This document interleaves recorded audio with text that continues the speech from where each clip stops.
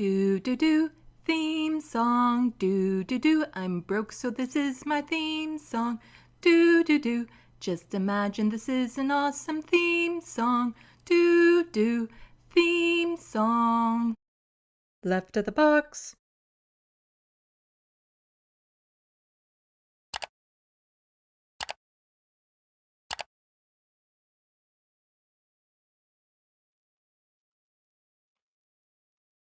Hello, welcome to Left of the Box. Bonjour, bienvenue. I'm Sandy. Welcome, welcome, welcome everyone to this Sunday evening afternoon. I'm super pissed off with YouTube right now. There was an update apparently, and it changed my stuff, and I don't know how to. Oh, there it is. But how do I get you? Stream setting. How do I? You see, it used to be when I was looking at the YouTube studio, it would have, you know, showing me, the stream and whatnot, but then at the side, it would have things like, it would list that it's public, how many people are watching, how many likes, chat revenue, and that was all on the side. And now it's not there. And so I have to, it's really bugging me. Can I? No. And I'm worried that if I start mucking around with it right now, that it's going to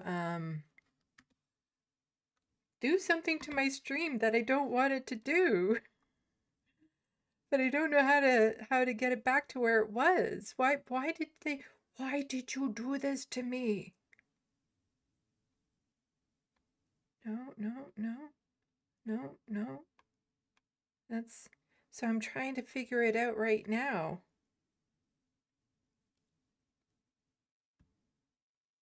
But could I please get a thumbs up in the SandBox that audio and visual are actually okay? Because I'm super worried about it with the updates.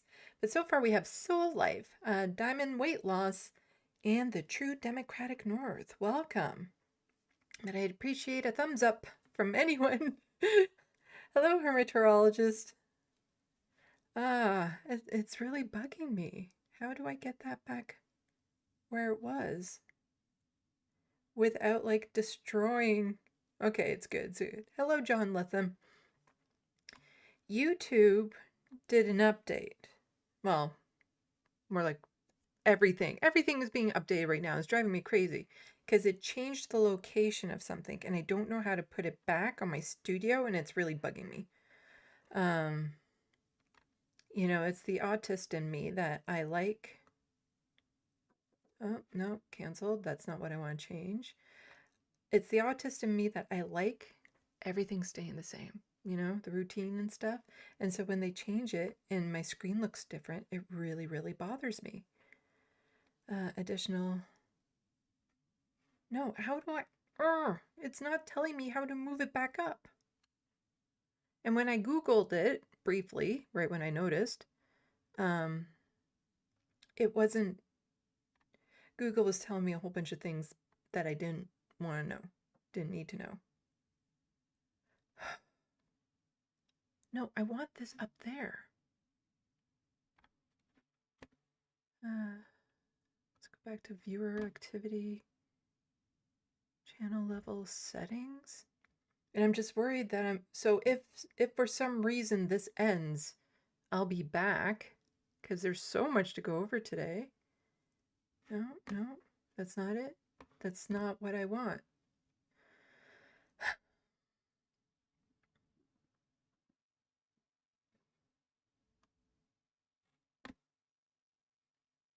Like, the information is there, it's just in a different place, and I don't like it in that different place because I actually have to click to it.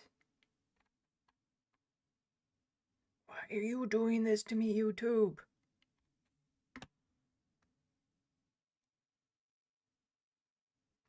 Because I can do a pop-out dashboard that has that information, but I don't want another fucking tab open, because all it does is it opens it in a different tab.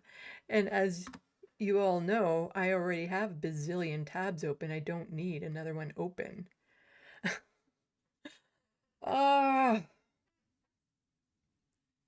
So now I'll have to like switch back and forth because normally I would leave it on viewer activity. You guys have no idea what I'm talking about because you're not seeing what I'm seeing.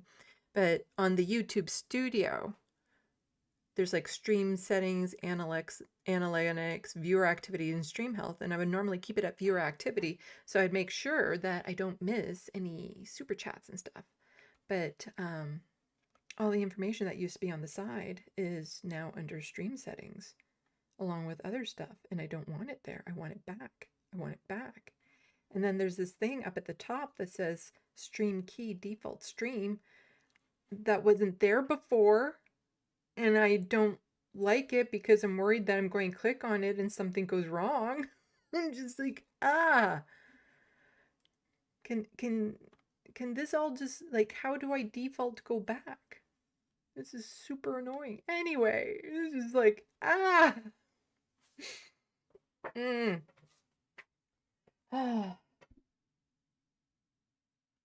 Yes, hermeteorologist, YouTube is getting bad, and it's really annoying because, as I've been complaining about on previous live streams, it's frustrating when this is how I do my job. Not that I get paid much for doing it, but still, this is my job. I get paid pennies. This is where I make some tiny amount of income. Yet, we have no say in what happens at YouTube. All of us content creators. You know, we don't have a say in how the layout looks, in what YouTube decides to do. It's just imposed on us. And we either deal with it or lose our source of income. Those, like, it's a binary choice there, really. And it's so frustrating that it's like that because it's bugging me that I can't, because I used to just be able to see it out of the corner of my eye. How many people were watching and stuff just to get a good idea. But now I have to actually like click over there and I really hate that.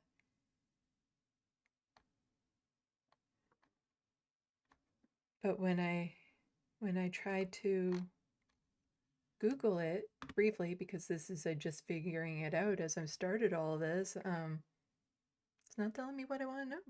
It's not telling me what I want to know. It's like, oh, you must mean all of these other things. And it's like, no, that's not what I mean. I mean something completely different than what you're telling me.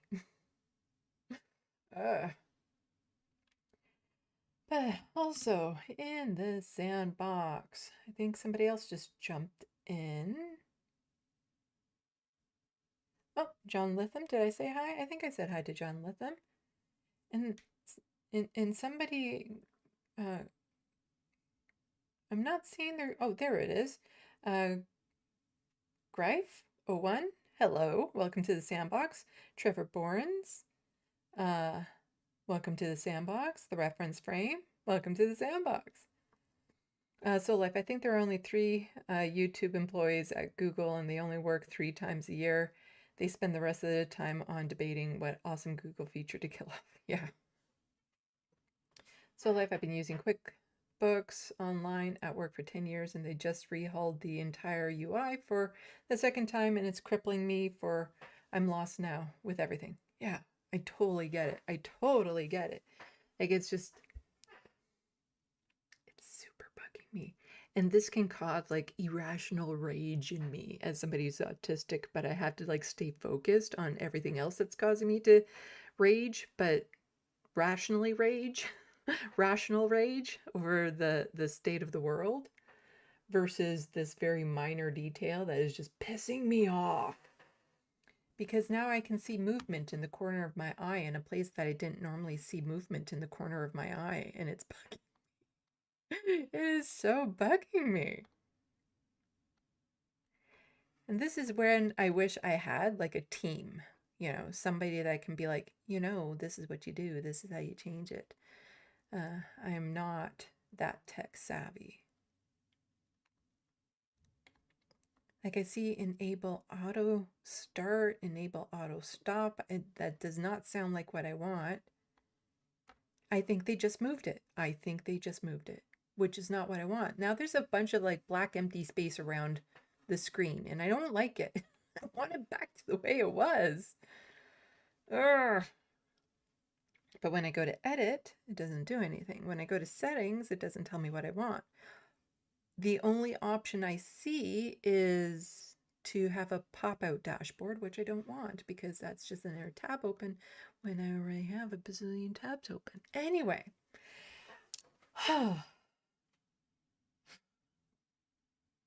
I'm starting early just so I can rant about nothing for a half hour before I get into my regular stuff. That's not the plan, but you know, that's how it works. That's how it works sometimes. This is all improv. This is not AI, so sometimes my ADHD takes me in directions I wasn't expecting. And since I'm just realizing all this muck up right now, it's really pissing me off and it's setting me in a really foul mood to begin. Well, we're covering really bad stories to begin with, too. Hello, Ethan Dark.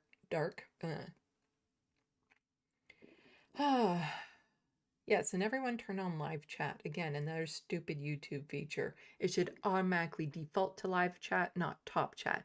If somebody wants to see top chat for some unknown reason, they can go out of their way to do it. You know, it should be the other way around.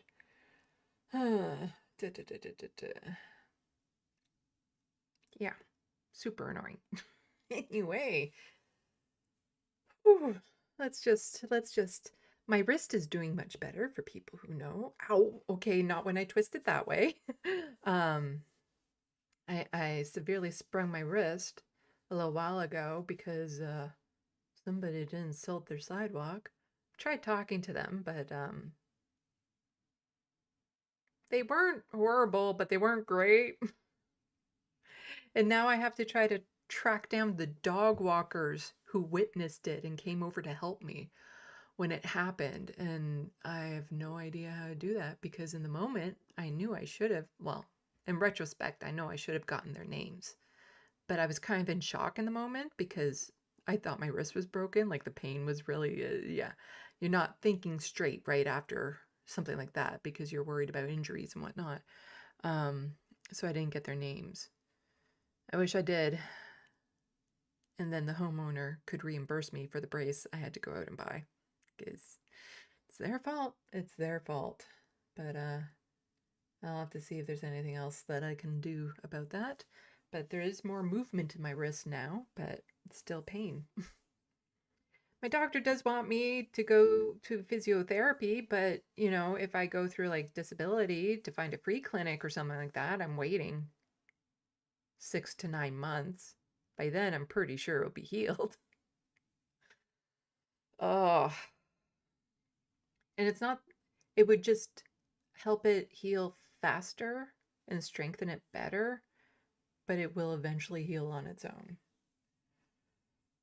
But tomorrow, I need to see if I can drive again. I haven't been able to drive for like 2 weeks. Trevor I usually slip on the ice and fall once per winter. Yeah, I do tumble every now and then because I walk in horrid weather. Something that has saved my ass probably a bunch of times is I got these spike like it's on rubber and you pull it over the bottom of your shoe and it has little spikes on it to make it into like spiky cleats type thing. And that has saved me bunches of times, I'm sure. But I wasn't wearing them that day because it didn't look like it was icy out. It just happened to be like a very solid ice patch at the bottom of the driveway. And now the person is saying, oh, yeah, I know we have a security camera here and it is kind of pointed towards that, but it only covers the front door. It doesn't go down to the sidewalk. I'm calling bullshit on that one. But, you know, but yeah, it's those pullover cleats really helpful, really helpful. And then sometimes when I fall, there's enough snow around to help brace my fall too. And I try to fall in such a way because I try to keep conscious of it, because if something were to happen to like my right wrist and I can no longer do art, that would be detrimental to me. So I actually do try to fall in ways it's like, nope, I'm just going to take out my hip instead. Yeah. But this one, it happened so fast. I was on the ground before I even realized what happened. Like, it was just like, bang, done. Like, no conscious, like, I was not aware of falling. all of a sudden I was just down on the ground. Let's see.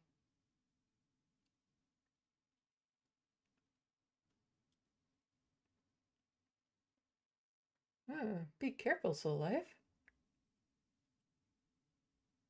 Greif 101 spikes are good. I bought a pair for my dad years ago. He appreciated them. Yeah, I have to probably get a new pair because I do walk on concrete sometimes because it's not like it's a complete ice sheet or covered in snow all the places. So I do walk on concrete and asphalt, so it's probably dulled them a fair bit.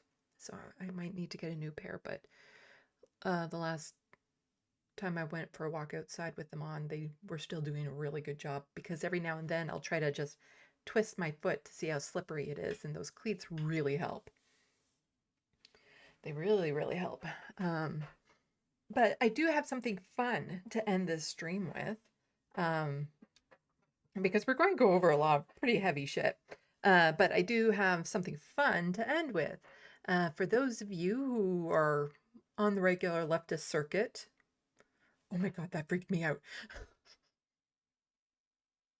I saw movement on the screen from just here, and I thought something was creeping on my screen that wasn't supposed to be there. Oh my God, this is pissing me off. It is so pissing me off. I need to move this over a bit more so I don't see that accidentally. For those of you who are part of the regular SandBox and Subspace and all, you know, I feel like there should be a term for, there's bread tube for a certain group of leftists, but, the Majority Report, Leftist Mafia, the serfs and Humanist Report, like all of the audiences tend to be a lot of crossover there. And I feel like there should be a name for it, but I don't know what kind of witty name there is that I could pick. But for those of you who are part of that crowd, you know that it was Letter Hack's birthday back on December 10th, and he requested gifts of art. And so I did one, and I made him a 3-page comic. Yep, it looks like shit, but I did it. I can draw this, not a problem, without even thinking. Try to draw a simple comic with lines. But we can go over it at the end of this because it's kind of fun and a good way to relax after a lot of what we're going to be talking about because there's a lot to go over.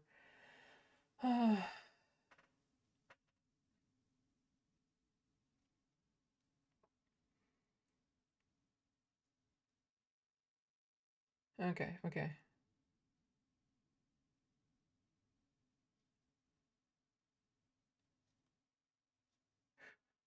I don't think we're going to be the shits. This is the SandBox. It's not the letterbox. Which sounds too much like letterbox. So then there would just be a lot of confusion there. I'm just saying. Okay. Super stressed. And I'm trying something new on my OBS. Because OBS is what I stream from. And so normally what I do when I'm sharing the news, I do a screen capture, but I don't like that because every now and then I get a pop-up or when I hover over things, you see things that maybe I don't want you to see. I do want some level of privacy. It's not like I have anything explicit up or anything. But, I do want some level of privacy. I don't necessarily want you to know what my bookmarks are and all those, because, I already share a fair bit. But normally I share the screen, but then you do sometimes see when I hover over things and whatnot, and so it's super annoying. But in OBS, instead, I can just do a window capture as opposed to a screen capture. And when you do a window capture, then those little pop-ups and stuff don't show for you guys. So I need to see how that works because I think it might work better and I think I'll probably prefer it. And then it might be able to help me when I'm doing a live stream with somebody else because right now the setup I have for that really sucks. I hate it. But if I do that, then a window capture with that, it might help me out a lot. So we'll have to see about that. We'll have to see. Yeah. Ethan Dark. I thought your gift drawing was really clever. A lot of deep cuts. Yeah. Well, the script in it was. I like the script in it. The drawing, not so much. And, you know, the letter hack, he has lots of videos where you see him inking, but since I don't have the programs to do that sort of thing, when I was inking, I was really actually inking with like a marker. So, uh,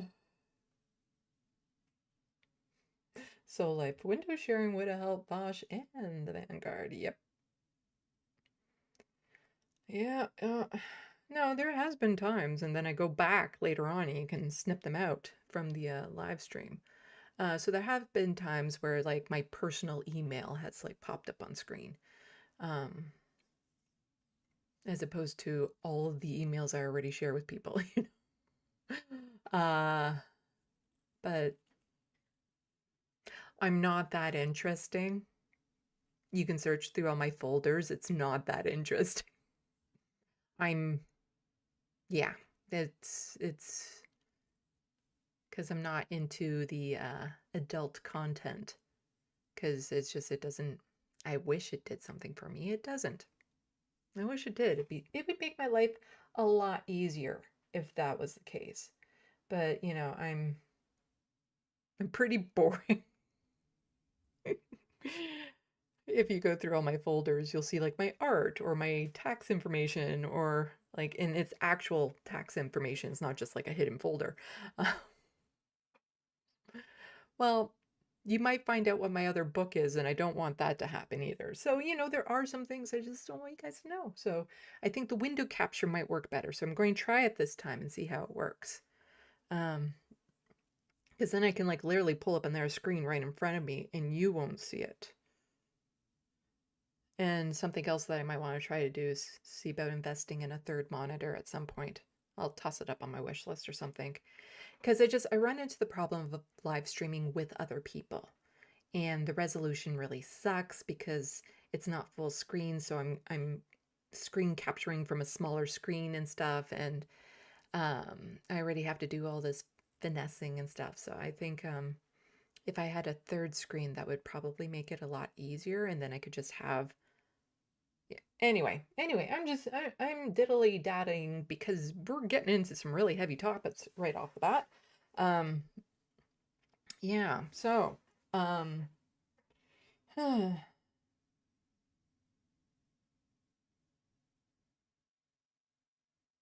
So, like, it doesn't detect your hand while you're drawing? Like, doesn't most people rest their hand when they write? I don't know what that means. Hello, True Democratic North again. I don't I don't know what you mean, doesn't detect your hand while you're drawing. Like, doesn't most people rest their hands when they write? Yeah, I don't know what you're talking about. No idea. None. Mm-mm. Because I think it has something to do with the comic. But I don't have any programs. Like I have a very generic type of Photoshop. Um, but I don't have like Adobe Illustrator or something where I can ink things over. And I don't have any Apple products. Apparently they're good for graphic arts and you can just draw on them and stuff.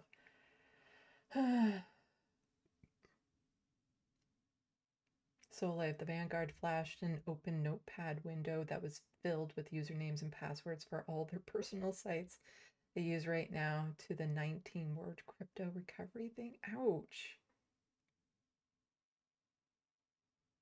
Oh, so Life, I'm asking how do you draw on screen with an E-pad? Never had your hand come into contact with the screen. I think it's just the way you can hold your hand off screen or you can just raise your anyway. I wouldn't personally know because I've never had an E-pen. I've never had to use that, so I don't know. Ouch, that sucks for the Vanguard. You see, I'm also small beans enough that nobody is sitting around doing a live recording of my live streams because that's where bigger channels, I would imagine like the Vanguard or Bosch, run into, where there are other people around that are doing like live recordings of their live streams. So if something goes wrong and they suddenly shut it down and go private, then when they do that, then nobody would have access to the live stream. But if somebody was recording it, then yeah. But I don't think anyone's sitting around recording my live streams, because that would just take up a lot of stuff on there. Yeah. Anyway, should we get into the news? Because there's like a lot happening. I just, the shootings are relevant, so I think I want to cover those. But then it feels like a very odd contrast to like the regular Canadian politics that I cover. Plus, I feel like I have to split my coverage on this one docket because um there was the shooting at Brown University, and then there was the shooting in Bondi, Australia. And then, so I was going open with those, but then I usually do my stuff about, so what are the Zionists up to today, and Canada's involvement with the genocide. And I don't think I want to put those back to back for reasons that will become obvious when I start talking about um, the shooting in Bondi. So I think I'll talk about the shootings, then I'll switch to some federal politics, and there's something really silly funny in there. And then like that's part of the reason why I do it in this order, is because normally when I'm covering like the genocide in Gaza, that's like the heaviest thing. And so I don't want to then, get into something light and fun and then go back to that. You know what I mean? So I don't know. What do you guys think? Do you think I should just keep it connected? It feels like it's in poor taste. That's all. It just feels like it's in poor taste. So I do want to divvy it up. So let me just check my federal docket.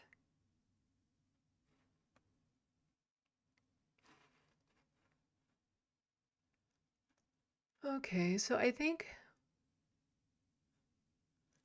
what I can do is, because there's a small part about some bills that have gone through that are not great bills. And then there's the funny stuff of another floor crosser from the Conservatives to the Liberals. Why do I have that in that order?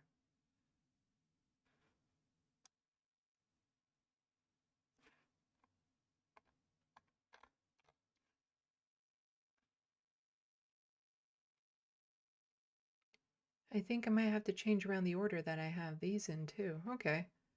And then just, yeah, I think that's what I meant to do originally.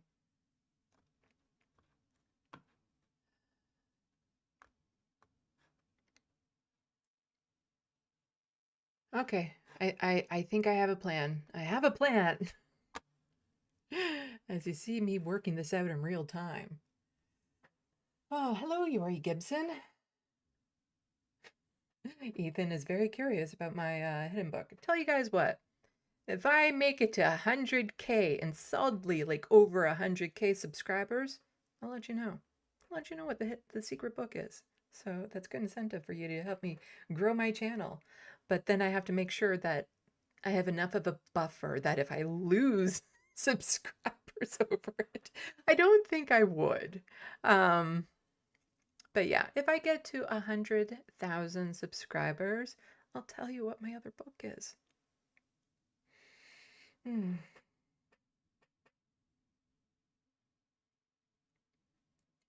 Uh,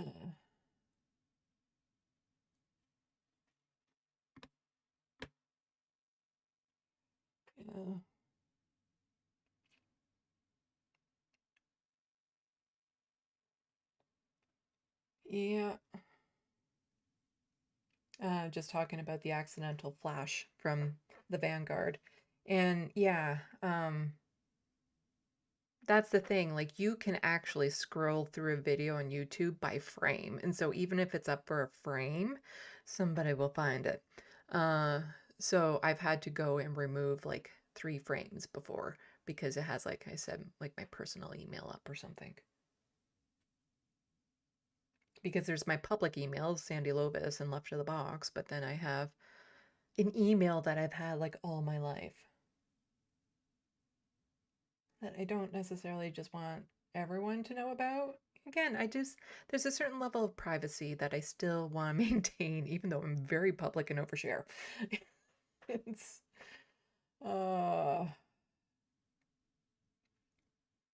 that would be the biggest pain, I think, reference frame, is you might be able to trust your viewers, although there might be hate watchers. That's the problem, is there might be hate watchers to the Vanguard, keeping control of it, because that's the other thing with live streams is you're gonna mess up. You're going to say something that comes across very different than how it sounds in your head at times, especially someone like me who's autistic and very sarcastic.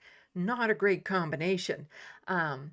So there's always the possibility that I'm going to say something off the cuff that when I think about it, after it's come out of my mouth, I'll be like, oh, damn, that's not what I meant to say. That's not how I meant to say something. But if I have a hate watcher recording my stream, it's out, And so the Vanguard could have hate watchers that recorded it. But the biggest thing would be having to change all the fucking passwords. I hate that. I hate doing that so much. Oh.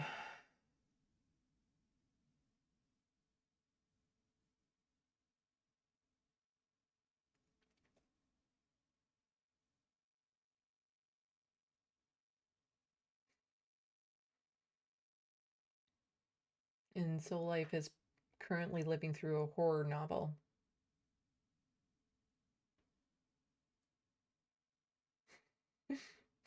Reference Frame says that too. And Soul Life says, like the R slur. Um, Lots of channels are guilty of using the R slur, but there is something that I do worry about, and that is to use extremely offensive language every now and then. It's more unlikely that I would do it on this channel when it's just me. Because again, and this is where you get into some gray area. Being autistic and looking back in hindsight, I realized that I've been doing this a lot. I mimic the people around me. My speech pattern might change. The vocabulary I use might change depending on the people who are around me, so that I blend in more with the conversation. So I tend to mimic the people around me. And so if I'm hanging out with a group of people that are very comfortable saying like the N word or the R slur, it might come out because to some extent I'm mimicking the language around me trying to fit in. And sometimes it comes out quicker than I can think. And so it's not something that I intend to say for any other, like, there's no subconscious stuff going on there. It's not something that I would use. So I'm less likely to use it here, unless I'm reading a lot of articles that might have the T word for trans folks. If I'm reading a lot of articles that have that in it, or if we're watching videos that I might accidentally repeat it when I don't mean to, because again, I subconsciously mimic those around me. So that's why it's less likely I would do those things when I'm sitting here alone, because in my regular conversations, I don't use those words. And the R slur, it's like I'm not even personally necessarily against it as somebody who was referred to it as that when I was younger, but I do understand the sensitivity around it. In fact, there's a story that we're going to get to about it. And so I don't use it, even though it applies to me and it doesn't offend me. I know it hurts a lot of people. So therefore I don't use it, because sacrificing saying one word for the comfort of all the people in the sandbox is a small thing to do. It's the smallest courtesy that you can do. It's not about, ooh, we should have the right to say whatever we want or anything. No, I want the people who watch my show to feel comfortable here, to feel safe. And so I'm not going to use language that is intentionally antagonistic like that, or that would hurt people like that, even though, like I said, I don't care so much about it. But since I know it hurts people, therefore I'm not going to use it consciously anyway.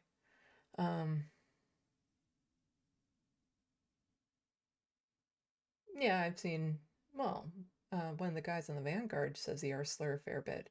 I don't know if he's working on it yet, because last time I saw him get called out on it, he was trying to justify his use of it still.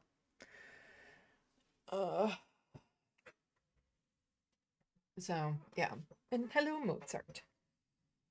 But we should probably actually like get into the news. Like, oh my God, I started like a half hour early and I've just been shooting the shit, hoping to get done early, and here we are.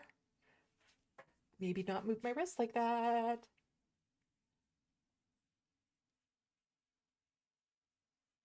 But yeah, there's still lots of colorful language that I can use to describe people. So, oh, I hate this chair. It's more comfortable for me to sit in, but I don't know if you can hear that. It's really, really creaky and it bothers me. Oh, it bothers me to hell. But in order to move this chair out from where it is, to put my other chair in that is new, not as comfortable, but is quiet, I have to pick them up by their arms and move them. And my wrist still needs, I think, a little bit more rest before I start doing that on a regular basis. Anyway, so we'll be ending this stream with something fun. That being the little comic strip that I made for the letter hack. But first, we have to get into some really brutal news of the day. So, there's a couple of mass shootings that kind of caught the news, and one is in the United States, and I was going back over, I thought I remembered that there was something in the headlines of Democracy Now! That I wanted to see, related to something that I was talking about, but I couldn't find it. I couldn't remember what it was. And as I was kind of scooching around through the headline videos, they covered another mass shooting that had happened earlier in the week that nobody probably even remembers. So let's put this up. Let's see if this works. Yeah. So, police looking for a suspect after shooting leaves at least 2 dead, several more hurt at Brown University. I think the other one from earlier in the week was in Kentucky. And, the shooting that we're going to get to that happened in Australia, the death toll was far, far higher, so that already would garner more headlines. But it's also going to be remembered. The people in Australia will remember it. This shooting, like the one that happened earlier this week, will be forgotten by everyone who wasn't present, And it's so sad that this is the United States, that they happen so often that unless it's of an unprecedented scale or a public figure like Charlie Kirk, they easily get forgotten. And all those people that are left hurt and traumatized disappear from memory. People don't want to acknowledge them. They don't want to acknowledge the pain that these people are carrying, that so many people in the United States are carrying, that they shouldn't have to. But it is the prevalence of guns. There's no ifs, ands, or buts about it, but it's the prevalence of guns. It's the gun culture that they have down there. And it always breaks my heart when I see this, because you hear about there's 2 people who tragically died, but several more hurt. These people's lives could be ruined because now of medical bills. So, you know, the shooters there, they will take the life of some people, but they'll take the livelihoods of other people. And it's so disturbing how often these happen in the United States, how much it profoundly affects people. Like, I think I saw something earlier that one of the people who had to go to lockdown here had already been in a mass shooting scenario. So this was their second one. How do you live with that level of fear that at any moment, any day that this can happen in your neighborhood?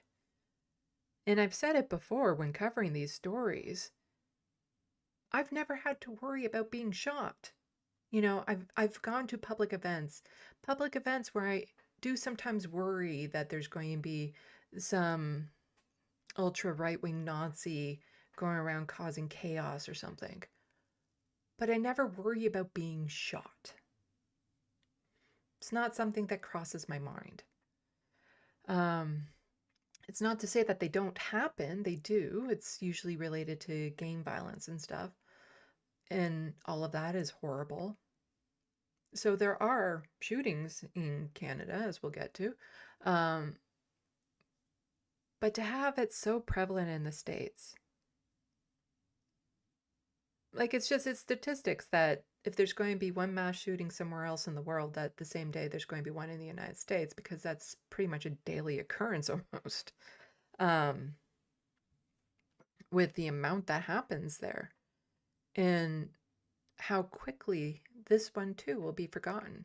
The only reason why people might remember this one is because it happened around the same time as the one in Australia.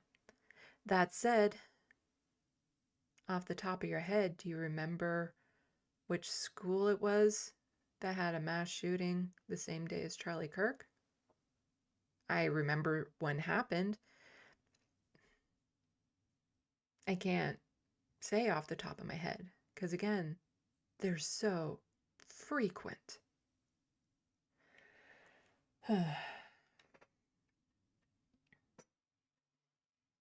So here we have some video from CP24 that we can watch on this.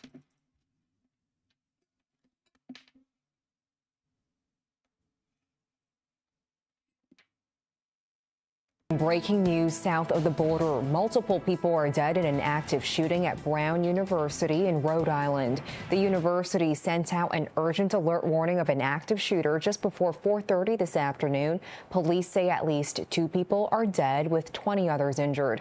Officials initially said a suspect was. So those people, those 20 people, with the way that the medical care in the United States is dealt with, they could be in debt for the rest of their lives because of this. They might not be able to get the treatment they need because of this. I need to put my arm down because I move it around too much and I can't. Actually, let's do this. So that if I do move it around, it's not going to hurt me. The brace on. You know, some people won't be able to get the medical help that they need. Other people will be in debt for the rest of their lives. This has like so much of a profound impact, not just on the families of the people who didn't make it, but on everyone who witnessed it, the trauma that they all endure because of it. In custody. However, they later said that was not the fact. The case and police are still searching for a suspect or suspects. Today was the second day of final exams for the fall semester. So the unthinkable has happened, and I've been in touch, as the mayor said, to make sure that all the resources that we have, whether it's the EMA, our state police, Department of Health, which we've been in contact with as well, are responding in a way that is being helpful as possible. We've been in contact with the White House as well. Our office has been in contact with the White House. So we will bring all our resources to the table. I've been in touch with Governor Healy as well as other governors who have experienced the same tragedy. President Donald Trump says in a post on Truth Social he's been briefed on the situation at Brown and the FBI is at the scene. He says God bless the victims and the families of the victims. However, he wrongly reports a suspect is in custody, which he later corrected. Back here at home, people are And, at first I was going to add in some snarky comment right here, being like, oh, in Canada, we don't have to worry about these. And then the irony of the fact that here's a story about it. But I already kind of blew that idea because I already mentioned that we're not necessarily safe here in Canada because it does happen.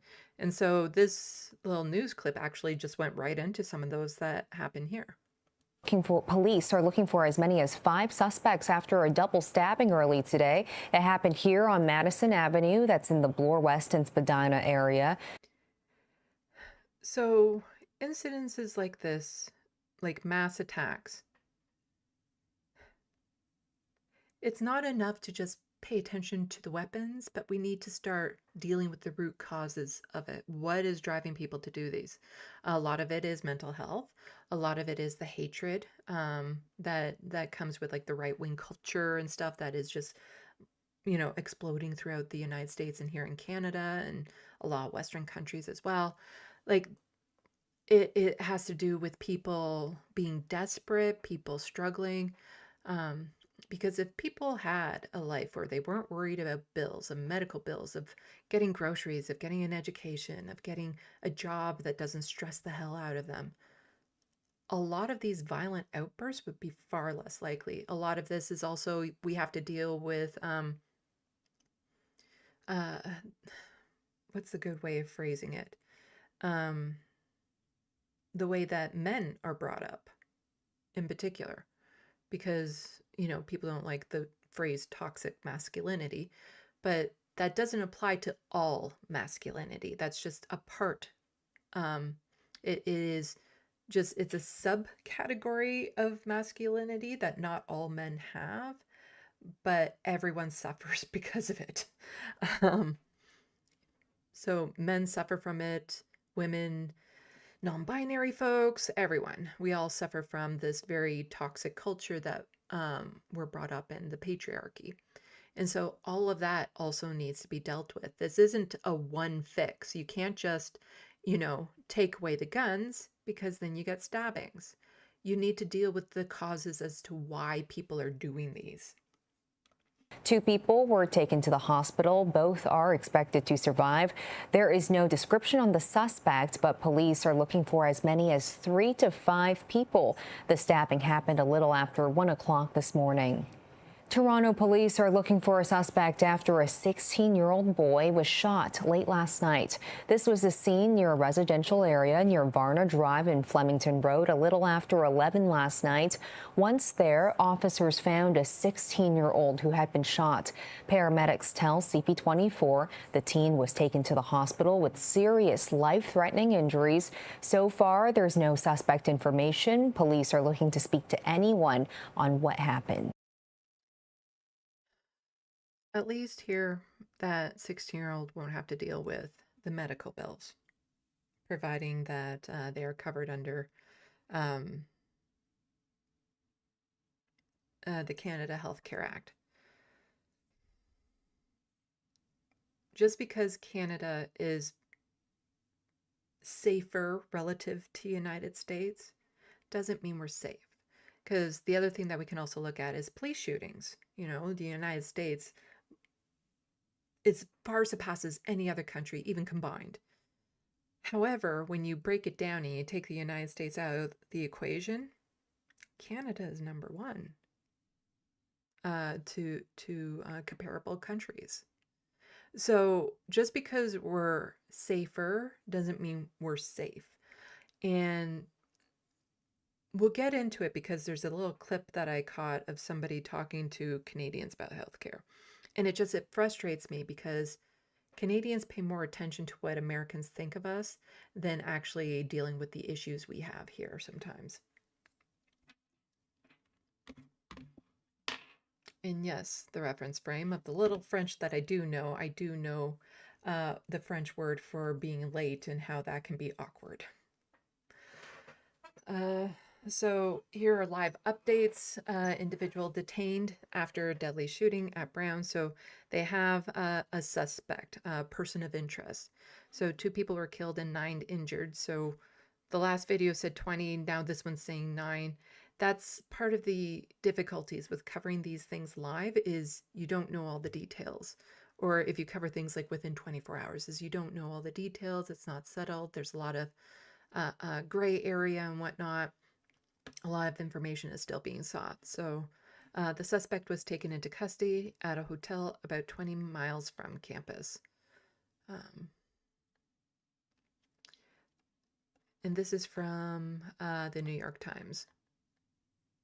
So federal agents detained a suspect in connection with the deadly shooting at Brown University after officers tracked him to a hotel about 20 miles from campus. The FBI director said in a social media post on Sunday, local officials at news conference declined to provide much information about the investigation, including details about the person in custody. The attack on Saturday afternoon killed 2 students, injured 9, and forced students and faculty members to spend the night locked in classrooms, libraries, and dorms, while a manhunt spread across Rhode Island's capital city. Mayor Bert Smiley of Providence praised the bravery of the victims, some of whom he visited at the hospital. No updates. That's just telling. Okay. Yeah, students having to barricade themselves. There were some pictures of that that I saw floating around Twitter. So, yeah, it's horrible. It's horrible. So now we're going to move on. So, content warning. We're moving on to the shooting that happened in Bondi, Australia. All the videos here should be censored because of the places that I got them, but it's still, you'll be hearing gunshots in these videos. Hopefully none of this will get me demonetized, but there will be no gore or anything because I wouldn't want to see that. I just want to see if I have... Oh, no, I need to move that up.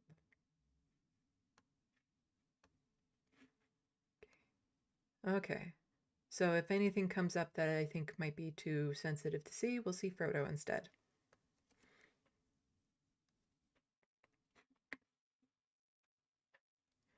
So this is from Al Jazeera. Video shared on X shows the dramatic moment a bystander disarms a gunman during a mass shooting at Sydney's Bondi Beach that has left dozen people dead and injured. The suspect gets away, then joins another shooter who continues firing from the bridge. So there are 2 shooters. We're going to get into more detail about them. One of them was killed during this incident, and one of the shooters was disarmed by somebody basically jumping him from behind a car, which is super brave, super dangerous. And that person was also injured. He was shot twice. So you're going to see him, the one gunman, get tackled, but then you're still going to be hearing gunshots because there's the second shooter. And we'll get into the more current updates where apparently the shooters were father and son. And the bystander here who disarms one of them is Ahmed El Ahmed, so a Muslim man apparently, and this was a targeted. They're saying it's a terrorist attack and a targeted Hanukkah event on the beach that was happening. So it was, you know, it is very, very tragic, everything that happened, and they are labeling it as terrorism. It's not just a couple people that were looking for a large group of people because they wanted to make a name for themselves. From the sounds of it, they targeted that group because they were Jewish.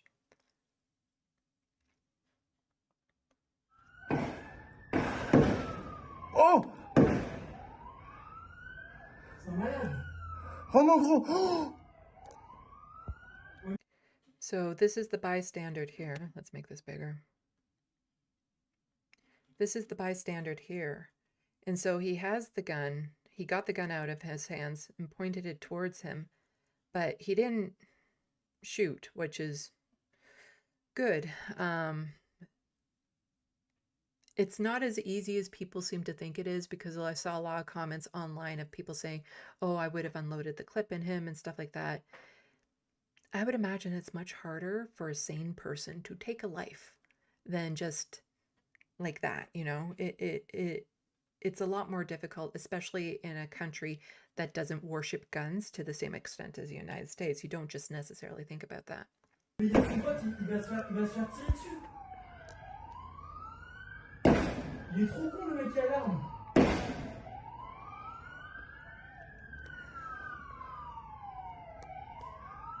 And so then the man wants to make clear, this is what I'm imagining, that he wants to make clear he's not the shooter. So he puts the gun against a tree and puts his hand up to kind of indicate that he's not the Le mec shooter. est hyper courageux. Oh. Wesh. And so there's the second shooter there.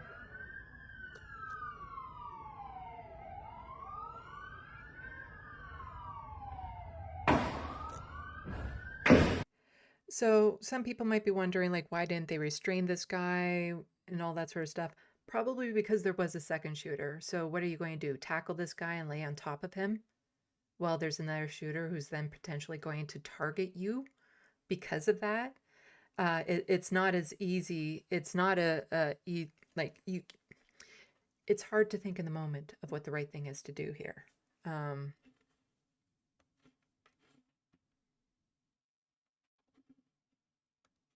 So a little bit more, Owen Jones had just quote tweeted this out from Sky News. A sickening anti-Semitic attack on Australian Jews. There's no cause it's driven by and no cause it advances other than hatred. And so here is just a news conference about this. At least 12 people have been killed. That number is now higher. Since there is an update, I don't think we need to necessarily watch this clip, because there's a more current update that we can get into. I'm just trying to think. The condition of those officers and the other Well, actually, this will just give us good background. About 6:47 p.m. this evening, police started to receive a number of reports of shots fired at Archer Park at Bondi. Archer Park is a grassed area just north of the Bondi Pavilion. Police responded promptly. Unfortunately, at least 12 people are deceased at this time. 29 people have been transported to various hospitals around the Sydney area, including 2 police officers. The condition of those officers and the other transported are serious, but there is a range of conditions. Our thoughts, prayers and love go to all the families and all of those that were involved tonight. We know that there were many people there to celebrate a happy occasion, the celebration of Hanukkah, and there was well over 1,000 people there when this took place. As a result of the circumstances of the incident tonight, at 9:36 p.m. this evening, I declared this to be... This would just be terrifying. Like, it's hard to comprehend what this would be like. And, you know, anti-Semitism has been increasing around the world. And this is where we get into some issues where I'll be showing is the conflation between, you know, the pro-Palestinian protesters and the hateful people that go off and do these sorts of things. They're trying to say that if you say from the river to the sea, that's inciting violence. You know, the global intifada, that's inciting violence. And no. It is so frustrating how people are so desperate to lump groups of people together. Like the people who lump all Jewish people as Zionists. That's wrong. Because not all Zionists are Jewish. Not all Jewish people are Zionists. And so when we talk about Zionism, we're talking about what the state of Israel is currently doing. But the increase in anti-Semitism, it's hard to deal with it when it gets clouded with all the reports of like, oh, well, this person put a poster up saying, end the genocide in Gaza, that's hate speech. We'll see, how Miss Rachel was accused of all of that for simply saying that children shouldn't be killed. And so it gets more difficult to deal with the actual cases of anti-Semitism that has been on the rise. And we don't know much about the people. I heard somewhere that the shooters were also Muslim. I don't know for sure at this point, because again, the information is still just coming out. So it's hard to say what the hatred driving them was. Be a terrorist incident. I have also authorised special powers under Section 5 and Section 6 to ensure that if there is a third offender, and we are currently investigating that at the moment, we will make sure that we prevent any further activity. Section 6 allows us to investigate today's incident. There is a massive police response, and I think as journalists you have seen how quickly and promptly the police responded. I'm incredibly proud. Okay, and then we go to this screen so I can go here. And then we have a news clip from Global News. Where is it? Here. I might have to, do I have the cover on this one? I have that, if I need to. I don't think that's worked before in the past, unfortunately.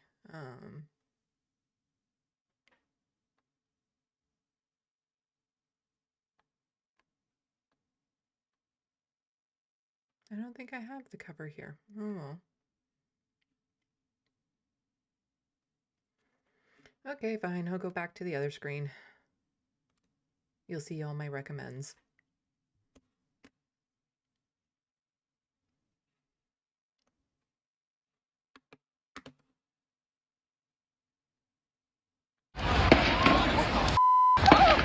Tragic news coming out of Australia, where a shooting in Sydney has left at least a dozen people dead and several others injured. Police say 2 gunmen opened fire at a Hanukkah event in the city's Bondi Beach area on Sunday. One suspect was killed by police, while another remains in hospital in critical condition. Nearly 1,000 people were attending the event when the shooting took place. Prime Minister Anthony Albanese has called the incident a terror attack targeting the Jewish community on the first of the 8-day holiday.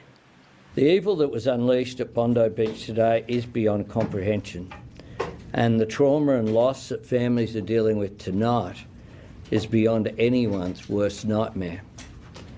Australians have had their lives cruelly stolen and many have been injured. This is a targeted attack on Jewish Australians on the first day of Hanukkah, which should be. They do also blur out the images, but I don't know how sensitive the algorithms to YouTube are going to be right now. A day of joy, a celebration of faith, an act of evil anti-Semitism, terrorism that has struck the heart of our nation. An attack on Jewish Australians is an attack on every Australian. And every Australian tonight will be, like me, devastated on this attack on our way of life. There is no place for this hate, violence and terrorism in our nation. Let me be clear, we will eradicate it. Australia will never submit to division, violence or hatred. We will see justice done and we will come through this together. Unfortunately, at least 12 people are deceased at this time. 29 people have been. And then we already covered that.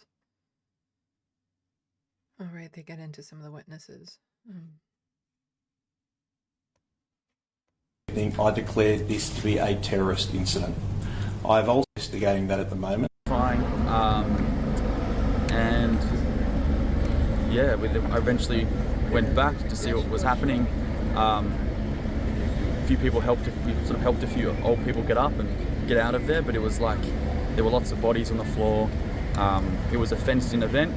It was kind of like I don't know, fish in a barrel. Like the guy had I think of what I've been told, he had an automatic rifle, big gun, standing on the bridge, and just target practice. I've seen a brain on the ground. like a brain. You take a brain, you put it on the ground. It was like that, and it was like a grandma. She was bleeding a lot, and then like a lot of people they've been crying. Some people they became white as well, and yeah, I feel very sad for the Jewish community because it was like a party for them, like Hanukkah or something like that. No one is supposed to kill anyone, so yeah, that's kind of confusing. Even though Australia is supposed to be a safe country, Bondi is a famous place as well. I just heard what sounded like fireworks going off, and it was just multiple going off. So I sort of opened the blind to see what was going on, and I just saw an older lady get shot, and she was on the floor. Saw an older guy get shot, very badly injured on the left-hand side, and I just saw a bunch of people screaming, run towards me. I didn't know what was going on. At the time, I said I was on FaceTime to them, so they were just shouting and screaming, saying, you know, get cover, get cover. So I ran to my front door, put the lock on, and then ran to my bedroom, put the blinds down, and just took cover in my wardrobe for a little bit. Because my window was open, so I was trying to hear on the tunnel people saying different stuff, so I was just trying to get as much information as possible. But just crazy situation, and kids getting killed. It's just... As a Jewish people, we will not be silenced. As a Jewish people, our light will not be dimmed. And the holiday of Hanukkah will remind us and the world that a little bit of light dispels a lot of darkness. And what we need to do is add in our light. To have to think that here in Sydney, Australia, I have to have security full-time at my synagogue. My children have to go to school where they're told not to wear their uniforms outside, so that people shouldn't identify them as Jews, that they have to have security at their school. And now, when we come to celebrate a Jewish holiday, 12 of our best are gunned down. So, I mean, there are no words. There are no words. I don't even know where to go from here. One of them is a dear friend and a colleague of mine, Rabbi Eli Schlanger. And he was somebody who represented just good, just positivity, just great energy. He was always there to help others. There has been a shocking level of anti-Semitism that has been reeling its ugly head in this country. So this is a more recent update on what has happened. It's very sad duty this morning to report that 16 people have been confirmed as being killed, 15 innocent people and one perpetrator. There were 42 people in New South Wales hospitals overnight, and the victims' age ranges are from as young as 10 to 87. I can say that we are not looking for a further offender. We are satisfied that there were 2 offenders involved in yesterday's incident. One is deceased. The second is in critical but stable condition in hospital at the moment. The offenders are a 50-year-old and 24-year-old male who are father and son. The 50-year-old is deceased. The 24-year-old is currently in hospital at the moment. And let's see. What's the latest update from CNN? So, at least 15 killed in shooting that targeted Australia's Jewish community by Bondi Beach, and this is from CNN. So, 16 people died, one was a shooter, but 15 innocent people. So, the death toll in the attack in Sydney has risen to 15, while 40 remain in the hospital. Police say victims are aged between 10 and 87. A suspected gunman was also killed. Jewish community targeted. The attack declared a terrorist incident, targeted Jewish Australians as hundreds gathered to celebrate the first day of Hanukkah. Suspects are father and son. Police shot and killed the 50-year-old father at the scene, while the 24-year-old son is in critical but stable conditions, authorities said. Officers also secured and removed explosive devices found in the nearby vehicle. And we already heard some of the Australian Prime Minister Anthony Albanese called the shooting a pure act of evil. Israel's Benjamin Netanyahu said he believes Australia government poured oil on the flames of anti-Semitism through its silence on anti-Jewish sentiment in the country. Yes, we'll get to that tweet from Benjamin Netanyahu where he basically says Australia brought it on themselves. A lot of the rise in anti-Semitism globally is because of what Netanyahu is doing. He's responsible for a drastic spike in anti-Semitism around the world because so many people do conflate Jewish people with what the state of Israel is doing. They wrongly conflate that. And there's the people who are already anti-Semitic that are just using what Israel is doing as, validation or a bigger excuse as to why it's okay to be the hateful bigots that they are. Someone like Candace Owens, who, I believe she's one of the ones that will speak out against what Israel's doing, but it's not because she's against the genocide, it's because she's anti-Semitic. I believe she's one of those ones. And so anything to add fuel to the flames. And it's sad because there's a lot of people living in fear right now because of these incidences, and they are increasing, and it's scary. A 10-year-old, a child, was killed in this. So Muslim nations condemn Bondi Beach attack against Jewish community on first day of Hanukkah. Several Muslim countries have condemned the deadly shooting at Australia's Bondi Beach that targeted the Jewish community on the first day of Hanukkah. And I understand why they would. It's just when you see an attack on Muslim people, you don't immediately see other communities coming out to condemn them, to condemn the act. It is a double standard that Muslims who have nothing to do with this type of hatred immediately have to come out and say it. It's the same as like constantly having to reaffirm, do you condemn what happened on October 7th? It's like everyone can agree that's bad. But why is it such an argument over what Israel is doing to Gaza? Why is that an argument?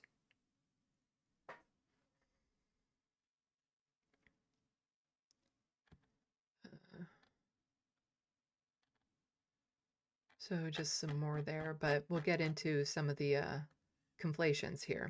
So Michelle Rempel, she's a member of parliament because of course. You wouldn't be surprised, conservative, although when it comes to Zionism, it's an equal bet if it's going to be a liberal or a conservative. And she says here, every Canadian must denormalize the anti-Semitic actions which have been allowed to take root in our institutions and on our streets.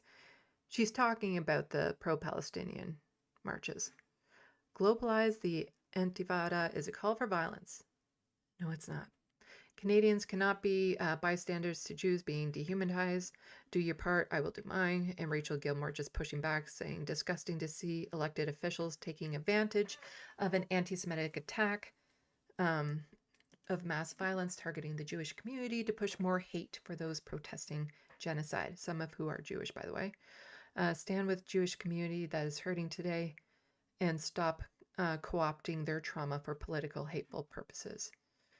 And she's far from the only one. So here is the tweet from the Prime Minister of Israel, Prem Taker, saying Netanyahu is blaming the horrible shooting in Australia on Australia, calling to recognize Palestine as a state.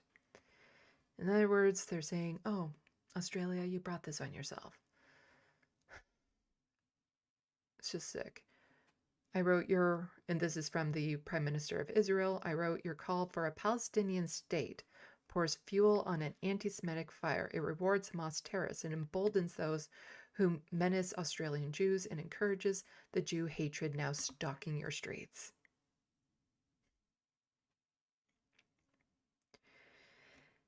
Yeah, it is.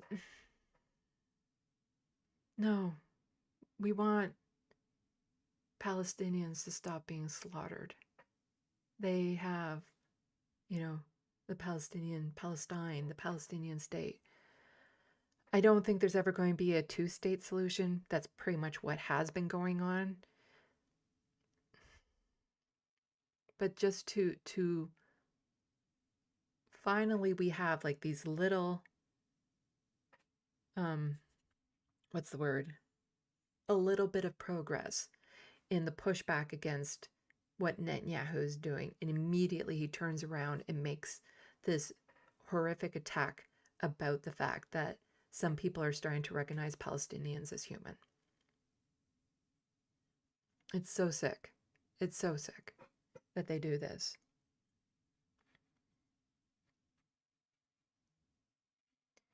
And again, it is the actions of what Netanyahu is doing, what the state of Israel is doing, that is inflaming a lot of this hatred and making people desperate.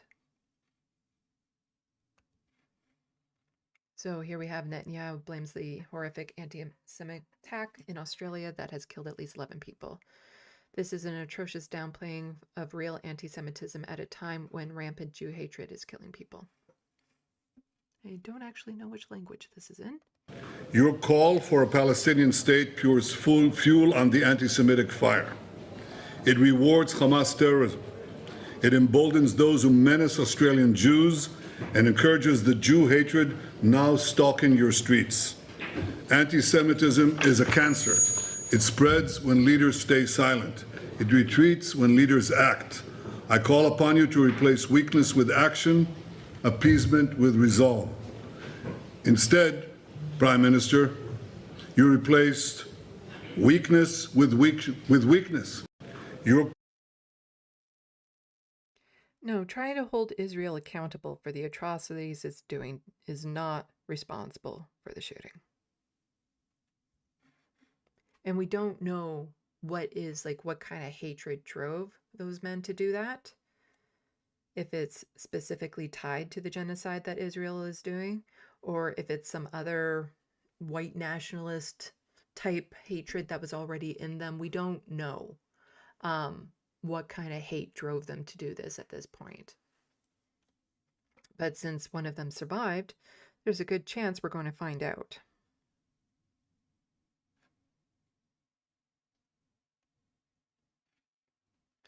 And so Hassan had quote tweeted this out: "Not a second is wasted for victims to mourn their loved ones.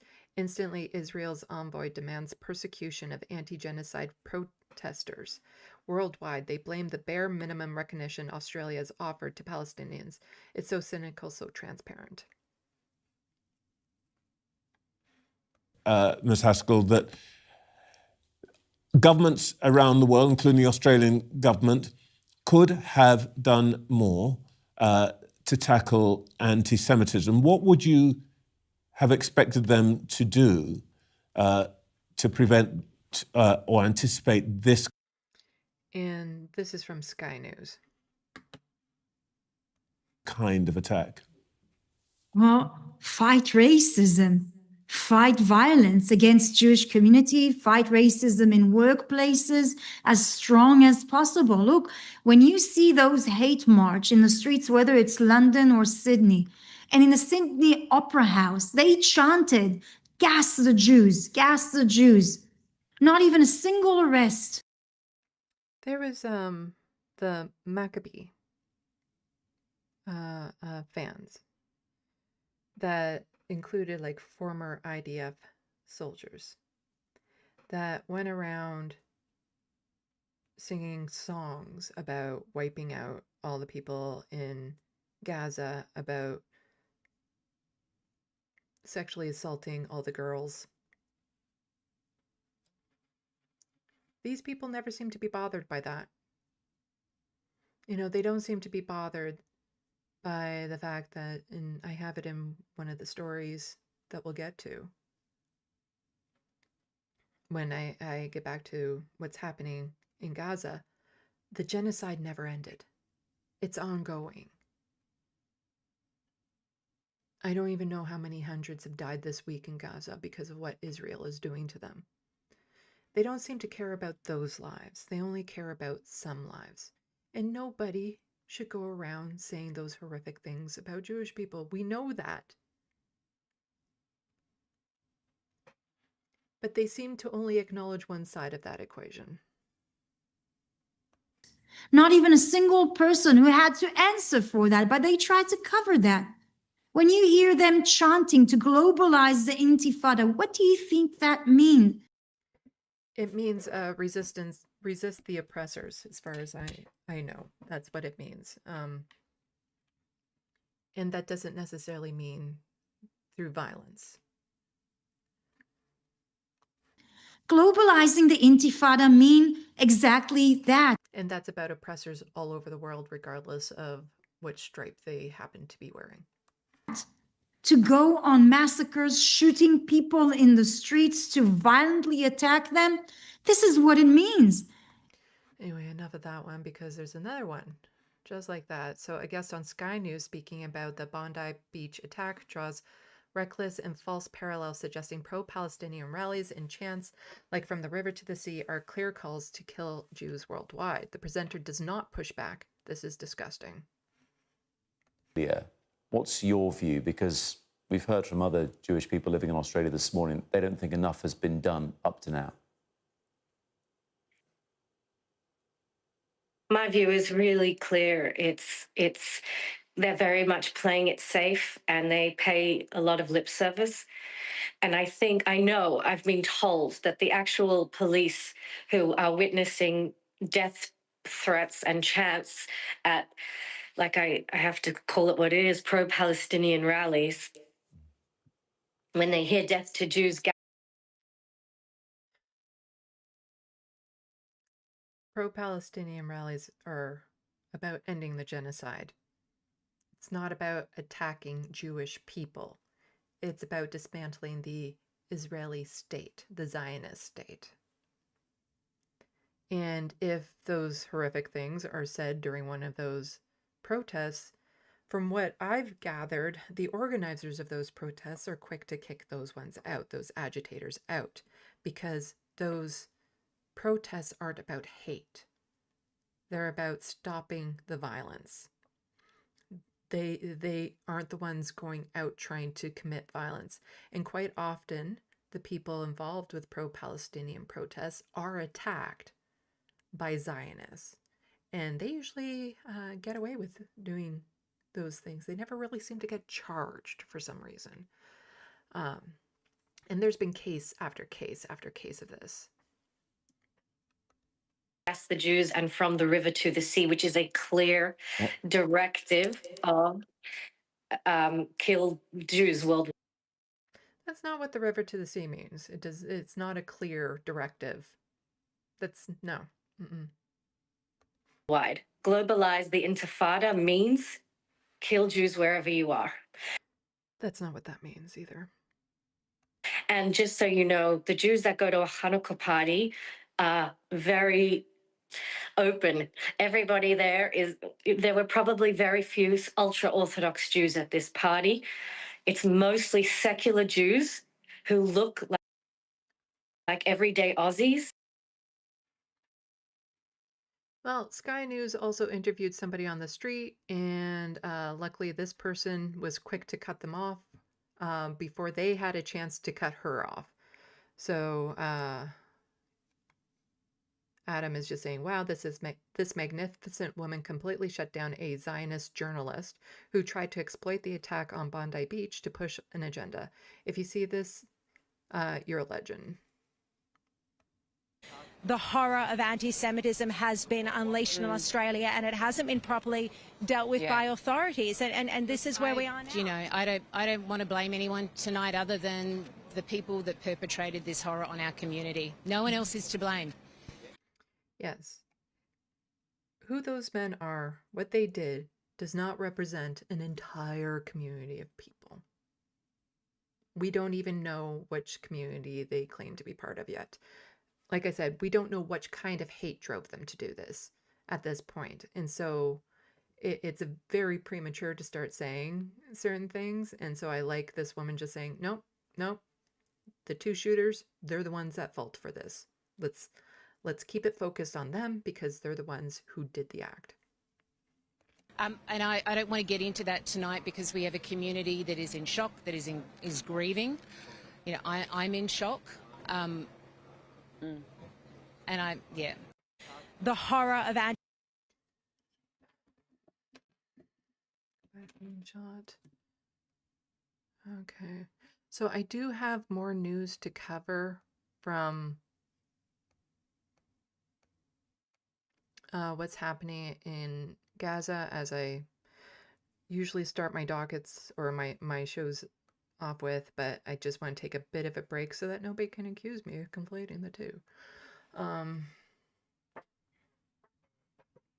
And also, I just personally feel it'll be a little bit in poor taste if I immediately start going from that into, so this is what Israel is doing. It's, again, it's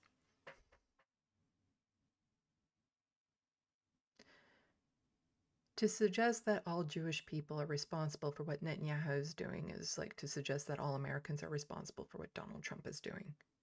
That every time a boat is bombed in the Caribbean, that's the responsibility of every American. It's not. And there's lots of people within the state that are pushing back. It's, yeah.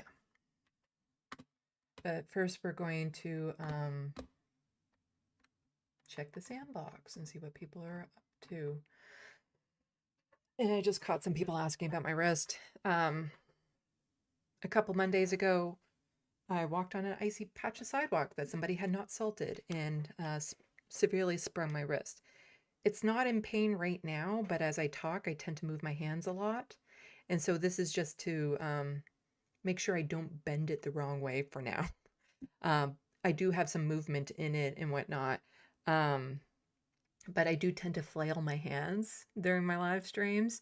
And so this is just preventing it from moving too far to the point where it hurts.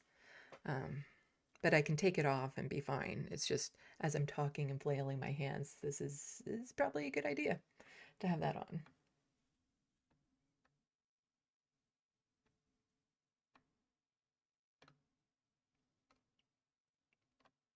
Let's see.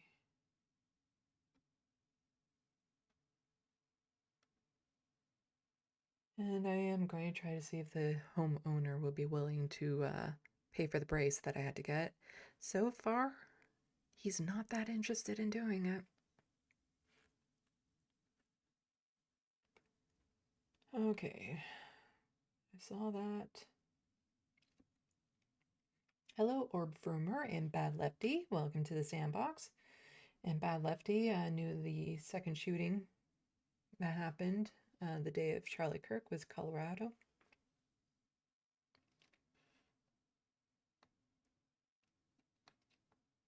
Let's see.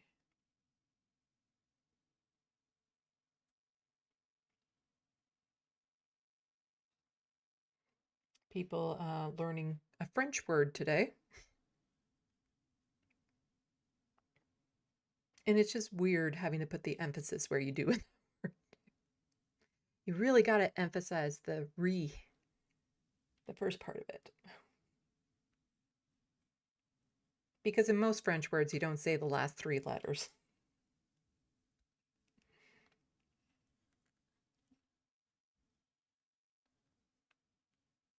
Which is part of the reason why I struggle to learn French.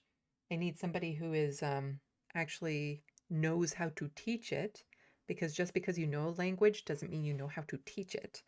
And I can't learn it on my own, because if I would learn it through reading stuff, I still have no clue what people are saying, because written French is a different language than spoken French.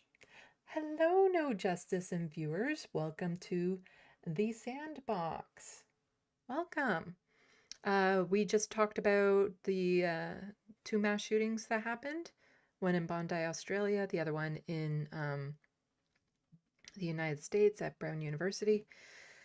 Heavy topics to begin with. And we're going to get into some Canadian federal politics before I circle around and touch back on to some stuff happening in Gaza, how the genocide there is still ongoing. And yeah, lots of fun stuff to talk about. Also, Helena, if you're watching this, I'd love for you to join me on the live stream. I'm doing I have all the stuff together. I meant to do this live stream earlier, but I don't know much about the ruling with oh, hello, Poppy111, Kevin, Logan, and viewers. Welcome to the Sandbox. I was just saying I would love to have Helena on a live stream with me to talk about, there was a whole bunch of trans stories in the news from the United States, Canada, and the UK that I wanted to just kind of put into one live stream, but I have no idea how to reach you. None. But welcome. Yes, we just talked about the mass shootings. Now we're going to get into a little bit of Canadian politics, some horrendous bills that the Liberals passed. Yes, Mark Carney is just a better looking identical twin of Keir Starmer. And then we're going to circle around, talk a little bit more about what's happening in Gaza, and then other Canadian shenanigans, as I like to say. And then there's a fun little thing at the end, going over a comic strip I wrote. That's just a little bit of silly fun to end this off with.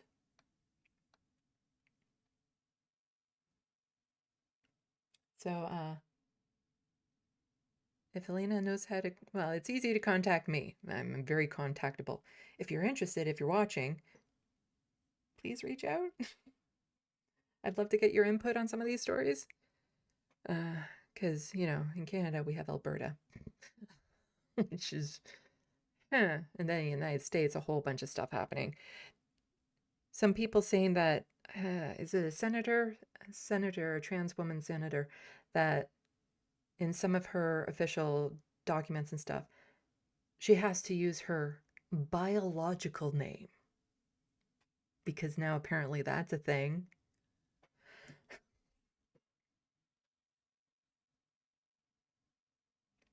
But I was planning on doing that stream earlier, but I got caught up with some stuff and I had to learn about some issues that was happening. There was that one woman down in the States that decided to write that essay that was just pure trash and then whine about it after getting 0 on it. And the court case that just happened in the UK, it was just splashed all over my Twitter. So I have to look more into that. And so I'm thinking maybe Tuesday evening I'll be doing that live stream. So it's going to be a live stream just devoted to trans stories that are in the news.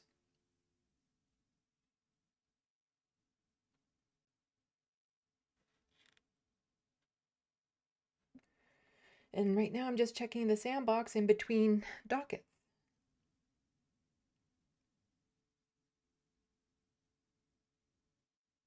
And apparently the hunger strike that's in the UK are doing is it the longest one right now, or is it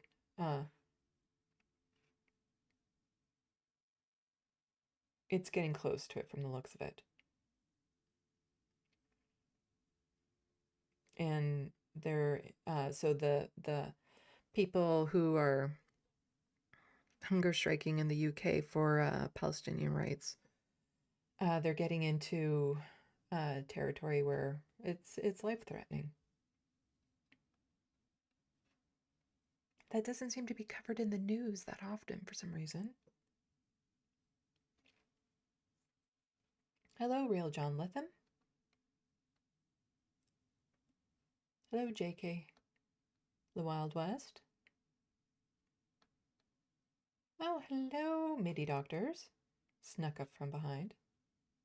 Well, that was what the guy did who disarmed the shooter in Bondi, Australia.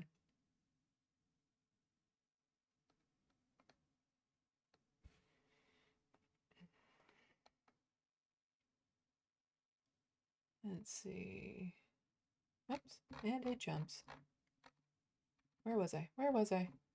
It takes so long getting through the Sandbox that by the time, and then it becomes like a circular conversation because then people answer some things I was talking about and so on and so forth. But you can only scroll up so far to see stuff. And so if I want to engage with the Sandbox, which I really like to do, I have to take breaks and engage with it.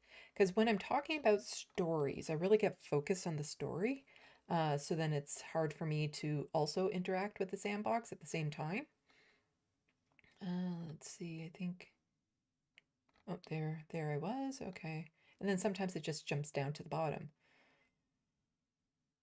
Okay, there's where I was. Bad Lefty. BB says, don't look at me, it's the scary words that done it. Yeah.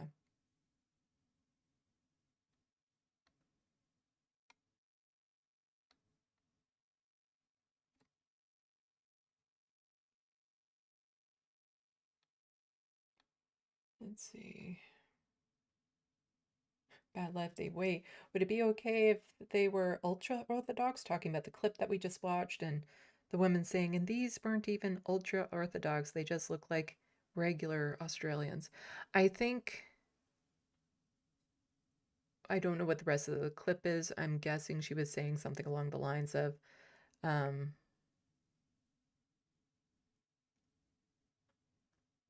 they weren't even targeting the most Jewish of Jewish people. Like, I'm guessing is what she was trying to say. That even just the average Jewish person who doesn't even look Jewish might be in danger. Like, I guess that's what she was trying to say. But yeah, it's, all violence is bad. I'm anti-violence. I was even against, you know, the assassination of Charlie Kirk, and I did a whole video on that one. Yeah, I'm against all violence.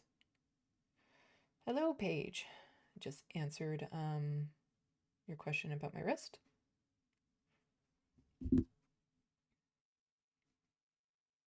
Hello, Davina Robbins. Ah, I think I got it right this time. Comray. Hello. Let's see. Comray, how's Frodo keeping after the surgery? Well, he's still alive. He's doing all right. He's not eating properly, so I have a 18-year-old cat who went through surgery. He doesn't eat regular cat food at this point. I feed him 4 times a day the cat churros, and then overnight he'll eat crunchy treats on his own, and he'll eat a fair bit of them. But regular kibble and regular wet cat food, he doesn't seem that interested in. So I'd like for him to, but last night he even played again, and he's very purry and affectionate and alert. Like, it's just, if he was eating normally, you'd think he was fine. But the Frankenstein stitch up is looking a lot better. His fur is starting to grow in. He's alert. Like, it's just, yeah, he seems to be okay. And I wake up in the morning now with him like right on my chest, which is just the cutest thing in the world.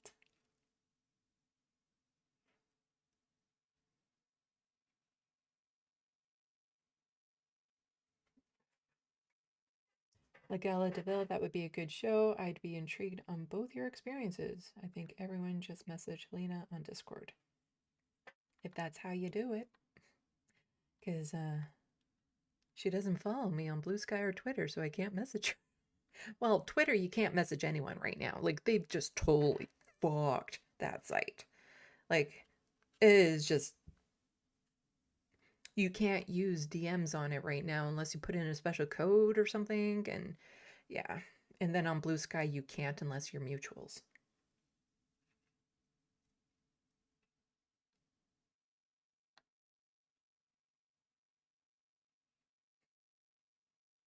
So live, as long as TYT is live at 5 days a week, the TYT talk will always have progress, lol.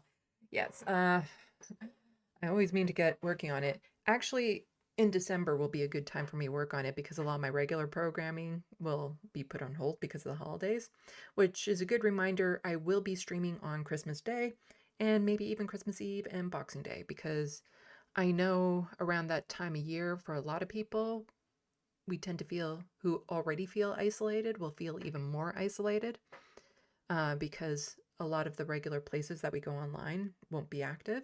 So I want to make sure that there's a place that people can go to and just, you know, be around people if you don't have anyone to be around at home. So I will be doing live streams around the holidays, but during the rest of the day and stuff like that, I can actually probably get some good work done on my TYT video essays, which I can confidently say won't be done until the new year. And yeah, there is the Bill Maher appearance that I also want to go over in my trans stories with Anna on there and some of the things that she was saying.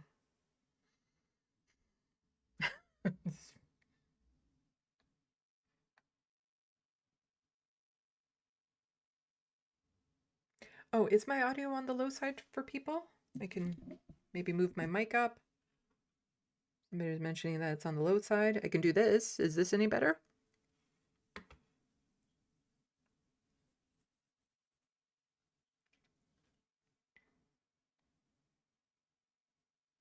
Vicky Lee, welcome. Cleed, welcome to the SandBox. They're mostly hunger striking as they are being held on bail past the 6 months with no conviction.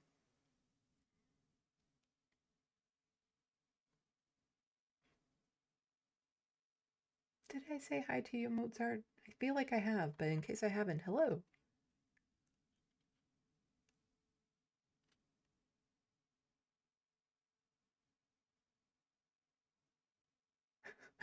I feel like I need to do like a posted message now on the live chat to be like, this is how I hurt my wrist. It doesn't hurt so long as I don't flail my hands around. So I have to keep the brace on while I'm doing this because I tend to talk with my hands a lot. And I was doing the live stream and I realized that I needed the brace on because I was doing that and hurting my wrist. But I do have some movement in it. I need to see if I can drive tomorrow. So I'm going to drive just to get gas or something to see how I'm doing that because I haven't even driven for 2 weeks. But the day after the slip and fall, I went to the hospital for x-rays. They confirmed that nothing was broken, even though I never had a sprain that painful before. And luckily, since I am in Canada, I didn't have to pay for that.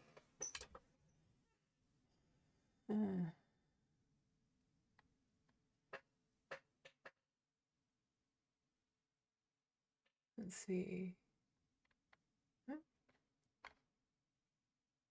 I have to join her Discord. Well, if somebody wants to toss a link to her Discord to the No Justice Discord, that would be helpful. I look for things like contacts and stuff in her bios and whatnot, and I don't see it.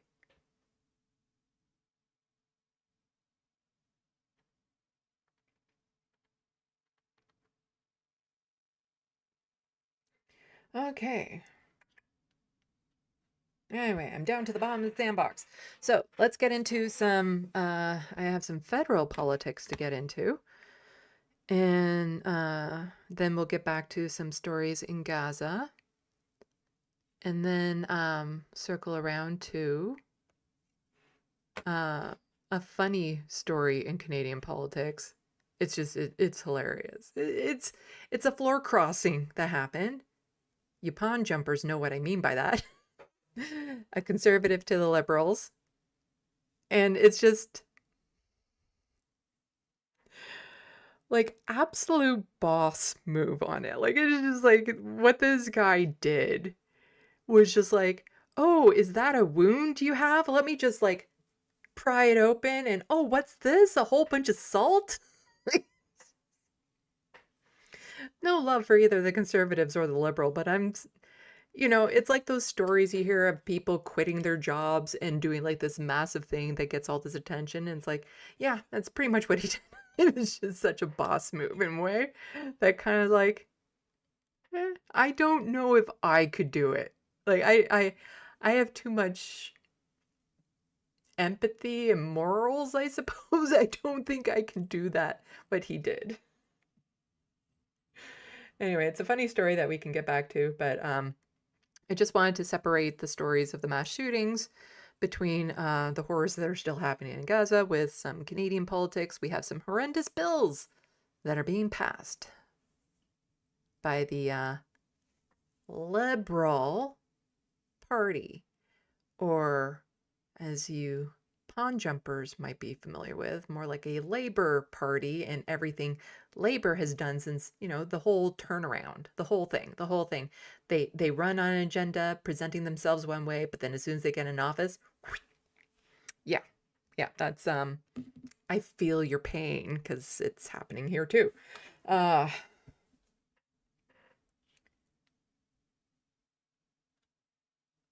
Okay. I'm getting distracted. ADHD and live streaming. It's never a good mix. Okay, let's get back to some politics. Politics. So let's do. I'm doing a new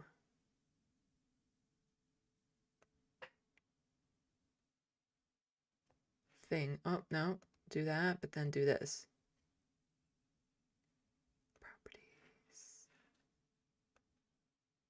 There we go. That one. Okay.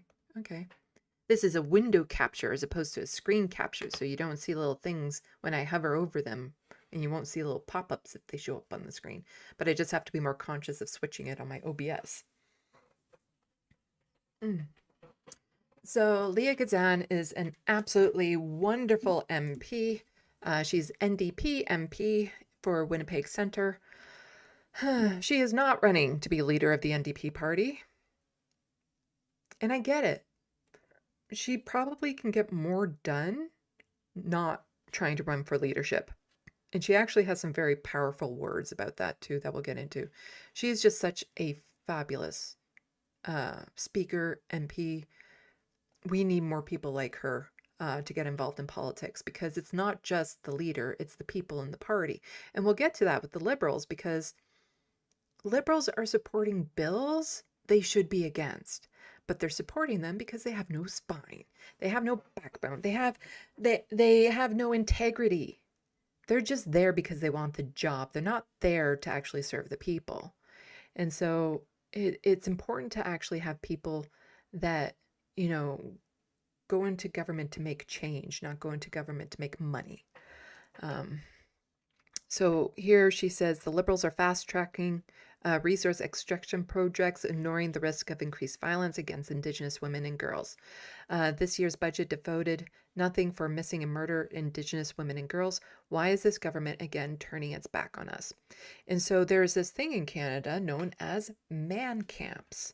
And so this is when in remote areas, often near Indigenous communities, where they have a mining operation or some sort of resource extraction going on.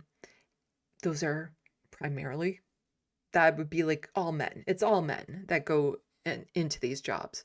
And what happens then is a lot of local Indigenous women are harassed, assaulted, trafficked into these camps, which is just horrifying. And there's all this talk about with Mark Carney about making resource extraction easier. There's bills to fast track these, but he's doing that without any consideration as to how to tackle this very severe issue with those sorts of projects.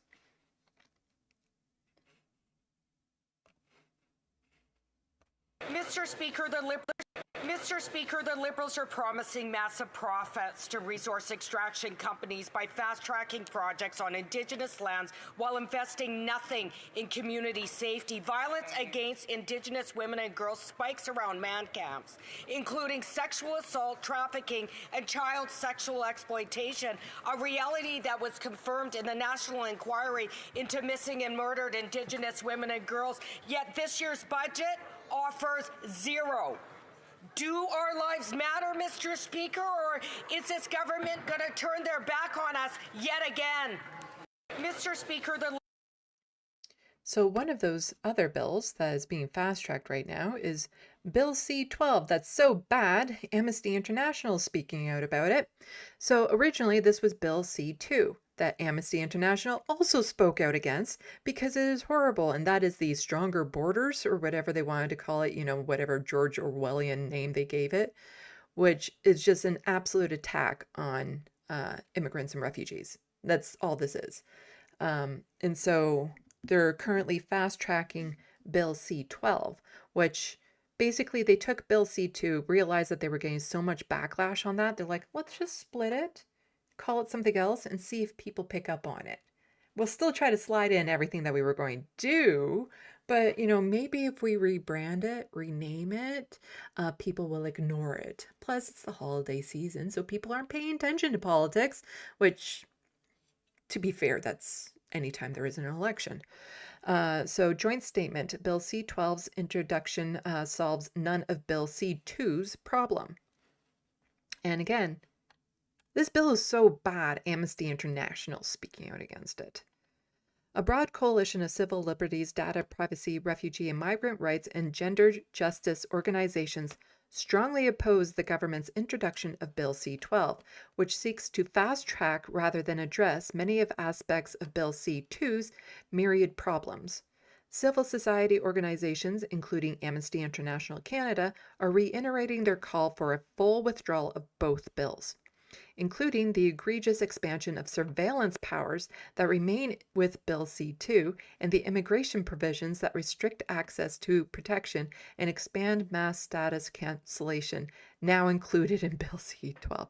So in Bill C-2, there was also things like the government would no longer need warrants, like the police and the RCMP would no longer need warrants if they want to check your medical history and all that sort of stuff.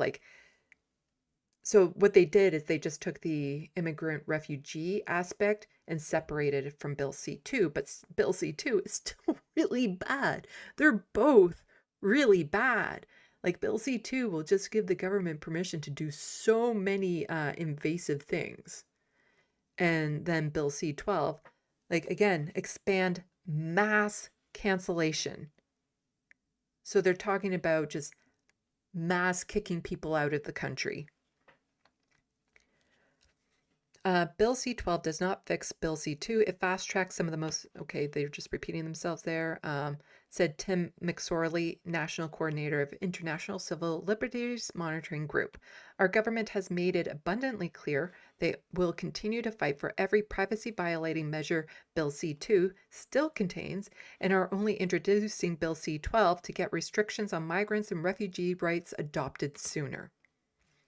The story of this legislative package is the same today as it was on the day of Bill C-2's introduction. It's about pleasing President Trump, said Matt Hatfield, Executive Director of Open Media. Canadians rejected this multi-layered concession of our rights and freedoms to American pressure, and we expect lawmakers to resoundingly vote against both bills. You'll be shocked how the MPs voted on this. Shocked, I tell you, shocked. So shocked you could start the heart of an elephant. Yeah, sarcasm. So in June 2025, over 300 organizations, including all of these, came together to call for a full withdrawal of Bill C-2 across sectors. Concerned organizations and experts have condemned the bill, including all of these people. Let's just see. So the government is trying to skirt around overwhelming opposition to C-2 by repackaging it as something new, but C-12 leaves intact the measure to block refugees' hearings, impose arbitrary retroactive one-year bars, and grant ministers mass immigration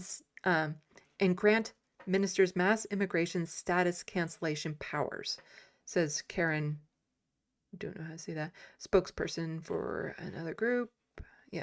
So survivors of gender-based violence are uniquely harmed by arbitrary timelines and I want to get to more of what the quote was. So Prime Minister Carney is showing that his government continues to be aligned with conservative Trump-like anti-migrant sentiment, but civil society groups remain united in rejecting this agenda and calling for a withdrawal of both bills. Survivors of gender-based violence are uniquely harmed by arbitrary timelines and restricted pathways in immigration, which denies survivors the ability to seek protection when they need it.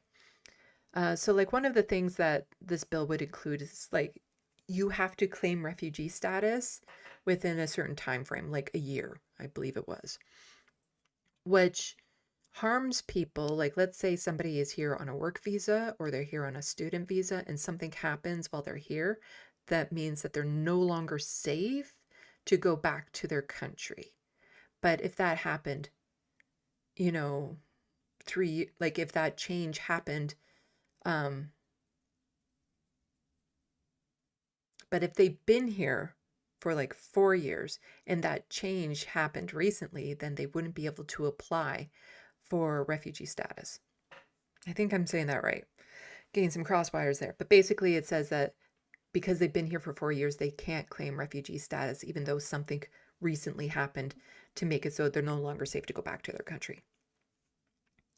So let's see.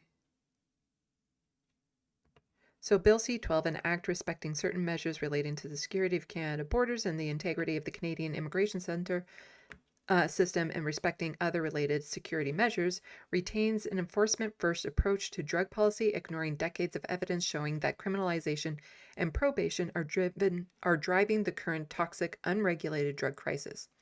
Bill C-12's accelerated scheduling will trigger faster illegal drug markets innovations, making Canada already lethal, unregulated drug supply even more volatile. Says Nick Boyce of Canadian Drug Policy Coalition. This legislation will make the toxic, unregulated drug crisis worse while wasting resources that should go to things we need, like housing, healthcare, and harm reduction. So migrant, and this is from CTV News, migrant right groups calling the government to withdraw border security bill.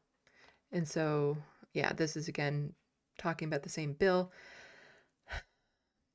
Let's see if it has any more details in here. So the federal government border security bill is an open door to violating the rights of migrants and should be dropped, advocate groups said. Bill C-12 proposes changes to 9 pieces of legislation, 70 pages long, yet has only been given 3 weeks of study. There's an update on this, so I'm just seeing if this had any other information that we need to kind of go over. So C-12 would also give the government power to stop accepting new immigration applications or cancel existing application when it decides it's in the public interest. And they mean this en masse. Like, it's not just individuals. It's like, oh, if we suddenly decide that this country is no longer safe to have immigrants from, we can just mass deport, like cancel their existing applications and stuff. Like, it's just, it is so counter to the image that the Canadian government likes to project about ourselves. You know, it's so counter to the brand of Canada. And so Leah Gazan is just calling out some MPs here saying, one thing I learned yesterday is with the passing of Bill C-12, yeah, so it got voted on in the House and it passed the House. It's not through yet. We'll get there. Is this. Ministers always face a choice. They can protect their power and privilege, or they can vote with their conscience. Yesterday made it painfully clear that Liberal ministers are choosing power and privilege over international law, our Constitution, and basic human rights. Whether it was the support of Bill C-5 or now Bill C-12, the Liberals have shown us exactly who they are. It was a sad day for Canada and one of the hardest days I have faced as a parliamentarian. There's just no integrity within the Liberal Party. The most we have seen from any Liberal MP was from Steve Guilbeault, who stepped down as a minister because of Bill C-5. Because he used to be like former Minister for Environment under Justin Trudeau or something, and he's so against Bill C-5. But he stepped down as minister. He's still part of the Liberal caucus. He didn't step down as being part of the Liberal Party. And that's the strongest that you're going to get from the Liberal Party. They have no integrity. They have no care. They're not there on principle. They are just, partisan hacks, neoliberal, capitalist garbage humans for the most part. They're all part of the 1%, and they're there for status. A lot of them don't even need these jobs. They'd be fine. They'd be fine in their corporate jobs, in their lobbying jobs, and all of those consulting type jobs. They'd be fine. But they want to be an MP because of the status that gives them. The credibility, the prestige of being an elected professional, politician. They just want the status. They want the name. They don't actually care about the people. So it's not too late to stop the bill, but at this point, it's unlikely. But for those who are interested in Canada, tell senators to vote no on Bill C-12. So this has not passed the Senate. It's passed the House. It's not passed the Senate. The Senate could potentially kill the bill. They could do that. It's unlikely they will. But you can pressure them, and they can also make changes to the bill potentially. So tell senators to vote no on Bill C-12. So it was passed by MPs, but senators can still vote no. Send a message now. And I will share this link in the SandBox for Canucks. I don't think you can sign this if you're in the UK.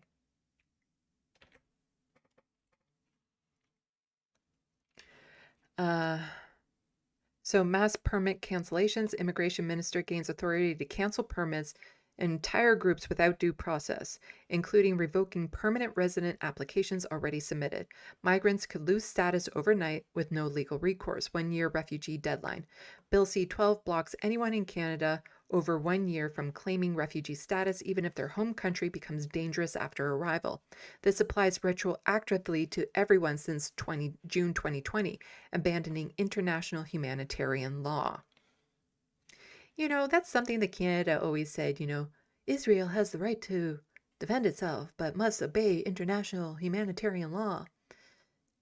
If they don't actually enforce it with Israel, there's a good chance it's because they don't want to enforce with them. Eliminates U.S. border exception. Previously, migrants crossing from the U.S. between official ports could apply for refugee status after 14 days.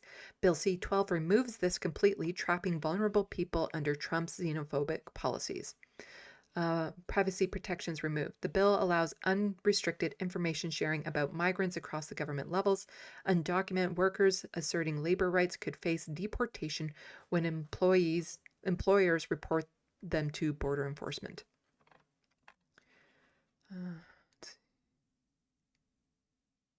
And that can be part of the next docket. There's some more on. Okay, so we'll scooch through to Bill C-9. So there will be more federal stuff that we get to, but I want to circle back to issues with Gaza. And then, but before I do that, just finish off with some of the horrendous bills that are being passed here. Because, you know, I want to get some of the worst stuff out of the way first, because, you know, there's a story in the federal politics that's kind of amusing. It's a boss move. You're going to agree with me. If you're a real SandBoxer, you're going to agree with me. Anyway, so we have here, Bill C-9 isn't about combating hate. It's about silencing dissent, policing faith, and shielding Israel from criticism.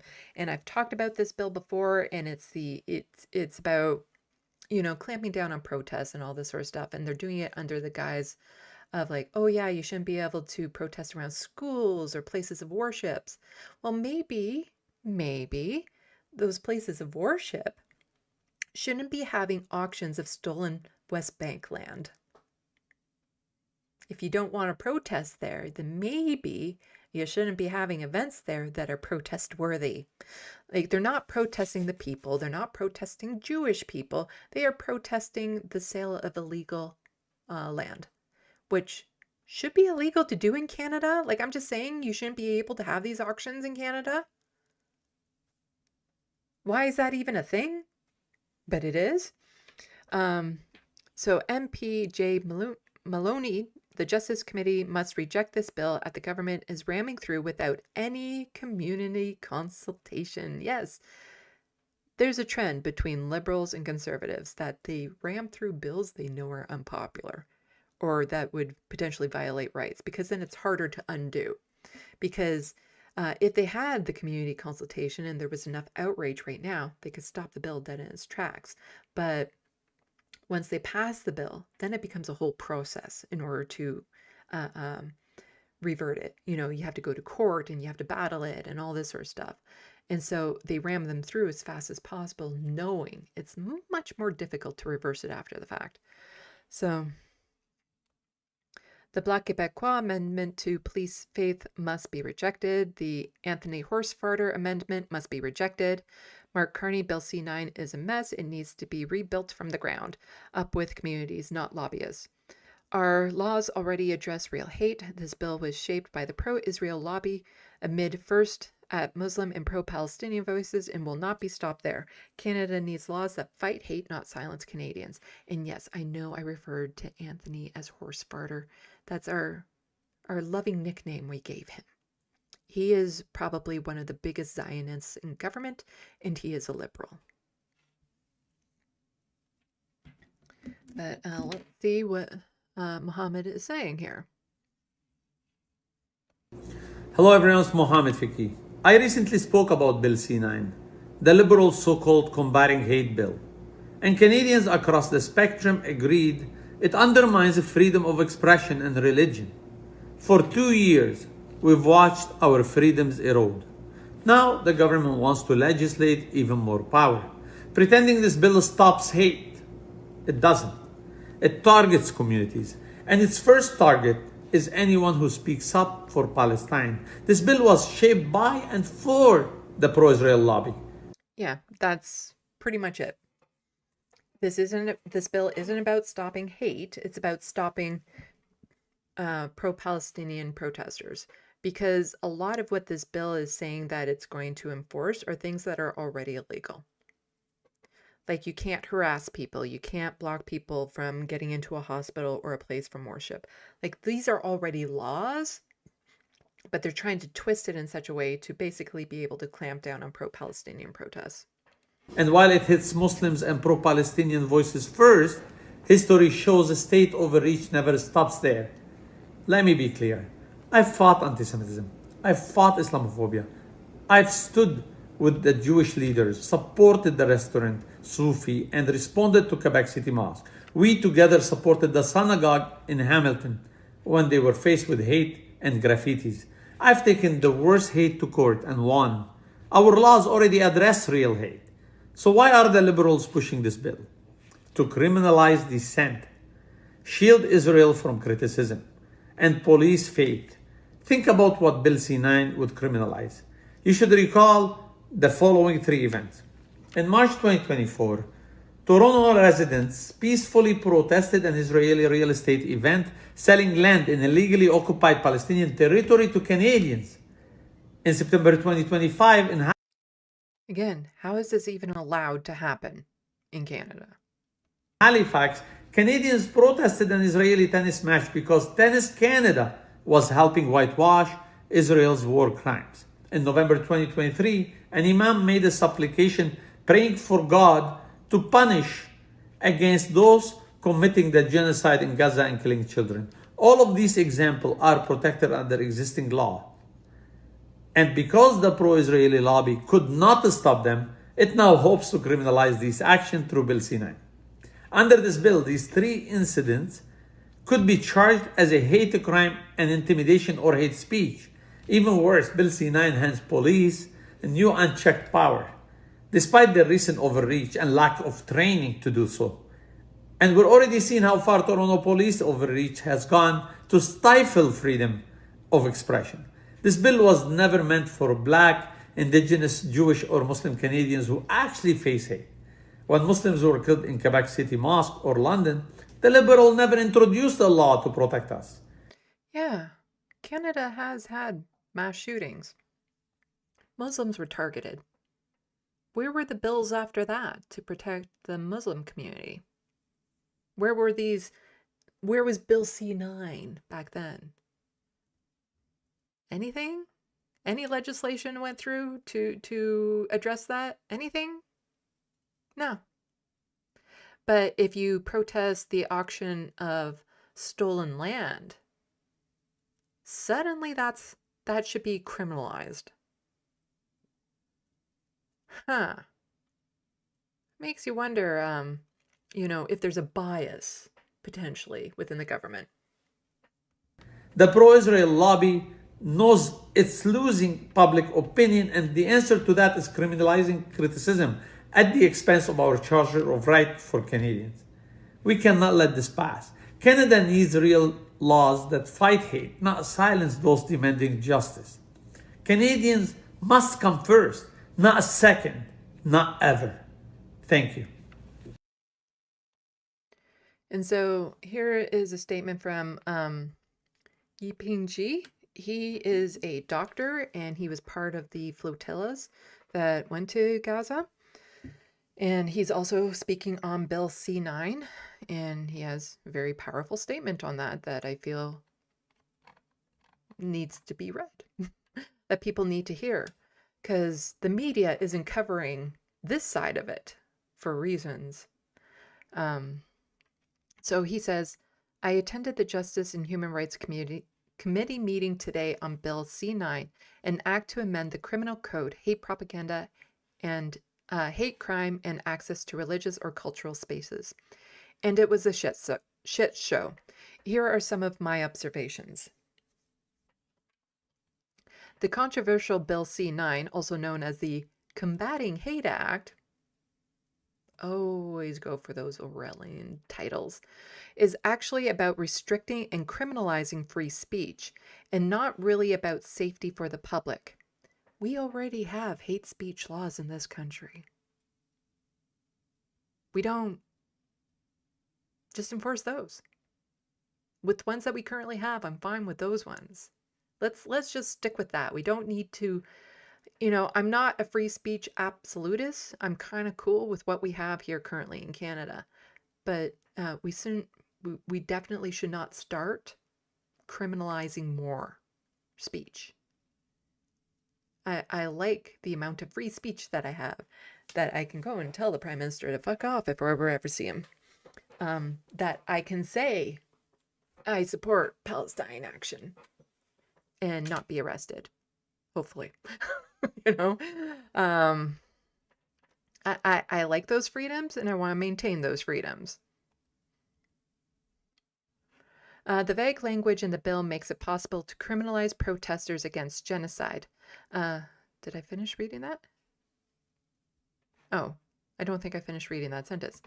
It's actually about, criminalizing and not really about safety for the public. The vague language in the bill makes it possible to criminalize protesters against genocide, specifically the Israeli genocide against Palestinians in Gaza. This was cited over and over again with respect to this bill and why it was introduced at this moment in time. This is about silencing dissent and opposition to the state. When the witnesses from the Criminal Law Policy Sector, Department of Justice, who are the legal counsel for the Minister of Justice and Attorney General of Canada, Sean Fraser, who introduced the bill, was pressed on if wearing a keffiyeh could possibly be seen as a hate symbol or a hate crime, they could not give a straightforward answer. This is an erosion of human rights.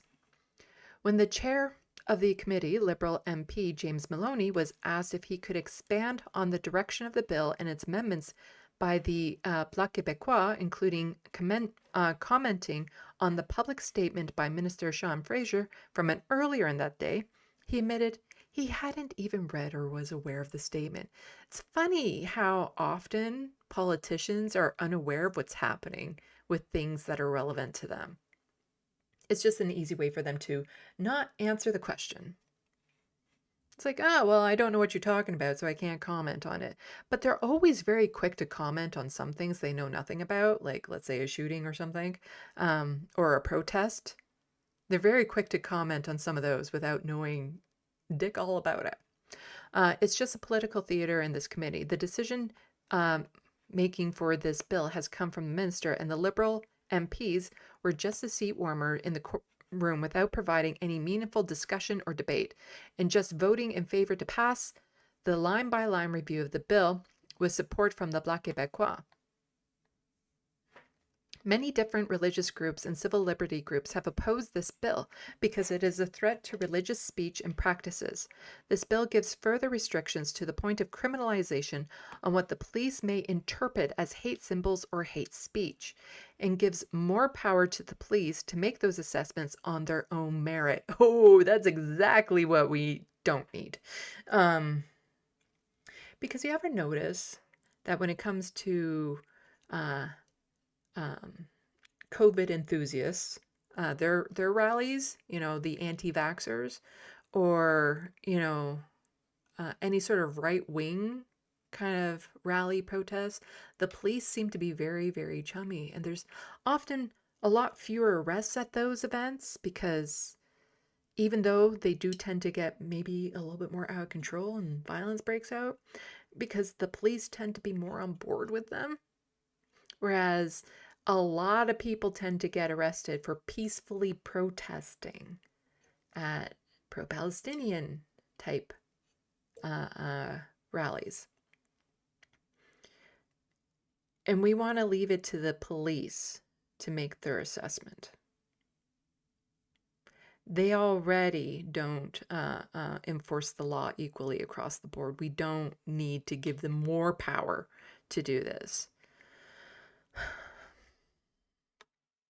So these are fascist tactics for giving more power to a police state to criminalize people, and likely will disproportionately affect protesters who oppose the state's actions. Indeed. And I haven't even gone to the political tactics that the government is using to force this bill through before the House Commons goes into recess at the end of this week.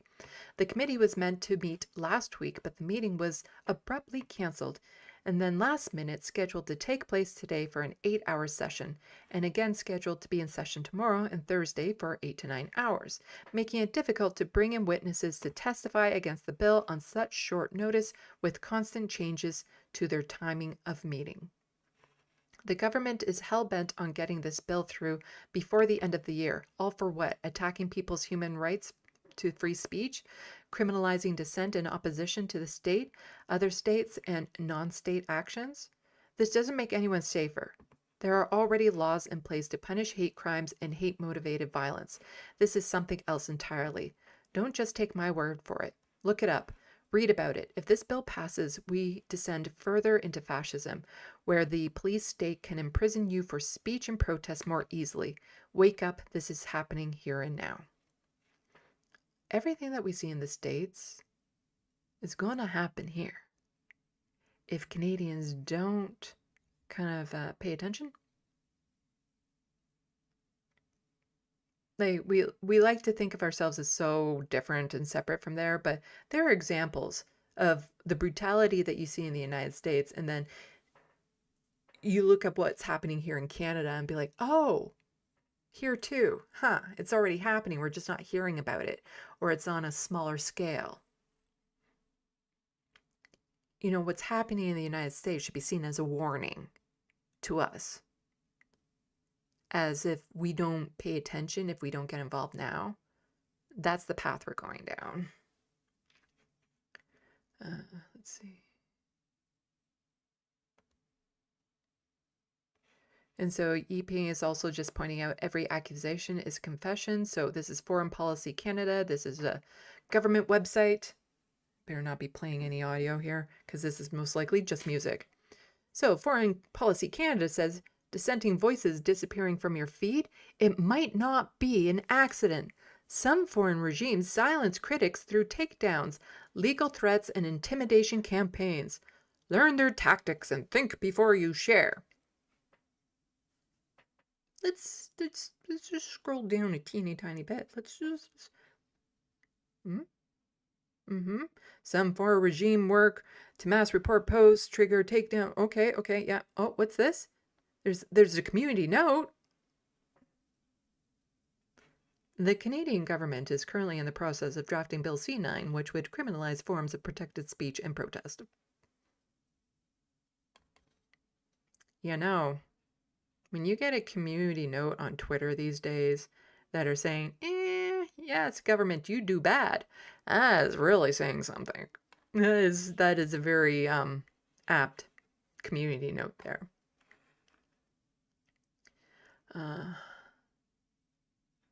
Okay. And then I think I'll add those to the other dockets when we get back to that. More from Yiping and some other things. And then just something hilarious that happened in federal politics. But let me close these tabs first, because I have a bazillion tabs open at any given moment, and it makes my computer breathe heavy. I need to keep that one open so that I can write my letter. And then, okay, so I'll go over that in just a bit. And then that's, right, okay, and then we just saw that. that. Okay.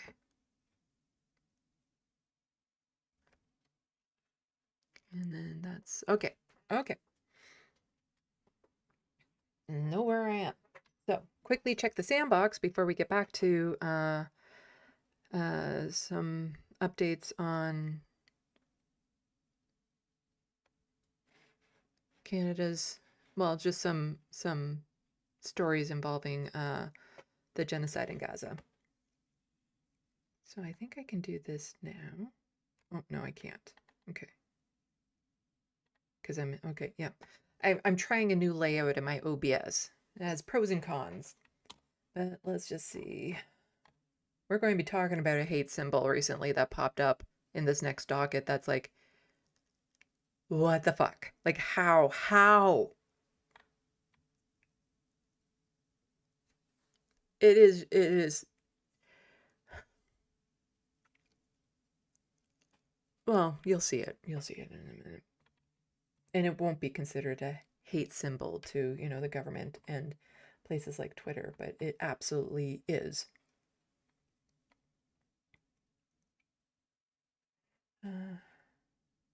Let's see what people are saying.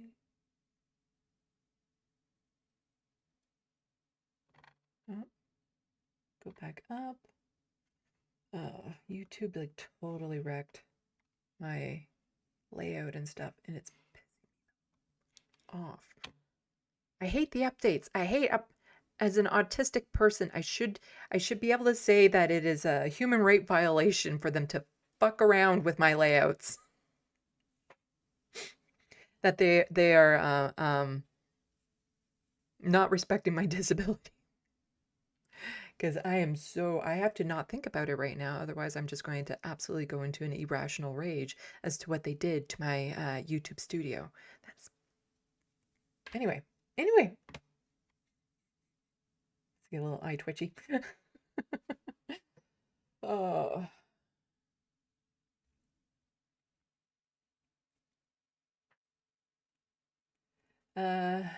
Davia Robbins is wondering, can't you turn off ads during live streams?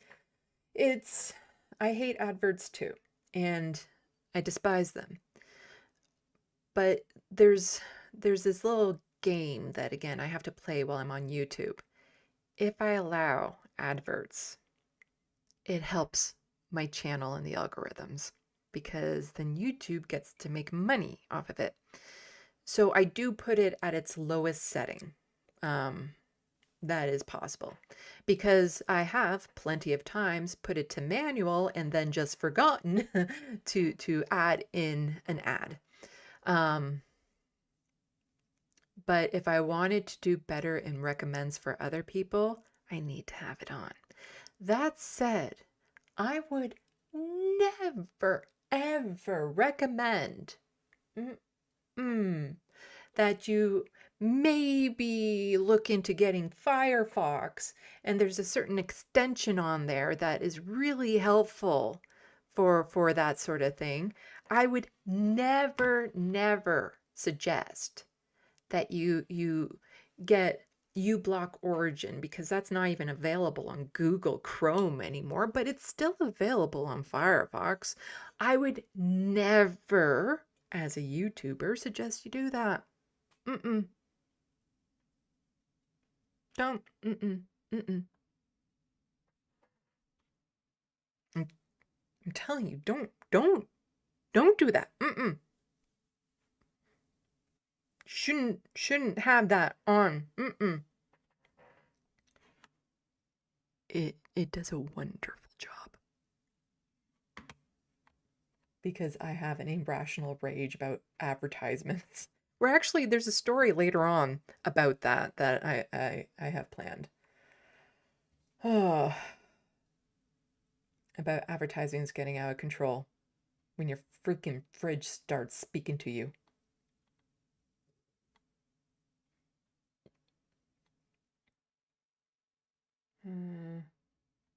Okay, people talking amongst themselves. I don't necessarily know what that's about.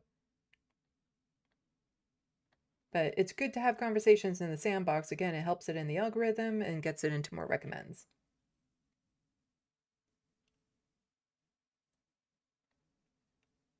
So even if I have no clue what you're talking about, have at it. Bad Lefty says Bill C2 needs some C4.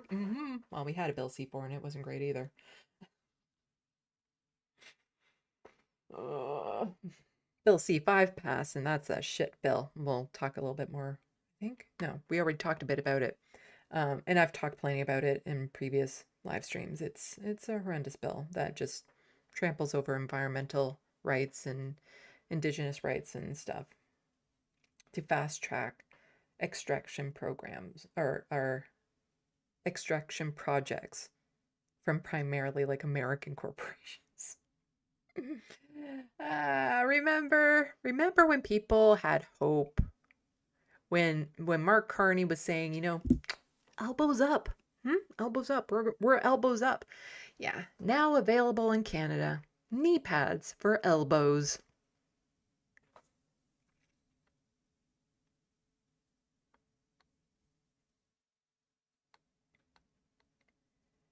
Let's see.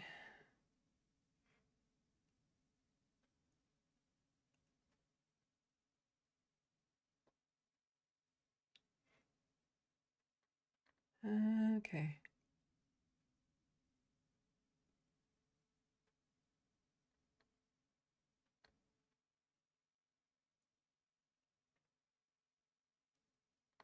Don't necessarily know what you're talking about there, but I get some gists of things, but then I don't know what you're responding to, so then I would have to go back, keep up the good conversations.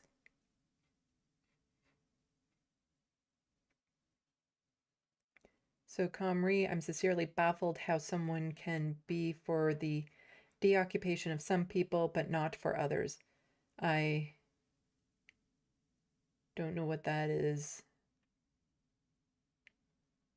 Fucking? Is that, I fucking loathe imperialists, especially the ethno-fascist ones. Yeah, there's a lot of solidarity between indigenous peoples here and the Palestinians in Gaza. It's good to see, but the thing that has been pointed out to a lot of Canadians who are like, oh, what's happening in Gaza is horrible, and then totally turn a blind eye to everything that has happened and is happening here in Canada to indigenous peoples. Yeah.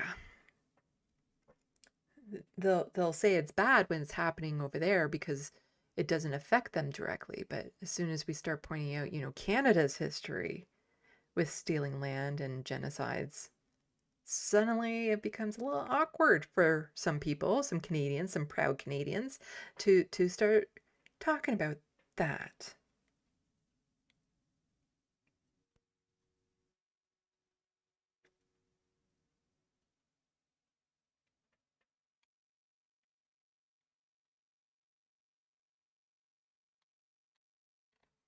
Oh, where'd it go?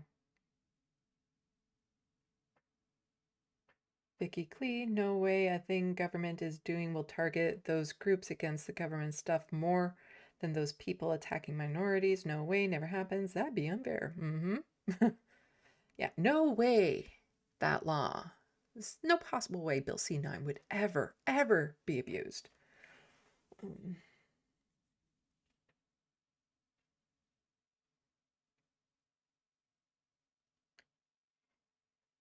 Comrie, UK Gov tried intervening with Birmingham police decision to ban the football fans of Tel Aviv coming Maccabi fans. Yeah, stop match due to hooliganism. I just find that word adorable. I do. I would just be the worst person to travel to the UK. I really would. I really would, because I would be purposely antagonistic because I just find so many words, especially cussy words with UK accents, to be adorable. And I would sit there and giggle the entire time.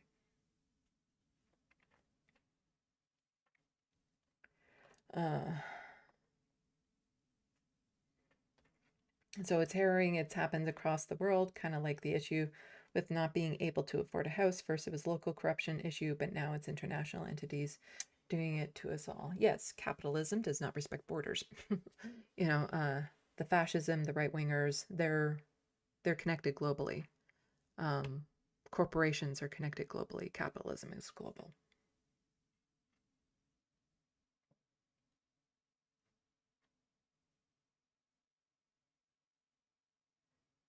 Yeah, Vicky Clee saying Sandy's going to have to go way back to make sense of us cat litter commenters. Yep. I don't know what you mean by that. Oh. Well, have a good night, bad lefty. I think that's what you're saying.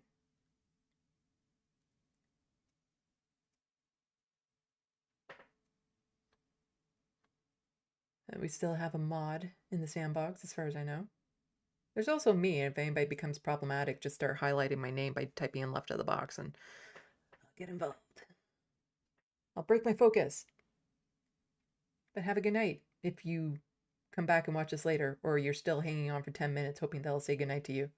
Good night, bad lefty.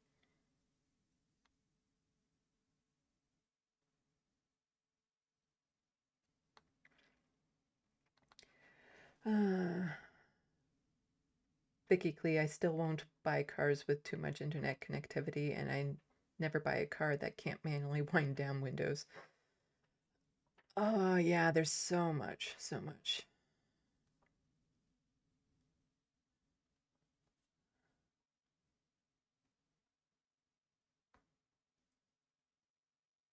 There's so many things like, do I want a smart fridge? No. Do I want a smart toaster? No. Do I want a smart bread box? No. Do I want a smart can of pop? No. Can't I just have basic?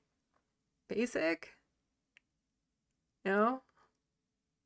I don't need everything to be smart.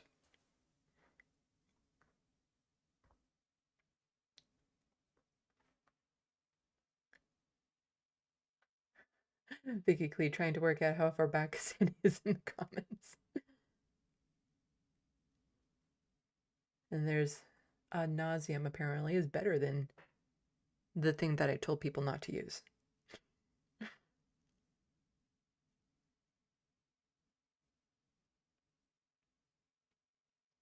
Vicky Clee, Sandy, you being all giggly about UK words would not in any way annoy us unless you were doing a superiority thing like some US people from the US, which you wouldn't. No, it's not condescending. I absolutely love it. I love it. Like, it's just, I am a sucker for accents. Of course, not all accents, but a lot of the UK accents across the board, I really love, and yeah. Scottish accent. Oh my god, I love that one so much. I love the Scottish accent. My favorite accent though is Russian, which I don't get to hear much of these days. It makes my ears drool.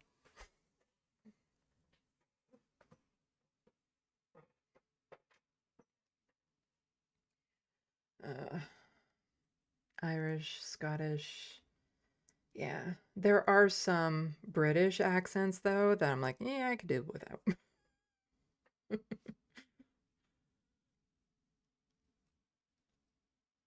And I prefer the Quebec French accent to the France French. I like harsher accents, is what it is. So the Quebecois accent, I like it. I'm one of the Anglophones that like it. Far better than the French accent that is from France, that is just so pretentious, no? I'm not saying that it is. It's just sometimes it sounds a little like some of the British accents that I'm not too keen on.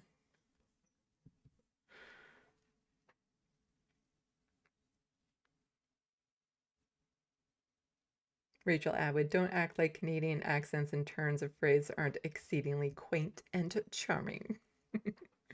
Yes, I'm sure that we could get into some very giggly conversations.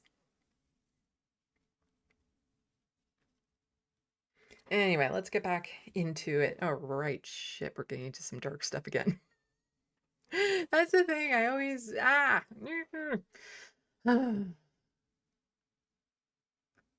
Why does the news have to be so shitty these days? Anyway,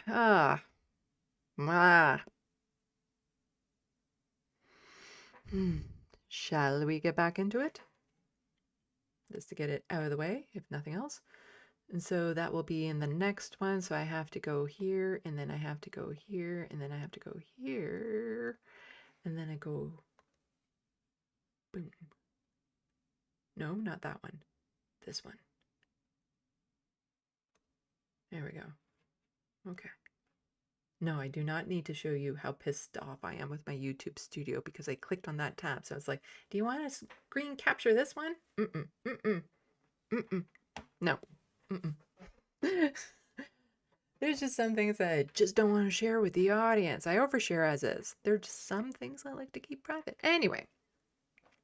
So, Canadians for Justice and Peace in the Middle East just tweeted this out. There must be consequences for Israel's war on the UN and its forcible seizure of UN premises in illegally occupied territory. Sanction this rogue regime and suspend it from the UN. That'd be nice, wouldn't it? You know, if we actually made this government obey international laws, like we all claim that we're supposed to be doing. So Canada and Palestine said the forcible raid on UNRWA premises in East Jerusalem on December 8th, seizing assets, cutting communications, and replacing the UN flag violates the Convention on the Privileges and Immunities of the UN. Such actions undermine the convention, which protects UN premises, property, and officials delivering essential humanitarian work. Israel must uphold its obligation under the convention, which guarantees the inviolability of UN premises. We're going to be seeing a lot of double standards on who gets sanctioned and who doesn't. So, we already went over some things, and every time I feel like I'm going over the same things, but, you know, with Bill C-9, we're going to see a pattern when that goes through. We're going to be seeing a pattern as to who Bill C-9 hurts the most. And it'll be people like Francesca Albanese. Like, she's not here, but you know, she has been sanctioned, and we'll be getting to that. And last week I covered an ICC judge who is Canadian, who's been sanctioned by the US government. And what has Canada done about that? Nothing. Absolutely nothing. Nothing. Ditto. Zilch. Zero. Zip. Haven't said anything. Hasn't condemned it. Hasn't tried to pressure the United States to not sanction her. They're just allowing an ICC judge to be sanctioned who is Canadian because she said, you know what, maybe Trump should be held accountable. So the US, of course, gets to do this, which means no credit cards or bank accounts or anything. And we'll get into that with Francesca, who has also been sanctioned by the US. But here, she's just pointing out Europe today, citizens opposing genocide attacked by police.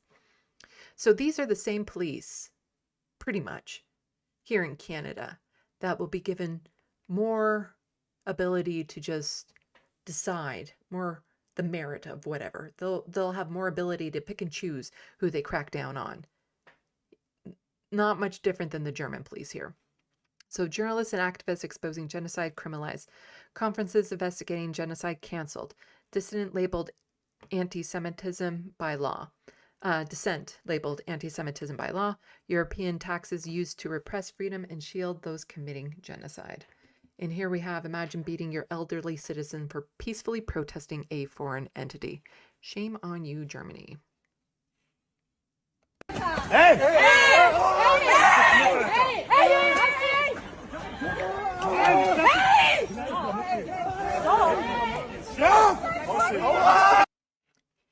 Is this ban a threat to anyone?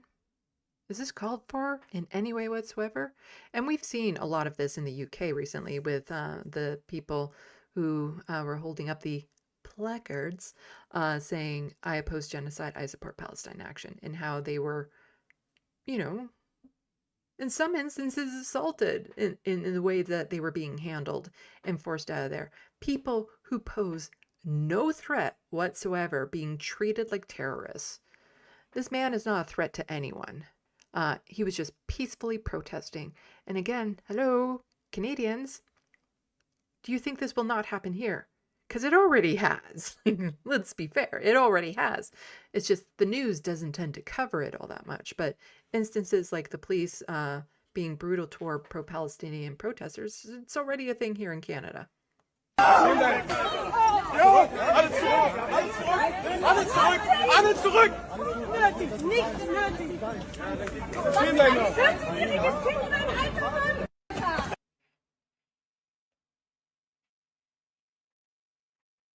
So again, we have, Benjamin Netanyahu and stuff saying that using what happened in Australia as a way to conflate pro-Palestinian protesters with,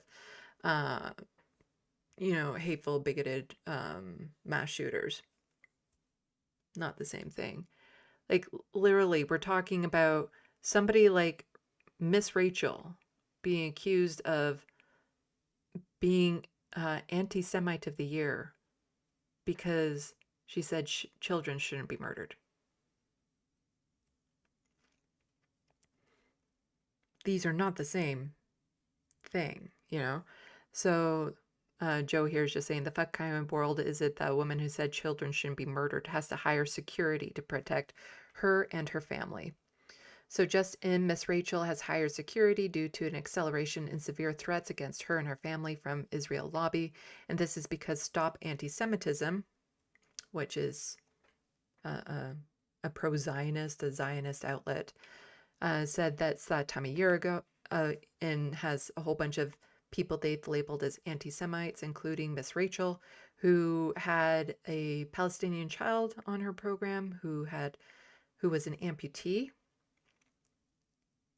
The reason that child was an amputee? The IDF. And she also said, children shouldn't be murdered. And some people were saying that was blood libel because she said that.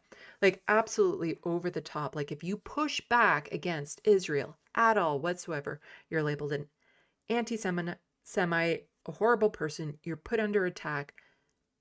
But what they can get away with, what the Zionists can get away with, the amount of hatred and vitriol that they spread. Netanyahu saying Australia brought it on themselves for saying that, for declaring Palestine state. They can do all the worst things possible, but should somebody simply say something like from the river to the sea, suddenly they're the threat. That person standing up against genocide, they're the threat. Because, being against genocide means that you would be against what Israel is doing to the Palestinians.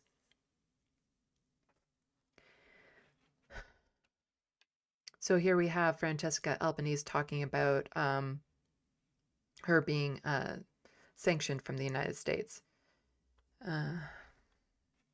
I've received threats from all corners, and on top of it, yes, the unilateral coercive measures that make a non-person of me. I cannot exist in the global economy. I cannot have a credit card. I need to borrow money or borrow credit cards, which is not even always possible because not all countries allow you to use a credit card that is not yours. I had a U.S. medical insurance that refused to reimburse me because of the sanctions.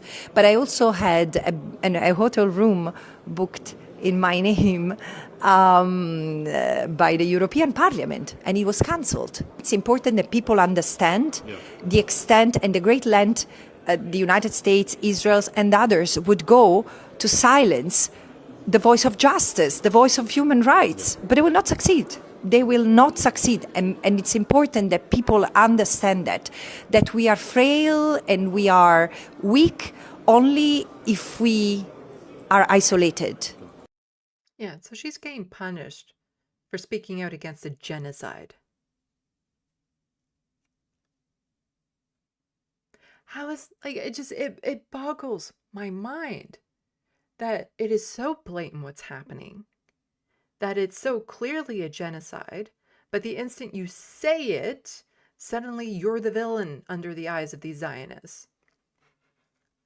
Like, why would people suspect that maybe it's a genocide, and maybe it hasn't stopped even though there's been a ceasefire?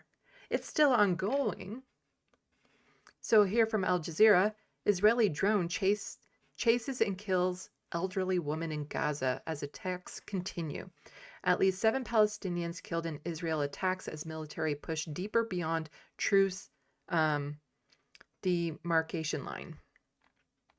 An elderly woman and her son were among at least 7 Palestinians killed in the latest Israeli attack in Gaza as the military continues to operate across Yellow Line ceasefire demarcation. So many Zionists and Zionist apologists will say, well, certain people were a threat, the accidents and blah, blah, blah. No, this elderly woman was targeted and chased. They're not messing up. We give them, Canada, the United States, we give Israel some of the best high-tech equipment for mass murdering people. There aren't tens of thousands, hundreds of thousands of mistakes. They're intentional. Health officials reported the killings on Saturday in Bethlehem, Jabula, I don't know how to say these, including a 70-year-old woman and her son who were hunted down and killed by a drone in Gaza City. The Israeli military said it killed 3 people in separate incidences, claiming they had crossed the yellow line, an unmarked boundary where the Israeli military repositioned itself when the ceasefire with Hamas came into effect on October 7th. So yes, if a Palestinian crosses a line, an invisible line that they don't know where it is, then suddenly they'll just be murdered. Doesn't matter why they're on the other side of the line. They'll just be murdered. However, Al Jazeera's Hani Mohammed, reporting from Gaza City, said the woman and her son were chased by a quadcopter drone about 1 kilometer, half mile from the yellow line and left there to bleed to death as the aircraft continued hovering overhead, preventing anyone from reaching them. He described the incident as just one of many violations throughout the day and throughout the past 50 days since the truce came into effect. He added that in areas close to the yellow line, many Palestinians may unwittingly cross the boundary because it is not visible. There are no clear markings or signage to show that the ceasefire demarcation that is restricted and dangerous area, he said. Elsewhere in Gaza on Saturday, Israeli forces demolished residential buildings and public infrastructure in the Sanjira district east of Gaza City, launching a major assault with tanks, attack drones, and ground troops that forced Palestinians to flee, Al Jazeera correspondents report. The military has begun erecting sand barriers that isolate the eastern part of the city, and Israeli forces have also pushed tanks and armored vehicles 300 to 500 meters beyond the yellow line near Salah al-Din Street in western Gaza City. Qatar's Prime Minister Mohammed, I don't know how to say these names, said on Saturday that Gaza's ceasefire is at a critical moment and was at risk of falling apart without renewed push to finding a permanent end to the war. Also at the forum, Saudi minister said, "We don't see that we have partnered for peace, not even a partner for sustainable ceasefire. The killings on Saturday bring the death toll since the October ceasefire to at least 367 Palestinians, with 953 wounded and 624 bodies recovered from the rubble, according to Gaza's health ministry. UNICEF said 70 children were among those killed." There was no ceasefire. It was just to make people more complacent. People to be like, okay, our job is done, we can move on. That's all it was about. It was about getting people to look away while they continued their atrocities. So Ryan Grimm just saying U.S. logistics experts go to Israel to help get aid into Gaza then learned that the Israelis ban tent poles, paper, and pencils because they're afraid Palestinians might make a weapon out of them. Paper and pencils? Tent poles? Oh no, they might make a weapon out of them? No, it's all bullshit. They know it's bullshit. We know it's bullshit. Honestly, if we were sending you endless high-tech weapons and you might lose... honestly, if we are sending you endless high-tech weapons and you might lose to a captive population swinging tent poles and pencils at you, you weren't going to win in the first place. So here Mohammed is saying, The Guardian reports that Israel is surveilling and spying on military forces sent by the U.S. and other countries to the new military base set up by the U.S. overseas Gaza. This part stood out to me. They arrived keen to boost flows of aid, but soon discovered that Israeli controls on goods entering Gaza were a bigger obstacle than engineering challenges. Within weeks, several dozen had left. Other items such as pencils and paper needed to restart schools have been banned from shipments into Gaza without explanation. Yeah. So supplies barred or restricted from entering Gaza on the grounds they are dual use. Dual use. Meanwhile, so while all of this is going on, Ben-Gvir, who I'm told is a human, but I have my doubts,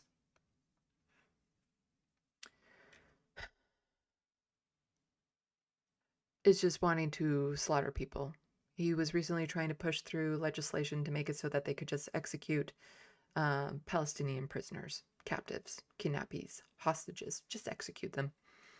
So Andrew Feinstein is just tweeting out, Ben-Gvir is an affront to humanity. He is more brutal, more racist than the leaders of apartheid South Africa.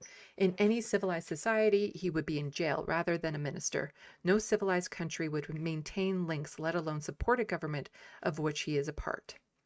Now remember, Netanyahu and a whole bunch of other Zionist politicians and religious figures were saying that protesters saying from the river to the sea are terrorists and horrible people, and look at the violence that they brought on.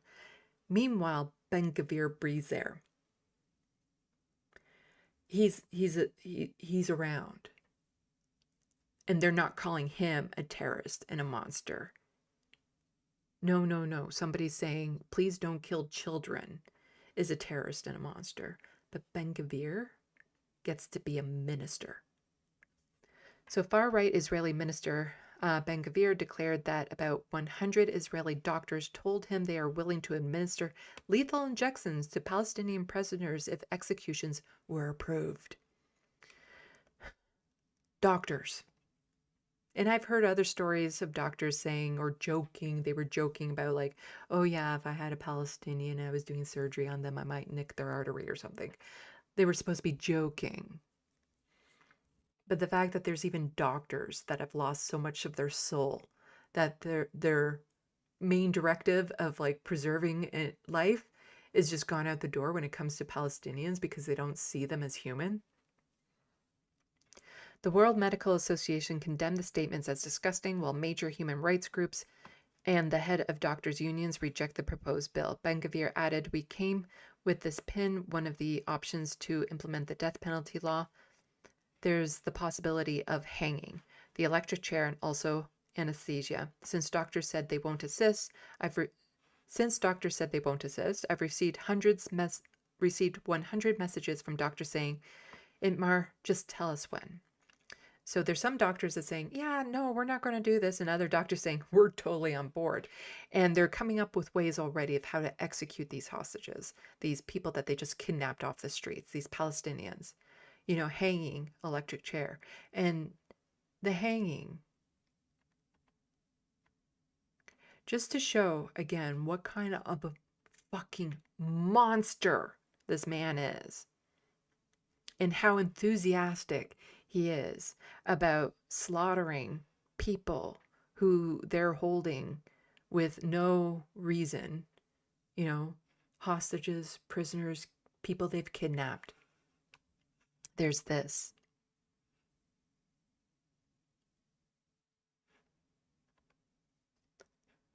So Jen and Younds just says this new trend is so chilling. Government officials wearing a noose pins to show their commitment to killing Palestinians.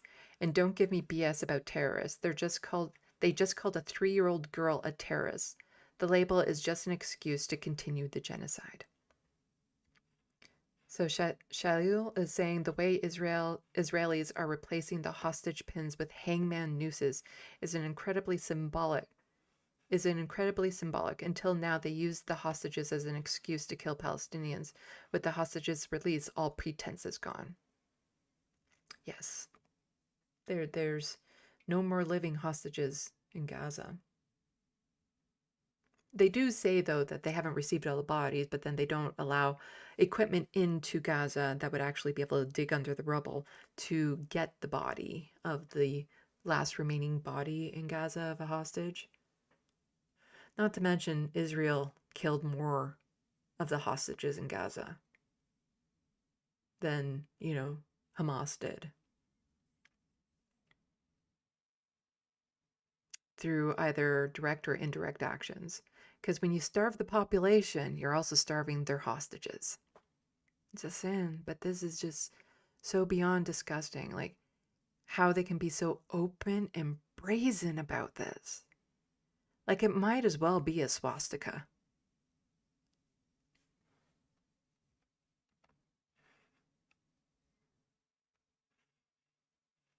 And Canada still doesn't really have a backbone when it comes to this. So Dimitri Lascaris is just pointing out last week the Canadian government disgraced itself by joining with Israel, the US, and 13 other states in opposing resolution condemning Israel's grotesque abuse of human rights of Palestinians in the occupied Palestinian territory. So yeah, Canada still won't condemn things like, a drone strike after it chased a 70-year-old woman. They won't condemn that. They won't condemn, their ministers wearing noose pins representing their desire to just slaughter and execute Palestinian prisoners. No. Here, Israel practices affecting the human rights of Palestinian people in the occupation Palestinian territory, including East, and I think it's cut off there. But yeah, it's just vote against Canada.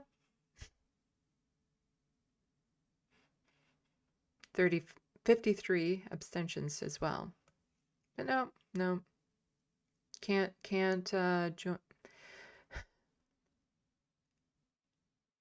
Opposing a resolution condemning Israel's grotesque abuse of human rights. It's right there. It's right there in front of everyone. So gross. So gross. Shot. Oh. Okay. What is next? So I think, getting back into some federal politics. Some lighter federal politics, too. Which should be actually a little bit fun. There's a little bit of this and that in the federal politics, and then we still have some provincial politics to go over before some one-off stories. There's lots of stuff to go, and I've only been at this for 3.5 hours. I started early, but then ended up just bitching the first half hour about what YouTube Studio has done to my layout.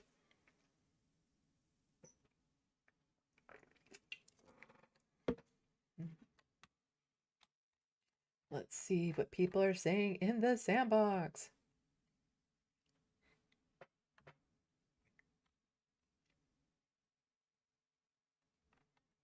Okay. Oh, and I can close a bunch of those tabs, actually. To give my computer an easier time. There we go. Let's get back to this one. Okay.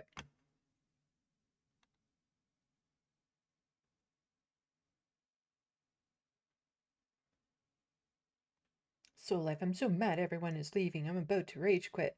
You see, that's the thing. I love all you pawn jumpers, but I know you're going to fade out halfway through my live stream. So I hope you come back and finish watching them, because that would actually help it too, view-wise and stuff like that. Just saying. Hello, Christy.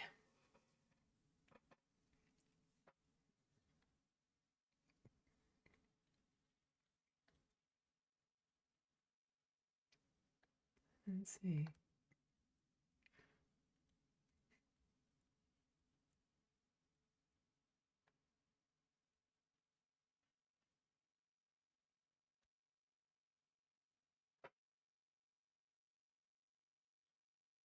So, like, I'm sorry I ever showed that channel to anyone. What channel? Ah, out of context. I don't know. I don't know. Rachel Abbott. Speaking of accents, what do you mean? Sometimes I'm just things like there's no context, and I want to know. I want to know. But then I would have to go back and like rewatch my entire live stream so that I can see what you're commenting on exactly.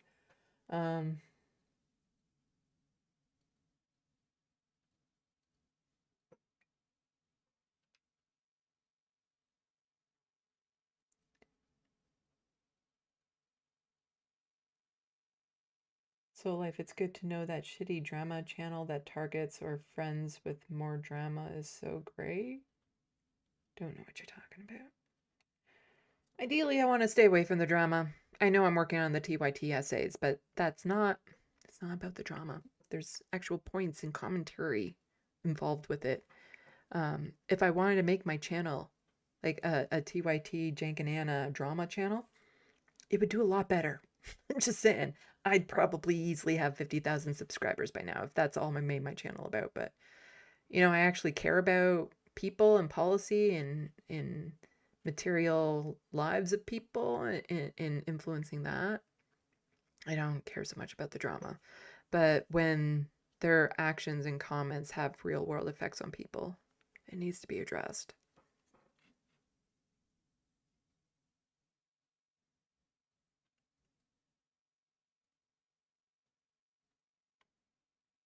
Yeah, you guys are talking about some drama I know nothing about.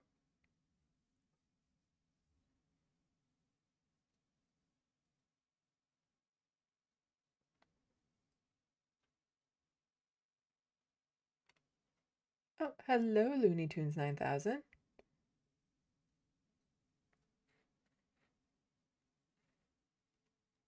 It's about a channel I haven't seen. NCC. I haven't seen that channel. If it's causing drama on the SandBox, I would ask that you just... That's not the place to pick that apart. I don't know one way or anything that's going on with that, so I would just ask, you know, if nothing constructive can come from the debate in the SandBox, and most likely it won't, then please just drop it. Because it's hard to have a debate when you're just in the SandBox and putting through sentences, missing sarcasm when sarcasm is relevant and all that sort of stuff. When there's lots of other things that can be talked about that are fun and funny.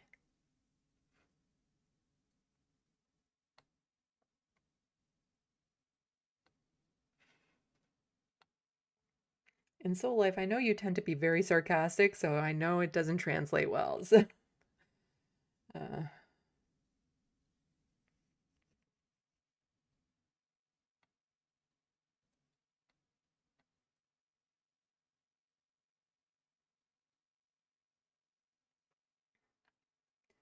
okay. Have a good night, Christy. Sorry the news is terrible. I wish it was better.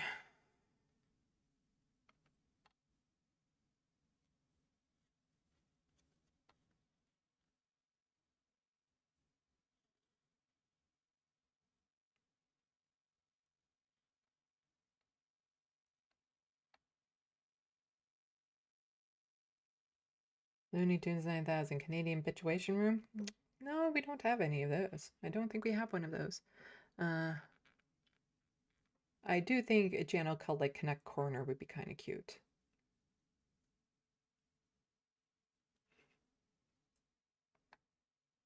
Rachel Atwood. Oh, Francesca the Albanese accent is fire. Yeah, it's nice. I like her accent.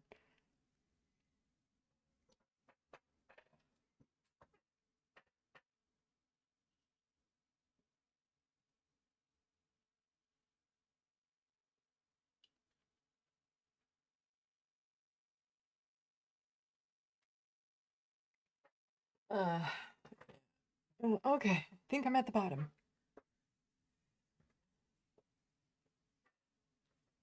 Well, there's a channel, So Life, on YouTube called The Dodo that usually tries to have like happy feel good videos all the time that I like watching from time to time when it's about animals and they're cute. Oh, look, the donkey and the doggy are best friends.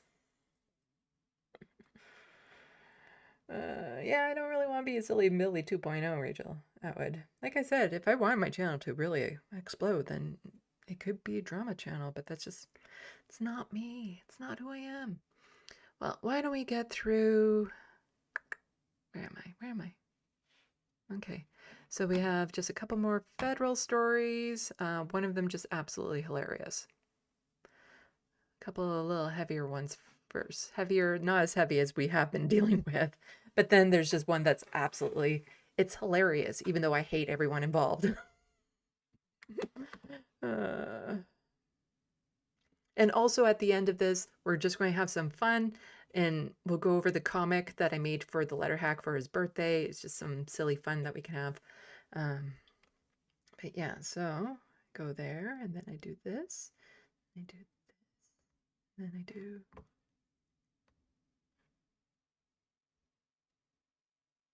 this. Yes. Okay. It's a process, but you don't see things pop up on the screen, which I appreciate, as you just saw something pop up on the screen. Anyway, so Anita Anand, the Foreign Affairs Minister here in Canada. Today on Human Rights Day, we reaffirm Canada's steadfast commitment to protecting human rights, dignity, equality, and justice for everyone. As a country, Canada is proud to be a place where diversity brings us together. EP and Jane just saying, yeah, you're a war criminal, and she is. But we're so inclusive here. Like, I mean, totally inclusive. And those for you who don't know, December 10th is the anniversary of the Declaration of Human Rights. Amnesty International likes to celebrate it. But yeah, Canada, super inclusive. Like, just so inclusive that there's a memorial that we have that includes a lot of Nazis. So many. So many. So David here is just saying the controversial Victims of Communism Memorial in downtown Ottawa will no longer feature the names of specific individuals after federal officials determined a significant number could be linked to the Nazis. Yeah, we have memorials to Nazis in this country. Yeah. Yeah, as the Wild West says, we have a diverse war criminals here.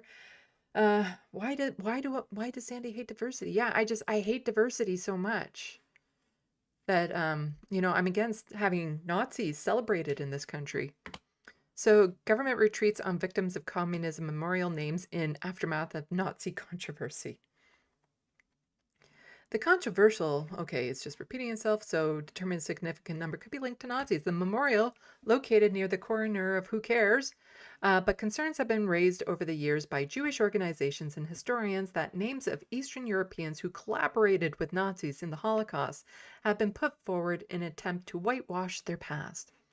The Ottawa Citizen reported in 2024 the Department of Canada Heritage was told by historians that more than half of the 550 names to be inscribed on the memorial to the victims of communism should be removed. More than half of them were going to be Nazis. Yeah. The reason was because the potential links to Nazis are questions about their affiliations with fascist groups. We're just so open in this country that we're going to put a monument to the victims of communism. There's never going to be a monument to the victims of capitalism. That monument would basically be the size of the moon. Yeah, but then in it, we're just going to sneak in some names, and more than half of those names, going to be Nazis.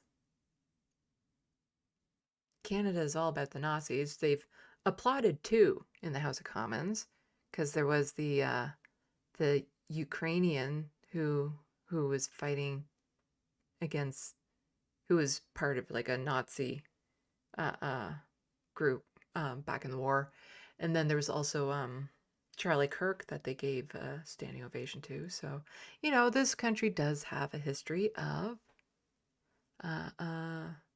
celebrating Nazis. Sorry. Oh, there's a ladybug on my ceiling. Oh, don't need to read the rest of that. What was this one? Oh, right, the doctor one. And so, just a little update. Yves Angler, who said he was trying to run to be leader of the federal NDP, not surprisingly, he has been rejected. Some people who are in support of him are really upset by that. I do have an interview with him. Go check it out. I also have an interview with Tony McQuail and Tennille Johnson, who are also running to be federal NDP leaders. And I interviewed them both recently. Tennille's interview just came out earlier this week. Please go check it out. I'd like it to get over 100 views. My videos that I post have been doing shit lately. Like I never really had much engagement before, but oh my God, has it ever fallen off a cliff. So please go check out their videos. They're both still in the running. They've made, you know, they passed the vetting, which Yves hadn't, and they're going on. And I know now some people are saying, you know, what about all the money that Yves has raised towards his campaign? What happens to it? I don't know the ins and outs of it, but I don't think it's much different than, you know, let's say Tony doesn't make the next cutoff. What happens to all the money that he's already raised towards the NDP? Yves also said that he would return the money to anyone who asks. I don't know, but there are some people. I'm not in favor of some of the things that Yves had said that I don't know too much details on, but he seems a little friendly towards the Russians, and not in the way that I am friendly towards the Russians, as in I just want to hear them talk because I love their accent. My read on it is he's so anti-NATO. He did the horseshoe thing. He's so anti-NATO, he became a little Russian apologist. But when it comes to things like the genocide in Gaza, he's really strongly worded on that one. And he had some very bold ideas. Something he said in the interview was, yeah, we should do expropriation of housing in this country because we are in a crisis. That I like. Will never happen, but oh, I like hearing that because we need somebody who is boldly, unabashedly progressive, who will just go there, who will just say it all, who will at least bring these things to the platform. So I think it would have been good to have him in the running just so he could have some things in the discourse, some of his points and ideology in the discourse. But here we have, we don't need to read his statement. He tends to be long-winded, but you can freeze the screen. I'll go through this slowly so that you can freeze the screen if you want to be, if you want to read the whole thing. But there are a lot of people who are upset about this. A lot of people who are already kind of like disenfranchised from the NDP, who are already upset with the NDP. This just made them more upset and gave fuel to their feelings and stuff. Yeah. But there is definitely a rigged process with the vetting process, you know, with the vetting of the leaderships in the NDP and stuff like that. But I mentioned earlier that Leah Gazan had another very good statement, and this one is really good, and she ties in the bills to also the next leader of the NDP, and this was just a very profound statement. Oh, I gotta do something. Let me go back here.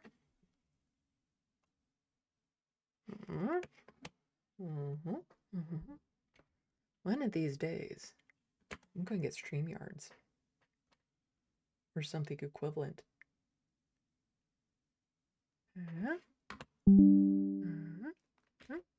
Mhm.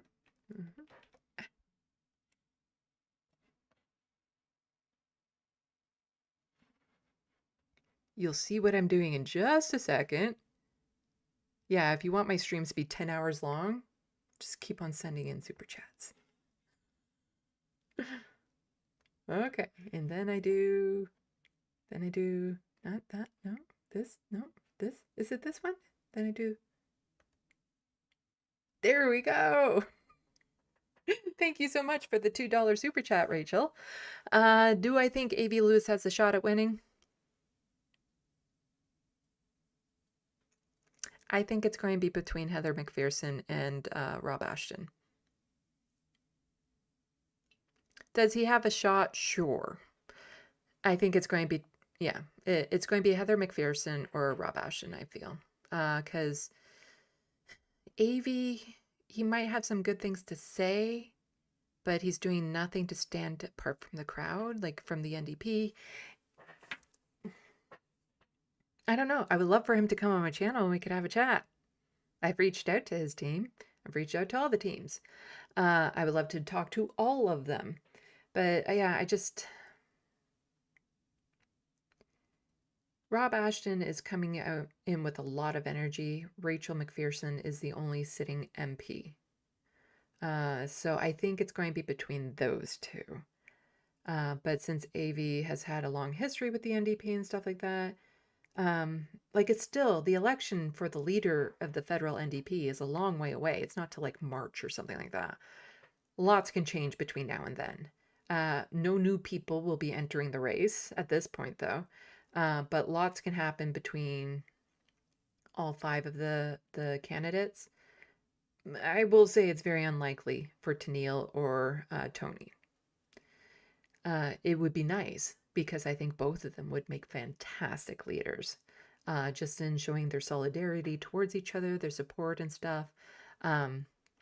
Either of them would be a fantastic leader. So please check out their interviews.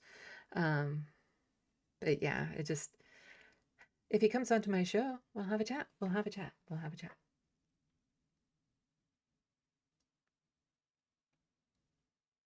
So let's go back here and then I do this. And go back to news. News share. What link did you want? Did you want Eve's? You have to be on the hostile fart sauna if you want to read this statement. There you go. But that's his statement. If that's what statement people were talking about, read the damn statement. Rachel Atwood, Angler and Lacaris are 2 peas in a tanky pod. Yeah. I am not an apologist for Russia. I just like their accent. But no. There's no preemptive, you can't invade a country preemptively because you're worried about what NATO might do. It's war, like it's just, yeah.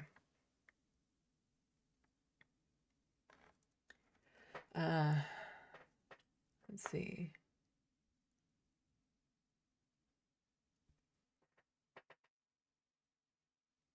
Rachel, that's a pity. Maybe I'm biased on behalf of Naomi. Yeah, he is Naomi Klein's husband.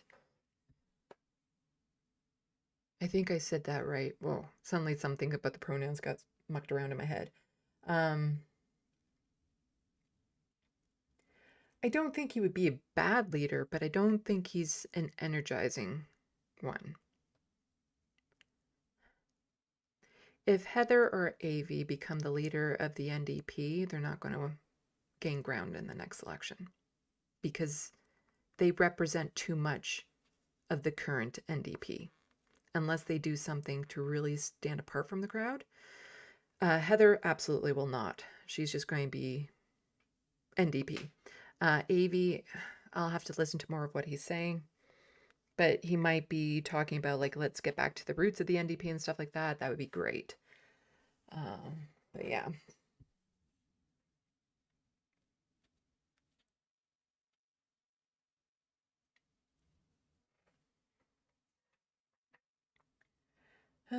Okay.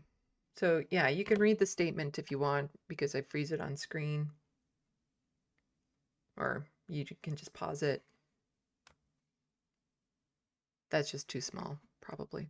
Anyway, let's get back to where I was. So yes, Leah Gazan, who is not running to be leader of the NDP, and I understand why. She probably feels like she can get more done as an MP than trying to play the political game, because that's the thing.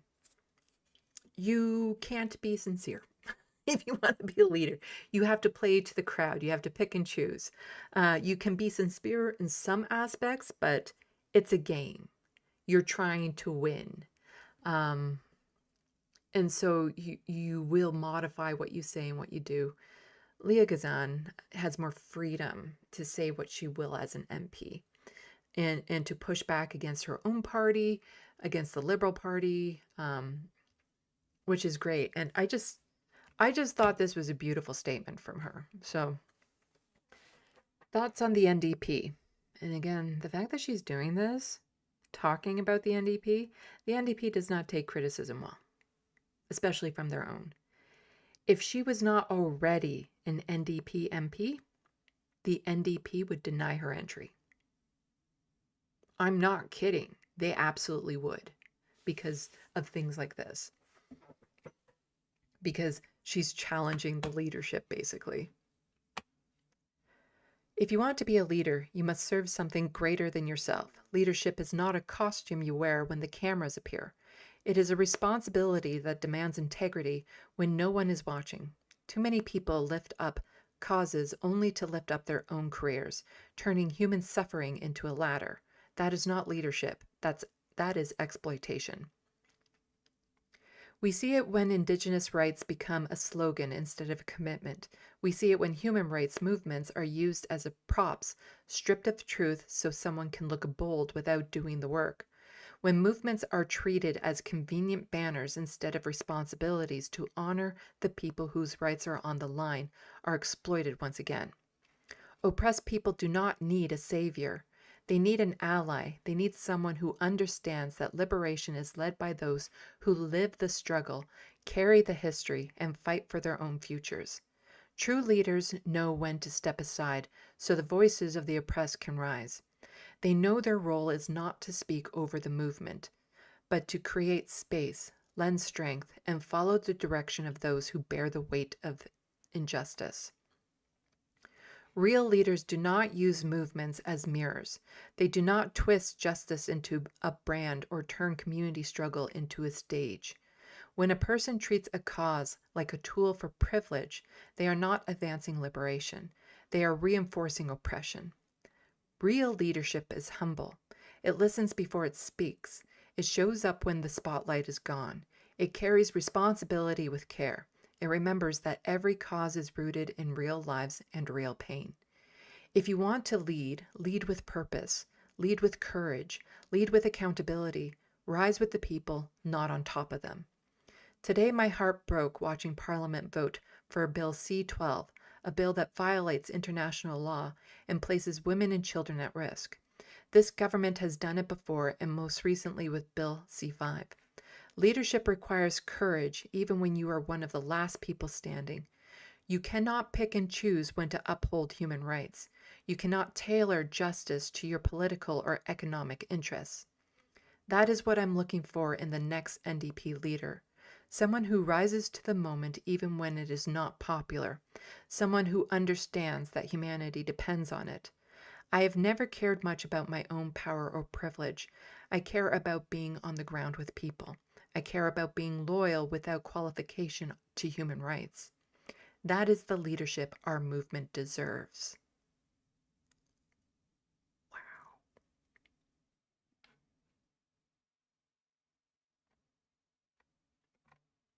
This like, it causes me to get goosebumps. Like, this is just an incredibly powerful statement. And one that I hope all the candidates for the NDP read and take to heart. Because she is 100% accurate on all of this. It is just, yeah.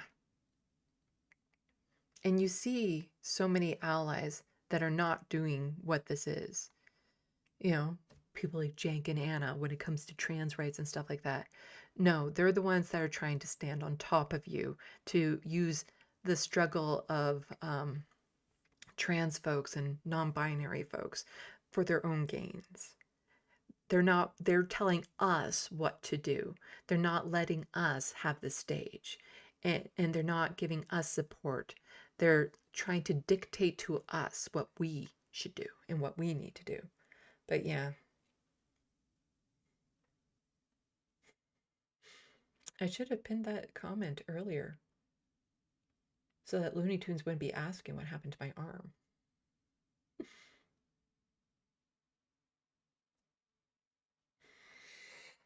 I'll explain it again in a bit, Looney Tunes. But yeah, that is powerful, powerful statement. And then, let's see. Let's get to this. So Mark Kearney says, we welcome Microsoft's landmark $19 billion investment in AI infrastructure in Canada. Microsoft's commitment would create high-paying careers, build Canada's innovation ecosystem, and empower our research and blah, blah, fuck off. We do not need a foreign company to come in here and destroy our environment for something that will only privilege the corporations. Are you fucking kidding me? The fact that we have a minister of AI already is mind-boggling, but can you just fuck all the way off with this one? We do not need this. We do not need more ties with the United States. We need fewer. Microsoft deepens its commitment to Canada with landmark $19 billion AI investment. I fucking hate AI. We don't need it here. Like, just because we have groundwater doesn't mean that AI should be moving here. No, this is a hard no. Fuck off. Partnerships that are building a stronger, more independent and prosperous Canada. How is this more independent when we're securing more ties with the United States, when we're having more foreign companies be invested in this country? You know, where is that fucking elbows up, Carney? Just no.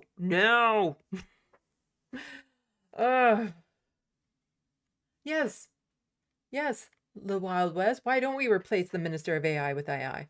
That would be good. That would be good. Just fuck off with this. We don't need it.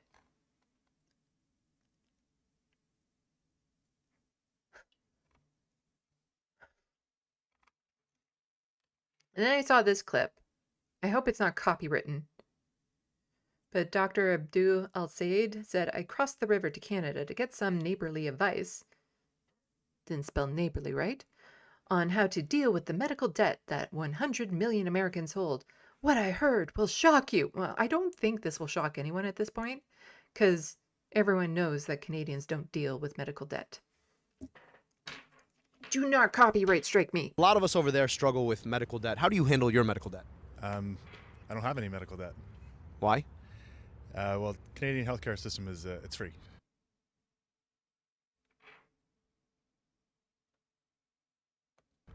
Hey friends, I've come to the city of Detroit to get to the very edge of America, because over there, Windsor, Canada.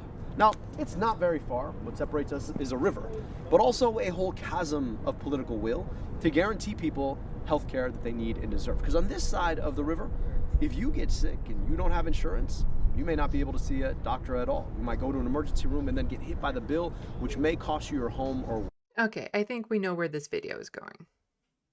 I feel like in Canada, we're lucky. I'll stop with the Not music. that I know of. But no debt. For 41 years, I've lived on that side of the... So yeah, we don't have medical debt here, but oh, let's see. Oh, look, there's a very intelligent reply to that. Our healthcare being better than the US doesn't make it good. Lots of medical stuff isn't covered and is getting worse under current governments, especially in Ontario and Alberta, with privatization. Canadians need to get involved before it's too late. Here's the thing. More Canadians will see this fucking clip than they will actually know of what Doug Ford and Danielle Smith are up to. And we're going to be getting to some of that privatization. This will be seen by more Canadians than anything to do with the privatization of our current healthcare. And our healthcare is not 100% covered. My doctor said that I should get, some physiotherapy for this. I can't, because it's not covered. Not all of our medical stuff is covered. So I can go to Ontario Disability and get referred to a clinic that will cover this under the Ontario Disability Support Program. I'm looking at 6 to 8 months, no, 6 to 9 months or something to get into one of those. By then, I'm pretty sure this sprain will be healed. Will it be healed properly? Who knows? But not all medical stuff here is covered. So just because, we don't have the same pervasive medical debts here in Canada doesn't make it good, doesn't make, our wait times any better. It just means we have less to worry about. Like when I went to the hospital to get x-rays for my wrist, did not see a bill. No, that didn't cost me anything to go to the emergency and get x-rays for my wrist. That is good, but I can't get the physiotherapy. Our healthcare in this country is fucking falling apart, but Canadians will be, looking at that cute little video and feeling all snobbish about it, like, oh, we're so good up here in Canada compared to those Americans. And before you know it, there's going to be no difference. Medical debt will be a thing here in Canada because Canadians aren't fucking paying attention to this. If my channel accomplishes nothing else, I want it to make people aware of what's happening to our healthcare system here in Canada. Being better than the worst doesn't make you good.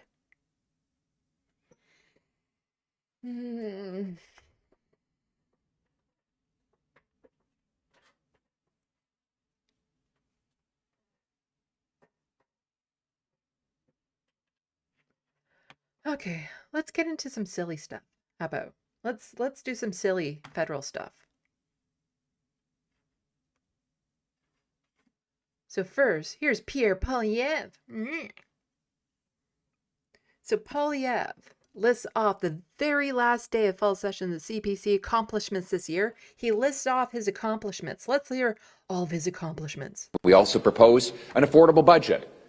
So they proposed a budget. So Canadians would have an affordable life by cutting bureaucracy, consultants, foreign aid, corporate welfare, and other liberal waste to bring down deficits, inflation, and taxes. We proposed to unblock our resources and make to unblock resources. Okay. our country sovereign by repealing all the anti-energy liberal laws and allowing us to get our resources to the surface and paychecks in pockets. We propose to bring another proposal? Crime under control by scrapping liberal bail. We also proposed to get immigration under control by getting rid of the temporary foreign worker program so Canadians come first for Canadian jobs. Bill C-12. And to get rid of the sentencing discounts for foreign criminals who are not from Canada but who commit crime here. We believe they should be locked up and then kicked out of our country so our country is safe again. Now, once somebody has served their time, they shouldn't be actually punished by being deported if they are legally a citizen. Mark Carney, I told him, copy my ideas. Now, unfortunately, he did. He did only copy the words, but not the deeds. No, he passed the bills. Mark Carney is the conservative prime ministers that the conservatives are just like, wow, why couldn't he be our leader? He kind of can. He is. He is the conservative leader they have been praying for. All of the bills and stuff is like, he's saying, oh, he copied the words in the bills that were put through. So yeah, it means that their actions, they're actionable. They're not just words, they're actionable. And I've been doing like this long-standing joke of, Pierre Poilievre saying, oh, Mark Carney should do blank. And then Mark Carney's like, yeah, done it. Well, Mark Carney should, the cut tags. Oh, did it. Mark Carney should do this. Yeah, on the way. Mark Carney should. Got it. It's like, God damn it. He can't get anywhere these days without Mark Carney preempting him. Country is safe again. Now, Mark Carney, I told him, copy my ideas. Now, unfortunately, he did only copy the words, but not the deeds. He's kind of saying, unfortunately, he did copy everything. That makes me now really irrelevant to be leader of the Conservative Party because he is the Conservative Party. And what we've got in practice is the Timu version. And that's why life is more expensive, more dangerous, and our... Who cares about the rest of what he has to say? But here's somebody pointing out here. So all of the accomplishments he listed were proposals. There weren't actual any, real accomplishments there. But he blew a 20-point lead, lost his own seat he held for 2 decades, made an MP resign to steal his seat, lost 2 MPs to floor crossing, lost another MP to resignation, rumored to be losing more MPs, on average a -20 approval. Some impressive accomplishments, yeah. Failing that hard is an accomplishment. But let's see. Look at this. There's another floor crosser. But get this. So, Michael Maher. He went to the Conservative Christmas party and partied up. He got a picture with his family and Pierre Poilievre. He got his Secret Santa gift, an Amazon Fire Stick. I didn't even know what that was. He looked like today having the time of his life. And the next fucking day,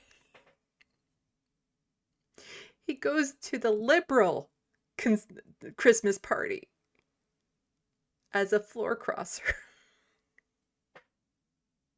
Maybe he just likes Christmas parties. Maybe the Liberals, maybe the Conservatives should have had their Christmas party after the Liberal Christmas party. But on top of all of that, not only did he take his Secret Santa gift, apparently he didn't give one.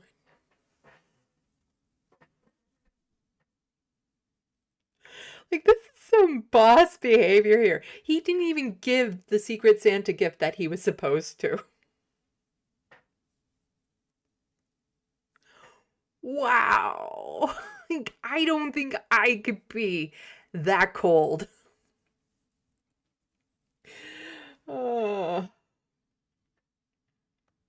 So somebody pointed out, so this happened. I was Michael Ma's Secret Santa. I gave him an Amazon Fire Stick just hours before he crossed the floor. I want my gift back, just like the people of Markham Unionville want their votes back. Wah. Wah, wah. I want my Secret Santa gift back. I looked it up. And apparently on Amazon, they're only like 20 to 30 bucks.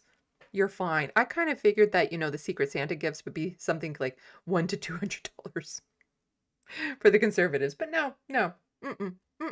Just no. But no, he's whining now and he wants it. Just, no, it's not fair. It's not fair. It's nothing stopping you from crossing the floor. I'm just saying. But also Matt Strauss just here breaking. Michael Ma also did not get his Secret Santa a gift. Absolute cringe behavior.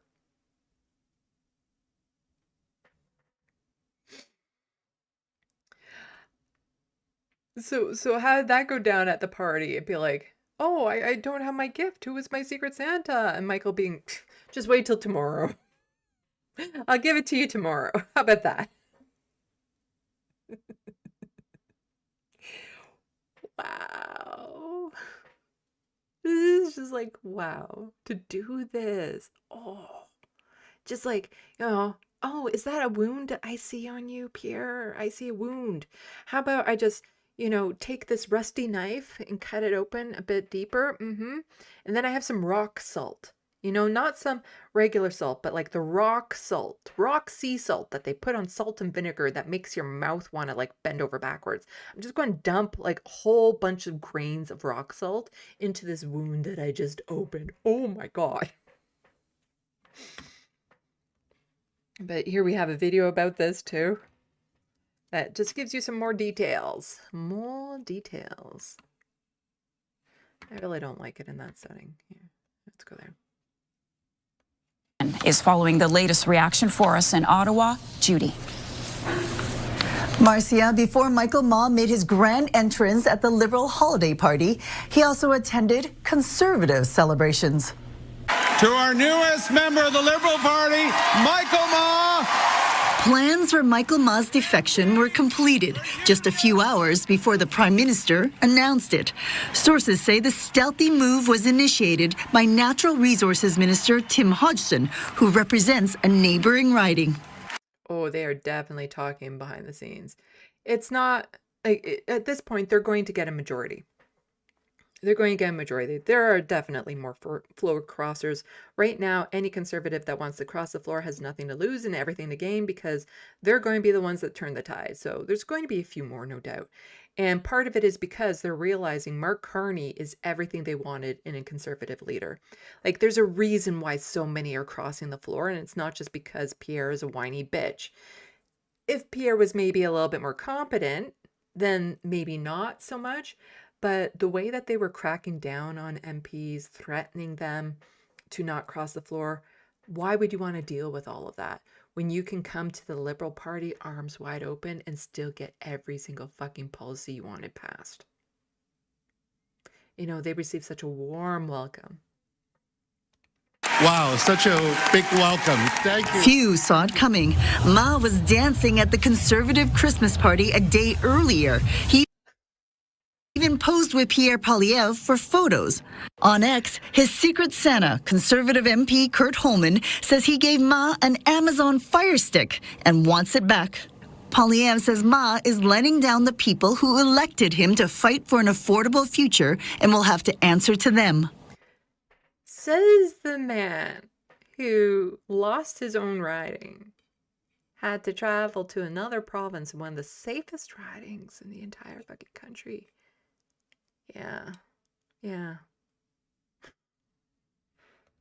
Ma was elected this past April in Markham Unionville. In the riding, nearly 60% of residents are from China or South Asia. Regional Councillor Joe Lee campaigned for Ma.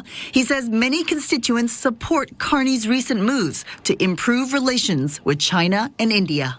By and large, they think the Prime Minister make a good move. This follows Chris D'Entremont's floor crossing in November. The Carney government is now at 171 seats, just one away from a majority, and are open to courting others. Right now, Elizabeth May holds the balance of power. Just saying. Not for long, but she might as well just enjoy this moment. Like we do, that we're in a trade war and that serious solutions are required. And they are required every day to go through this charade of obstruction. That is a soul-destroying experience for many conservative members of parliament. In the new year, there could be as many as 4 by-elections, and they're not all safe seats for the Liberals. As for Pierre Poilievre, he'll have to answer questions about the defections when his leadership comes up for review at the party convention. Wait a sec, did I miss it? There was a funny part. Was it in this one? Courting others. They realize, like we do, that we're in a trade war and that serious... No, not there. Maybe it's in their video. Might be in the next video.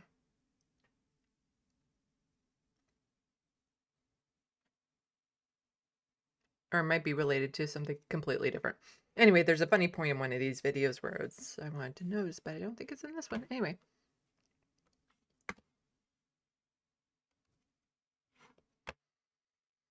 So Duncan Kinney is just saying there's reason why many conservatives feel comfortable crossing the floor to Liberals is because Mark Carney is as right-wing Prime Minister as Stephen Harper. And here is, again, pure belief warning about it. Markham Unionville.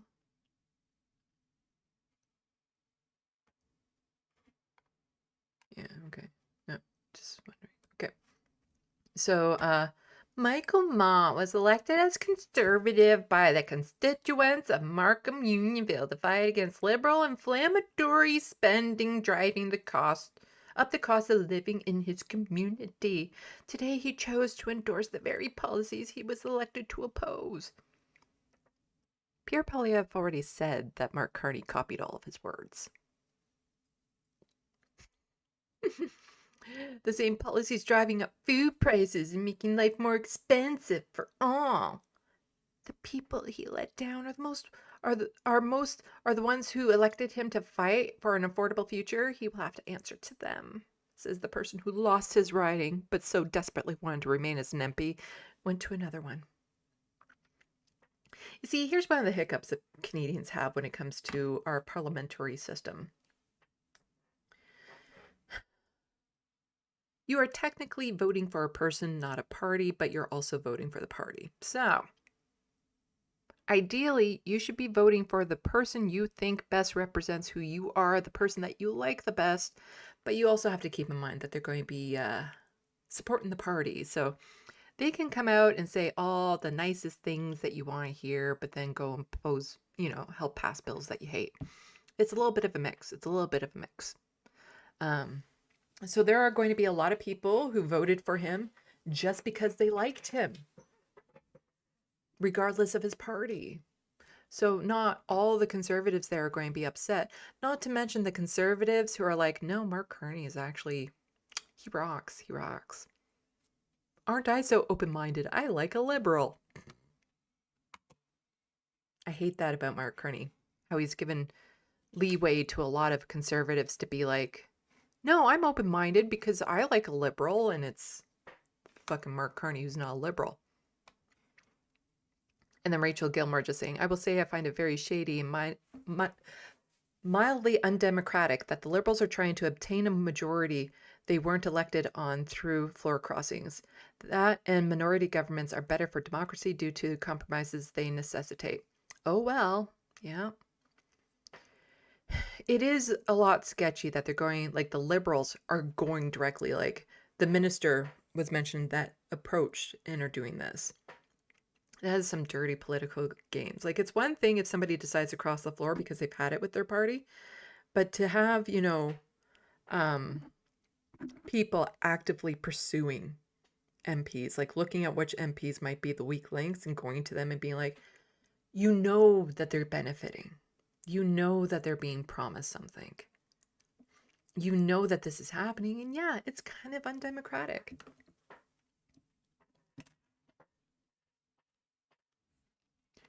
Here we go. Another. So Markham Unionville residents react to MP Michael Ma crossing the floor. Markham Unionville MP has crossed the floor. Your thoughts on that? I saw this last night on social media, on Instagram, the post, and I was shocked. I think over 27,000 people voted for Michael Ma in Unionville. I saw the Liberal Party press release last night where he said that, after hearing from Markham Unionville residents, he decided, that, it was the right thing to cross the floor. I'd like to know if he actually heard from 27,000 Unionville residents, Markham Unionville residents, because I'm positive he didn't. Well, here's the thing. More people didn't vote for him than voted for him. First past the post really sucks in this country. So if we go here, we will see that conservative Michael Ma, he won with the 27,000 votes. But then there were 25,000 votes for the Liberal, 700 for the Democrat, or NDP, and 500 for the Green. However, eligible voters, it's over 80,000. The turnout was only 53,000. So I did some math on my calculator.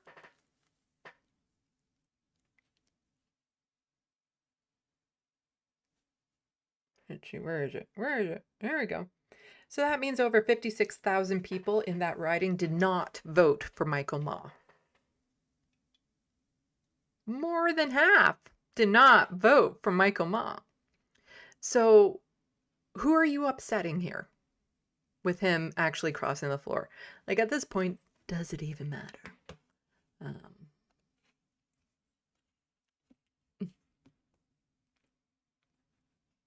It's a play. And I know that there's going to be a lot of upset people in Markham, Unionville, in this particular riding. It's been a long-time conservative stronghold. I'm angry.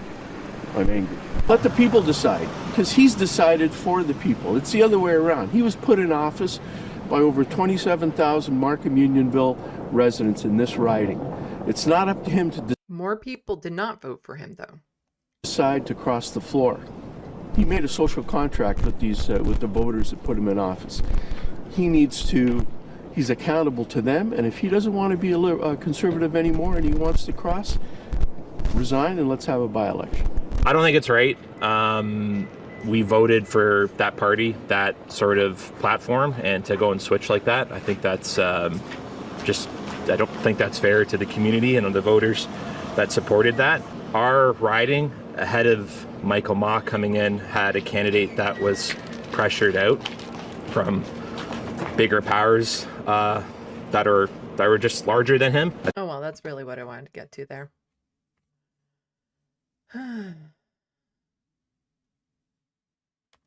Okay, and I think that's it for this docket. Finally.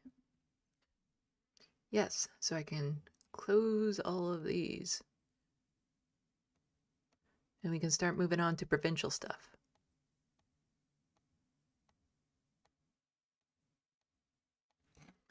But first, checking the sandbox.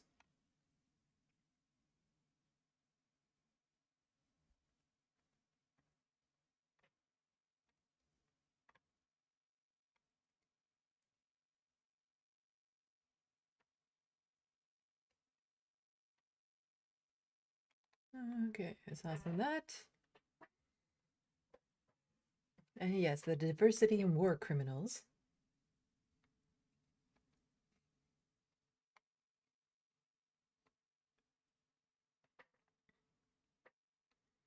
So, Looney Tunes, now that I'm in between dockets, somebody did not salt their sidewalk when I was out for my walk, and my feet went up and my hands went down, and my left wrist took the brunt of it. The worst sprain that I had, I swore it was broken. And I would really appreciate it if he at least paid for the brace, because my friend had to drive me to the pharmacy right afterwards to get a brace for it because I could not move it without screeching pain. And then the next morning I just couldn't move it. Like, the pain woke me up. And that's when I got a friend to take me to the hospital because I thought it was broken.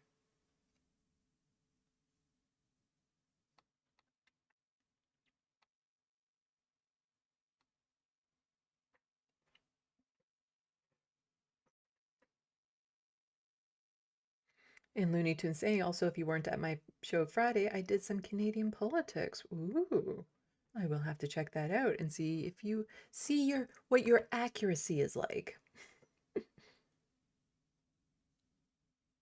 The Wild West. Remember when Bill Gates used to pretend to care about the environment? Probably also used to pretend to care about things like, human rights and sexual exploitation.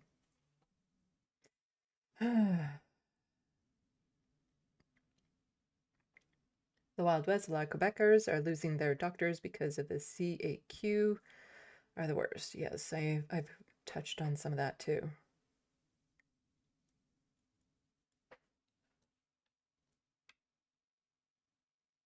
I don't know when physio was covered in this province. Like, technically it's covered for me on disability. It was just by the time I actually get it to it, it's moot point.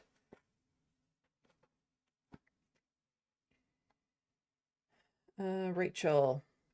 David Dole just made a video in which he argued that Liberals getting a majority as a soft right party could give the NDP room to rebuild as a serious alternative.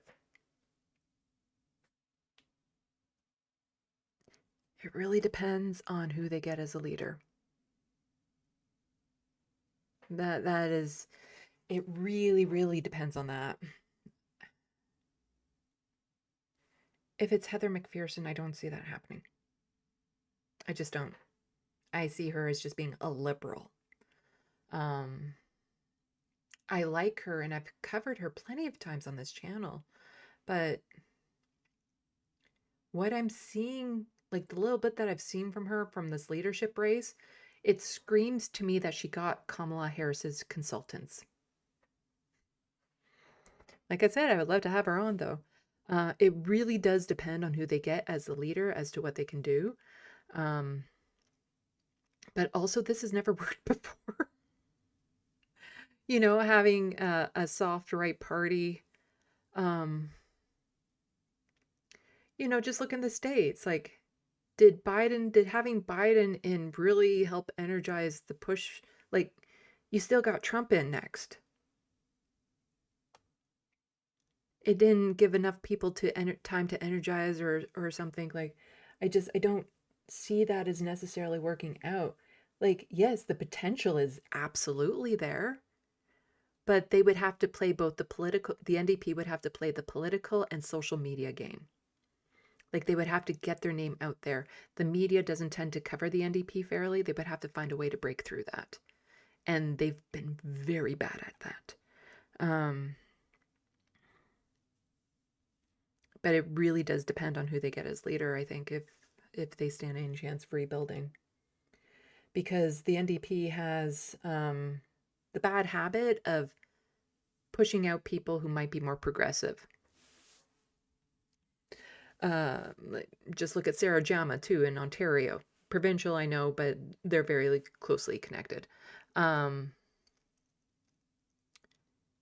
They don't want, like, there's a large aspect of the NDP who don't want to be progressive, who don't want to go back to the roots, who just want to be liberals. And that's a huge part of their establishment. So there needs to be a massive overhaul in how that party is run if they hope to take advantage of this. If they just keep things status quo, no, I don't see it. I just don't.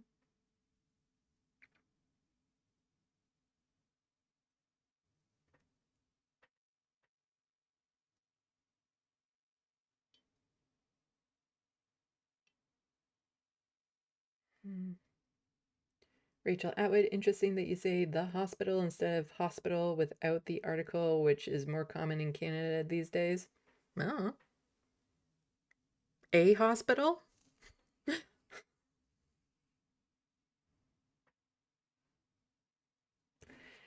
Yeah, I know you don't have third or fourth parties to work with, and neither do we. Like, we technically do, but we don't. Because it's only ever been the Liberals and the Conservatives, with some minorities with different parties holding the balance of power. But it's only been the Liberals or the Conservatives.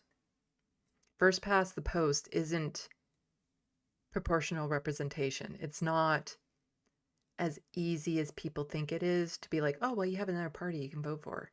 It doesn't quite work like that. In the UK, they have an easier time just given that the landmass is smaller.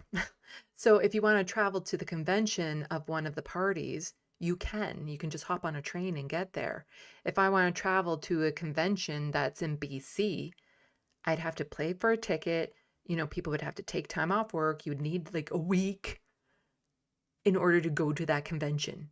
Like, that's the thing is, it's hard to organize when you need to be in person, when you're spread so thinly and so far apart. Because are you going to go to Grand Prairie to organize there, to make a stop there, when you might have just a handful of supporters? Or will you just stick to going to Edmonton? Like, it's, yeah.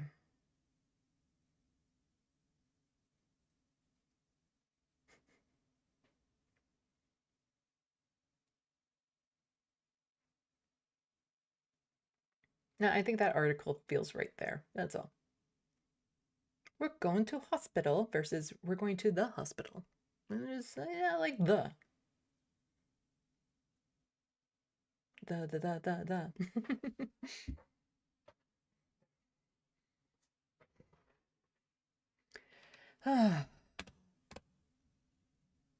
Oh, still so much to go through. Wait a second. No, okay, can close that. Let's see. How big are my dockets on Ontario and Alberta? Okay, they're not huge dockets. I might need to get an air drink.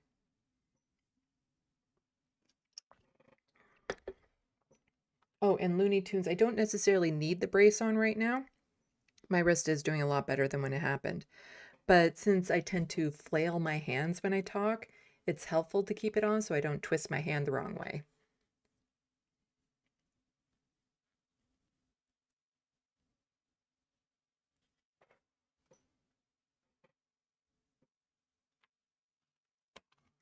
Let's see. Yeah, let's talk a little bit about Alberta and the temper tantrum Danielle Smith is having. And there's something funny here too. There's something that's a little funny. I'm just saying. A little like, nice to see. It's nice to see it. It's nice to see it. Anyway. Let's go here, and then I go down here, and I go there, and then I do this. You see, if I only had like one docket, I wouldn't need to do this switching back and forth. But since I separate them, it's a lot harder.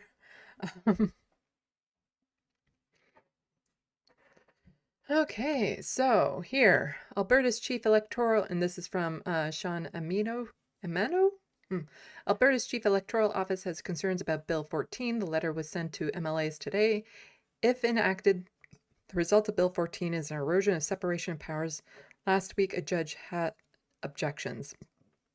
So what this is Danielle Smith is desperate to have a referendum on Alberta not being part of Canada. Now, what has happened is another petition was put forward saying that they want Alberta to stay in Canada. And there is currently a law in the books saying you can't have two competing petitions at the same time. So you can't have one petition that says we want to stay with Canada and another petition saying we want to separate from Canada, because I think you can see where there might be a problem. Well, Danny doesn't like that. She doesn't. And so she's trying to pass a law to make it so that they can.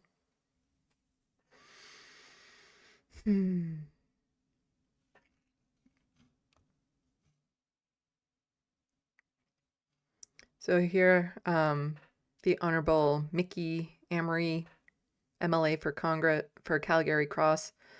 I write with respect to Bill 14, Justice Statutes Amendment, to urgently communicate concerns with the proposal amendments to Citizen Initiative Act. The proposed amendments risk significant harm to Alberta's trust and integrity and constitution, blah, blah, blah. And Danielle Smith will refer to the courts as gatekeepers, but the courts are there to actually, make sure that the gates are kept from the government overstepping its power. So here we have a video on it. I'm pleased to rise and move first reading of Bill 14. But not everyone is happy with the content or timing of the Justice Statutes Amendment Act. That includes a Court of King's Bench judge who says Bill 14, quote, disrespects the administration of justice and represents a cavalier disregard for court resources. Justice Colin Feasby wrote that in a Friday decision where he ruled a separatist referendum question would go against the Charter, treaty rights, and the province's existing referendum law. Feasby took. So what Danielle Smith wants to do is go against all of this. So of course the courts are saying, no, you can't. And then Danielle Smith is saying, well, you're gatekeeping. How dare you not let me get my way? You're just gatekeeping. Issue with the government starting to change the law before he was given time to rule. Certainly wasn't, what Justice Feasby thought it was. But Premier Danielle Smith defending Bill 14, saying it removes gatekeepers like the courts or elections officials from standing in the way of referendums. Whether it's the chief electoral officer or the court, they seem to want to approve the ones they like and hold up the ones they don't like, and that's not democracy.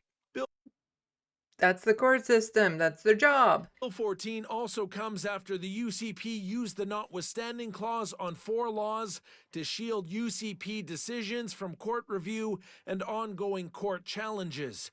Those moves drawing harsh criticisms from political experts like Dr. Jared Wesley. The University of Alberta professor writes, the UCP approach, delegitimizing courts as undemocratic, doesn't conserve anything. It weakens faith in institutions, trains citizens to trust only the people as embodied in the Premier of the day, and clears the way for unchecked executive power. I think this trend to try to limit the capacity. Okay, we get it. So here we have a debate canceled from Peter Guthrie, who is an MLA, so kind of like an MPP, but he's not part of I think he's an independent. So he says, after question period today, the UCP shut down legislator and canceled private members' business, stopping non-government MLAs from debating anything at all. That move killed debate on motions for return and written questions. In 6.5 years here, I've never seen this done. They're suing opponents. They're banning party names. And now they're shutting down debate. This is not transparency, that's control. When a government avoids questions and silence MLAs, every Albertan should be concerned. And so we're only going to watch the beginning and the end of this because it's long. Hi, Pete Guthrie here. I'm sitting in my office here this afternoon. I actually should be sitting in the legislature. But the United Conservative Party, they shut down the House for this afternoon. And I'll tell you the reason why. They did it because today, from 3 o'clock until 5 o'clock, I was supposed to have the opportunity to be able to speak to a series of questions that I had before the House. And these are called motions for return. Now, generally, the way that this works, you submit these to government. The government has an opportunity to accept those and provide you a response in writing, or they can amend your motion in the House or reject the motion in the House. Now, I would still have an opportunity to be able to... And then basically he goes on to say this is all the ways that they blocked him from having debate because, you know, conservatives, they love to have open debate. So Danielle Smith is currently trying to make laws to get petitions through and things that she wants while shutting down anyone who challenges her. I don't know where I wanted to skip to, so I'm just going randomly click there. And the last one was about travel to Brazil, which is another fascinating those are the things that he was going to challenge her on. Carrie Tate of Globe and Mail wrote an article talking about Brazil. The UCP are pulling out all the stops. They're suing myself, Scott Sinclair, and the Alberta Party. They are taking the elections commissioner to court in order to stop us from being provided with the Progressive Conservative name. They created legislation to make the word conservative offside so that we couldn't use it. They're trying to restrict what other parties can call themselves. No one else is allowed to use the word conservative. That's ours. We don't share. And then today they're shutting down the legislature, so I don't have an opportunity to speak. I know in an interview last week I said that they were terrified, and they're sure acting like they are. Anyway, we're going to keep pounding away. And so here, Danielle Smith just says it. She says it out loud. And somehow is still premier of the province. So the breakdown says Smith finally said it out loud. She doesn't believe that government should be providing any services to Albertans. She believes that private companies should be used universally to provide services. Faith groups should take care of the vulnerable. Then why the fuck would we be paying taxes? You know, it's the taxes. It's the taxes that do that.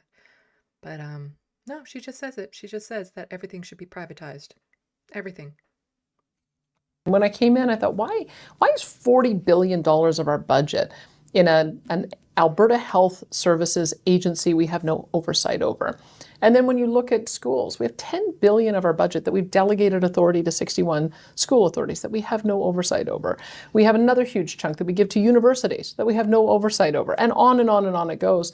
So I think you need to have a conservative vision for what you're going to do with the government spending. And our conservative vision is very different than the progressive vision. Our conservative vision is to partner with private entities, whether in the private sector, whether in the nonprofit sector, or whether it's charities, to deliver on the services that people care about. When you think about historically, where did all of the supports for widows and orphans come from? Where did the supports for the vulnerable sector come from? It started with faith-based communities, and government said, wait a minute, we've got a patchwork here. Why don't we step in to help? But in doing so, they've often crowded out some of that incredibly important nonprofit work. And so we're restoring that. We're finding a way to create a structure in government where you do have competition and choice and funding following patients or students or clients so that you can create an internal market. So that's what I want to do, is I want to apply principles that I know work in the private sector to how we deliver government services.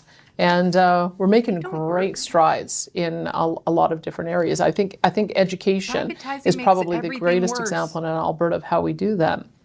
You have a choice of sending your kids to a public school or a Catholic school or a charter school or an independent school, or even homeschool if you want. We have different funding models for each of those. There should only be a public school. That's it. That's it. Everyone gets the same education. Just one school, public school, French or English, I'll give them that, and should be taxpayer funded, and everyone goes to them. No private schools, no religious schools, ideally not even homeschooling. Just public. But in Alberta, we have parents willing to pay a portion of their own money to homeschool their kids or send them to an independent school, and we celebrate that. So because some people have disposable income and want to have their child separate from the rest of the population for a more indoctrinating school, therefore everyone should pay. Because some people are willing to do it. Therefore everyone should pay. I think that that's good because it's good for taxpayers, but it's also good for them, and it allows them to make sure that... How's it good for taxpayers? Come on, you gotta go down, sweetie. How's it good for taxpayers? Ugh. The values that they teach at home are replicated in the values in the classroom. And that, to me, is an example of the kind of conservative vision for how you deliver social programs. You're still supporting people with the dollars to defray the cost of it, but you give the choice so that the type of choice that they have for their kids makes sense for the family and for the student.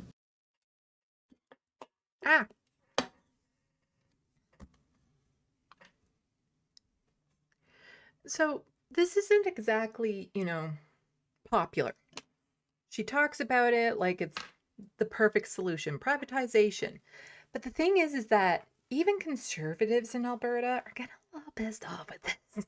And even they don't like it. And it's starting to show so much. I've talked about it before.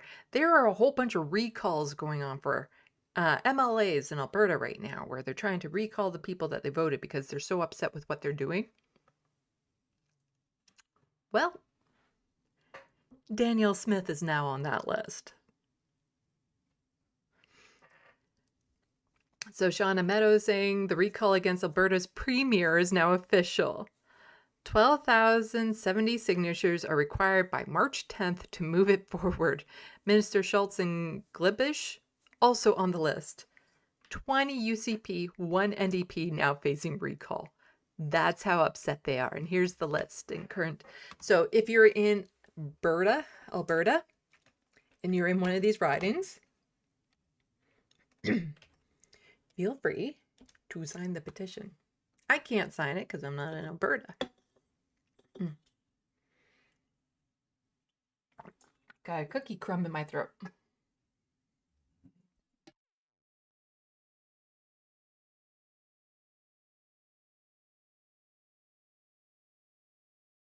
But yeah, look at all these people. This is the thing. And so you can find out if you're in one of these ridings. You can go and contact them about how to recall. You got the recall applicant statements and stuff. And let's keep scrolling down and scrolling down. Look at all those names. 20 conservative MLAs. That's how upset they are. That's how upset people are. And of course, she's going to claim conspiracy and leftist agenda. Then why hasn't this happened before? Like, why wait this long? So here's Danielle Smith. Let's see. Here's the application. I respectfully request the recall of Danielle Smith, MLA for Brooks Medicine Hat. Miss Smith does not live in our community, has no meaningful history here, and has shown little effort to understand the people she was elected to represent. Effective leadership requires genuine connection and consistent engagement, both absent in her tenure. Despite having knowledgeable experts and frontline professionals within her riding, she refuses to consult them, instead advancing policies that weaken public service and promote privatization. Her disregard for local expertise and community voices have left us without accountable leadership. Miss Smith is no longer fit to serve.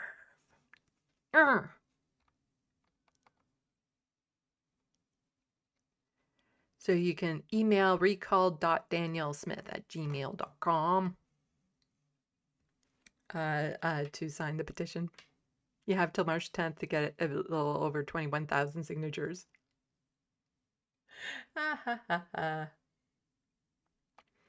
That is wild. How do we do that here? How do we get this done in Ontario? I want to make sure I'm not running over a kitty. There we go. Oh. Yeah, how do we make sure that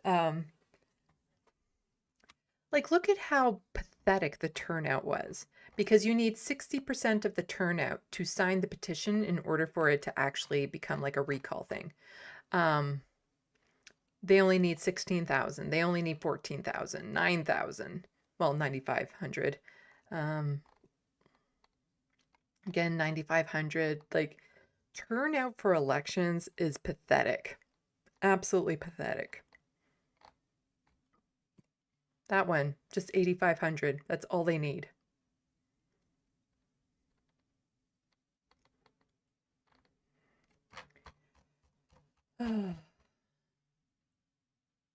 So here we have Danielle Smith becomes first Alberta premier in 90 years to face citizen recall. And of course, she thinks it's conspiracy. And she maybe wants to write a rule to make sure that this doesn't happen, even though they wrote the rules to make sure that this could happen. But she's just upset that it's happening to her and hers.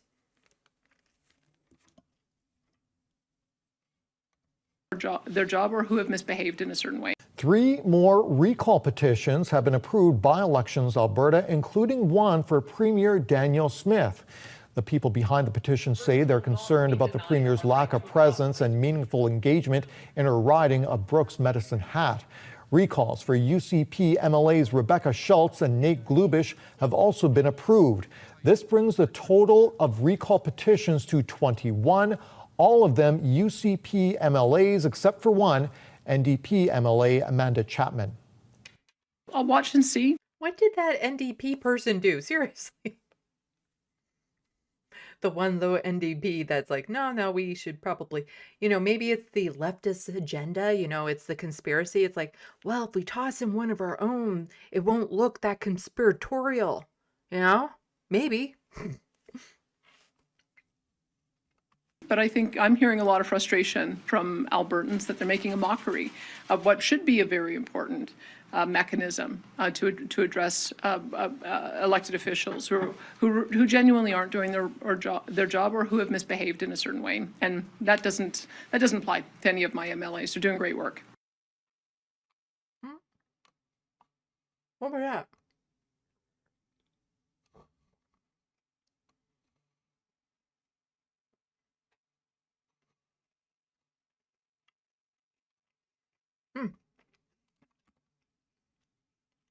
Behind the petition say they're concerned about the Premier's lack of presence. Of recall petitions also been approved. This brings the one, all of them UCP MLAs except for one. I think I'm hearing a lot of frustration to address doing their job. I guess that was the end of it. Okay.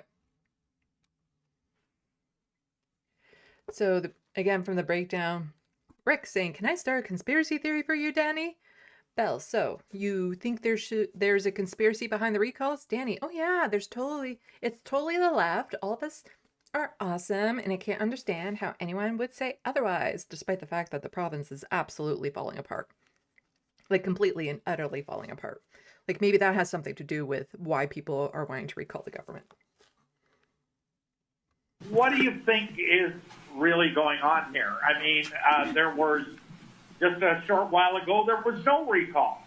Nobody was getting recalled. There was no campaign. There was no fancy website where you could find out information about recall. And now all of a sudden, one MLA, 2, 3. Like, why are there suddenly all these recall petitions? Probably because the government sucks. It just reached a breaking point and people have had it. 4, 10, 15, and on we go, including yourself now. What do you think is really going on? Is this just a spontaneous dissatisfaction with your government just coincidentally happening in all of these different constituencies? Or do you think there's something more organized afoot? Well, you have to look at the ways in which the left have weaponized various democratic processes. Yes, the left, known for weaponizing democratic processes for getting what we want. Yep, we have everything we want because we've weaponized those democratic processes. Uh-huh. Yeah, we're doing so much. Yeah, fuck. I hope people are just seeing through everything she says. Like, I want to see this petition happen so much. I think we've seen it over the last year with the longest ballot. We never saw that before either. People putting 200 names on a ballot. Actually, we have seen the longest ballot before plenty of times. That's a movement. Also, it's not a leftist movement. It's a movement against proportional, against the first past the post system we have. It's a protest. It's not necessarily like a left-wing thing, and it has happened plenty of times. So, yeah, we've seen it before, Danny.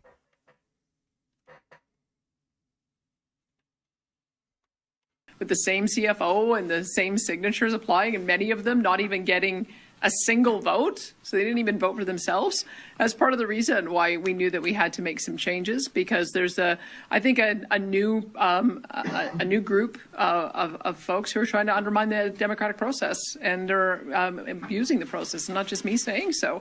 It was Jean-Pierre Kingsley, who is the chief electoral officer federally. So I think that this weaponization of recall is very much along the same lines. It's very easy to take out a... Yes, people using the tools that were given to them is totally weaponizing it because they're doing something I don't want them to do with those tools. Petition. All you have to do is pay $500 and write a paragraph and get a CFO, and you can launch a campaign. And so we'll watch and see if $500 is a lot of money, actually. Like, you do have to be committed to some extent if you're going to pay that much to start a recall petition. If the rules are being followed, and we'll have a better understanding if there's any tightening up of those rules that need to be made in the future. But I think that this is sadly undermining confidence in our democratic processes. This is part of our democratic process. In our democratic system. I think the fact... Because let's face it, 4 years, a lot can go wrong with the government. There should be ways to recall them if they totally fuck up. I would love to start seeing this in Ontario. Oh my God, how do we get this done in Ontario? That it operated pretty much under the same rules in British Columbia. And the only one that was successful in getting enough signatures was against an individual who was writing letters to the editor praising himself and criticizing his opponents, and that created so much outrage. People had signed a petition to remove him, and he ended up resigning as a result. So I think when you look at it, where it has been in place, whether in British Columbia or in American states, it's so. You see, here's the thing, though. Voter turnout sucks in those provinces, in all those ridings. And you need 60% of the voters to do it. When you have a good chunk of the voters not coming out, but are still pissed off with the MLA they might have or Danielle Smith, you're more likely to get those people to sign petitions then you would see them get out to the polls. Because they have no one to vote for, so they don't go out. But they might really hate the person they have in, so they're willing to sign the petition. I'm just saying that there could be a fair number of them who get the required signatures for these petitions. It's been for wrongdoing, genuine wrongdoing. And we're just, this is just a political difference of opinion. And the way you solve those Privatizing our fucking healthcare system is not a difference of opinion. is at the ballot box. And so I'll watch and see, but I think I'm hearing a lot of frustration from Albertans that they're making a mockery of what should be a very important mechanism to address elected officials who genuinely aren't doing their job or who have misbehaved in a certain way. And that doesn't apply to any of my MLAs. They're doing great work. It does. It does. It really does. It really, really does. Main shot. Okey-doke. So now we're going to move on to Ontario. But before we move on to Ontario, I'm going to check the SandBox. That was a short docket, so there's not too much in the SandBox I need to go through.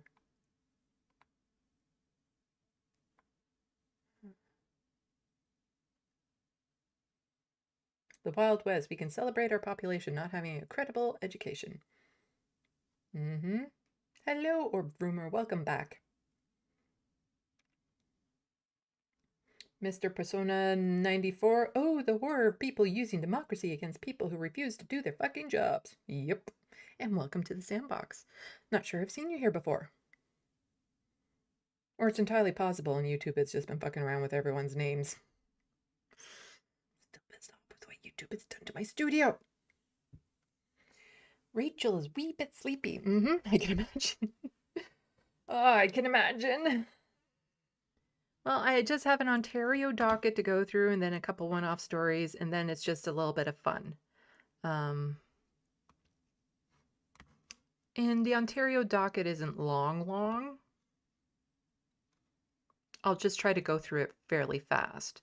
But there's just some absolute ridiculousness that's happening with Ontario, and let's just say you don't hate AI enough. I already hate it, but I hate it even more now.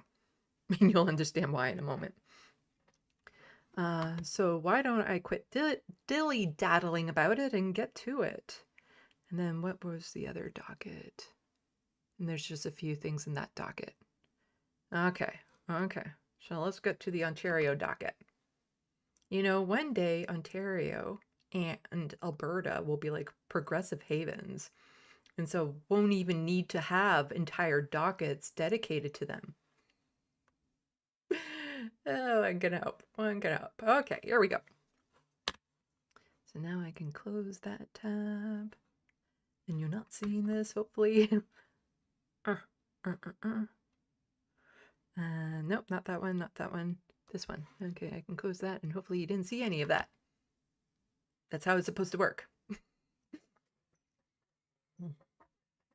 Rachel, I'm stateside, so it's not like I'm up at 3 a.m. or anything. I do see you in a lot of UK stuff, Pawn Jumper stuff, but yeah. It's still late, like, to be this alert. A lot of people, I think, like winding down this time of day, so. Anyway, speaking of privatizing healthcare, Michael Hurley from QP is saying since privatizing cataract surgeries, wait lists grew, the wealthy significantly increased access, which fell for everyone else, and costs doubled. Privatization of surgeries is a disaster for the public and public hospital system. We know this. And yet, Ontario said to fund hip and knee replacement at private clinics. Province will spend $125 million to handle 20,000 orthopedic surgeries in GTA, Ottawa, and Windsor. Yep, that's what we need, more privatization. Sarcasm. The next step in Ontario's plan to expand a number of private clinics offering publicly funded healthcare will roll out early next year. Health Minister Sylvia Jones announced Monday, with 4 centers offering hip and knee replacements. Ontario is spending $125 million over 2 years to add up to 20,000 orthopedic surgeries at community clinics. The government has already expanded private delivery of public health care services for cataract procedures, as well as MRI and CT scans. It says it has involved 40,000 eye surgeries in the past year and tens of thousands of blah, blah, blah. And some people have had to pay money for these because they don't realize what is covered and was not, and they're being upsold, and some people couldn't wait, so they had to travel and then pay more money because they couldn't wait. This is just, it's so bad. This expansion should ensure that 90% of patients get those procedures within clinically recommended timeframes, up from the current level of 80%, Jones said. Well, just because she said it doesn't make it true. And in fact, because she said it, I'm less likely to believe it. Critics say the province should instead be putting that money into publicly funded hospitals. Yeah. But Jones says that is not an either-or situation. What I see is an existing operation that is literally hundreds of surgical and diagnostic centers that are operating independently in our communities, where patients have convenience not having to travel literally hours to get assessment, to get some cases vital treatment, and now surgical procedures, she said. Blah, blah, blah, blah, blah. So, right, I didn't need this article because it's all covered in this one. See, was there anything else in this? No, I think I forgot to just close this one. Sometimes I get duplicate articles. So Catherine is just pointing out here, Catherine Fife, she's a NDP, MPP. The feds opened the door for 5,000 new doctors while Ontario government is blocking them with OINP delays and zero urgency. U.S. physicians have told me about barriers they're facing before they can practice in Ontario. The healthcare crisis is a leadership test and Ford is failing. So Liberal open door to fast track permanent residency for 5,000 foreign doctors. So we have the federal government helping to give us more doctors, but Doug Ford is blocking it. Also, we don't need those private clinics. What we need is to be able to fully use the operating centers we already have under the public. But we run into the problem of Doug Ford's not paying doctors to be there all the time. So Ragu is just saying we squandered qualified and dedicated surgeons in Canada, and worse off is their patient. We need to free surgeons to operate our publicly funded system. I would go insane if the hospital canceled my patient's spinal tap or shoulder reduction because it was 3:30 p.m. And that was in response to this. Private surgery in Ontario, ask a surgeon. But somebody saying, anyone who spent more than 13 seconds in an OR would have seen a surgeon lose their shit after being told that their last case had to be canceled because it would have gone past 3:30 or 4, adding even 2 hours would have an immediate effect. So some surgeries are being canceled because the government is saying, we're only going to keep the operating room open till 3:30. We could have it like pretty much 24/7, but we only want it open this amount of time. So we have operating rooms that if we just expanded the hours that those operating rooms were in and paid more doctors, we wouldn't need any private clinics. We have them. We have them. It's frustrating. Frustrating. So Ford government supervisor fires TDSB director of education. So this is just more of the provincial government taking over the education system to eventually privatize it. The Ford government has fired Toronto District School Board's Director of Education just 10 months into his term, according to an internal memo, as the province tightens its grip over the school system. In an all-staff memo sent Friday morning, the board's provincially appointed supervisor announced Clayton Latouche would be leaving the TDSB effectively in a decision that was jointly made, blah, blah, blah, blah. Okay, yeah, we already know, but Chris Glover, who is an NDP MPP, also just says the same thing, so. Saying he's consolidating power over our children's school, not to improve them, but to privatize them. That is exactly what Doug Ford and Danielle Smith are planning to do. Privatize our healthcare, privatize our education. We just found out that Ford has fired the Director of Education of the TDSB. And this is part of a really concerning consolidation of power by this government. They've also removed the Director of the Ottawa Carleton School Board, and the Near North School Board Director has stepped down. He has removed the elected school board trustees from 6 school boards and appointed supervisors in their place. And he says he's doing all this consolidation of power because he wants to improve our schools, but not one of his education ministers since 2018 has a background in education. Not one of the supervisors that he's appointed to replace the trustees has a background in education. He has increased high school class sizes by 30%. He has cut education funding by $1,500 per student per year. That's an 11% cut. He is deliberately undermining our public and our Catholic schools in order to drive parents to send their kids to private school. He wants to privatize the system. We're in a massive fight to save our public and Catholic schools in this province right now.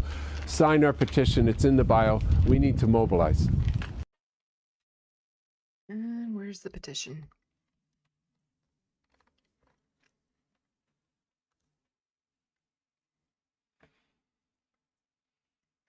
No, it just takes me to your website, not the petition, so I don't care.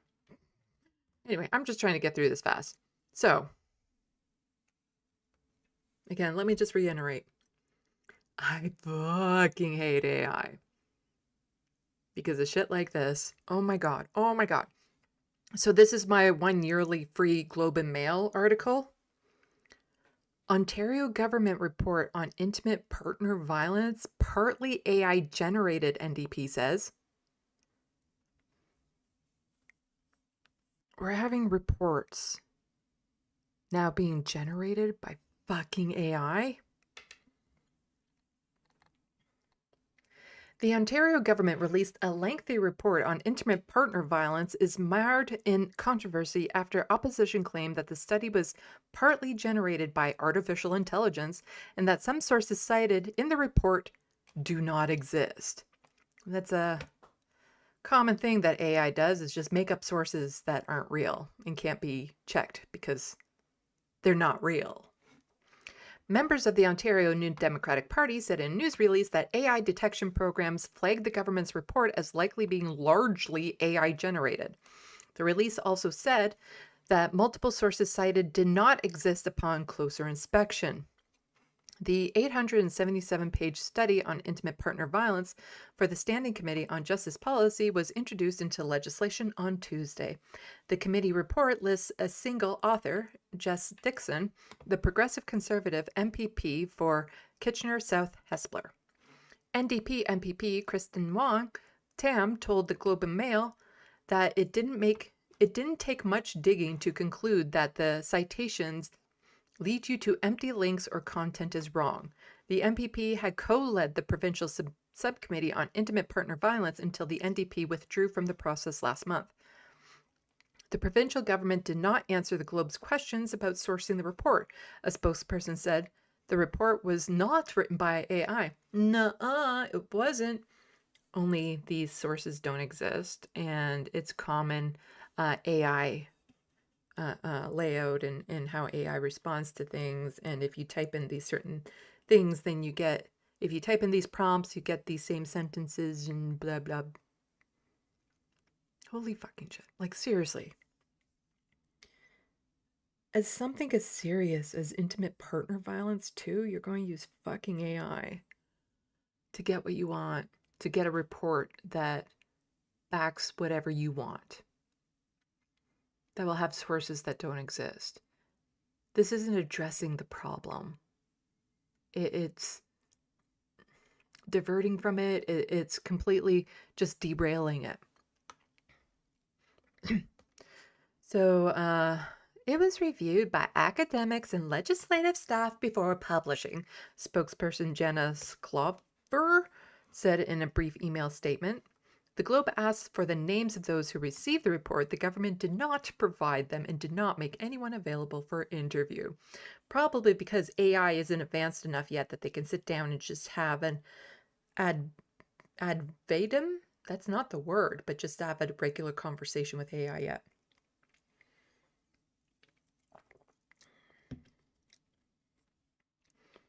When asked by the Globe and Mail Wednesday about opposition claim regarding questionable citations in the report, Ms. Dixon didn't directly answer.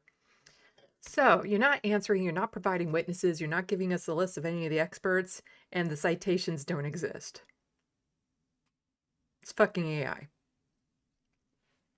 I can't explain what the opposition had to say, she said at the Ontario Legislature. Ultimately, I know from the perspective of the victims and survivors and frontline advocates, they don't understand how this can be a partisan issue, and neither do I. She said the network was done is based off hundreds of sources, and that materials were drawn from people who testified and gave their expertise. This is a really important nonpartisan issue and is of huge importance to the victims and frontline providers across Ontario, Ms. Dixon said.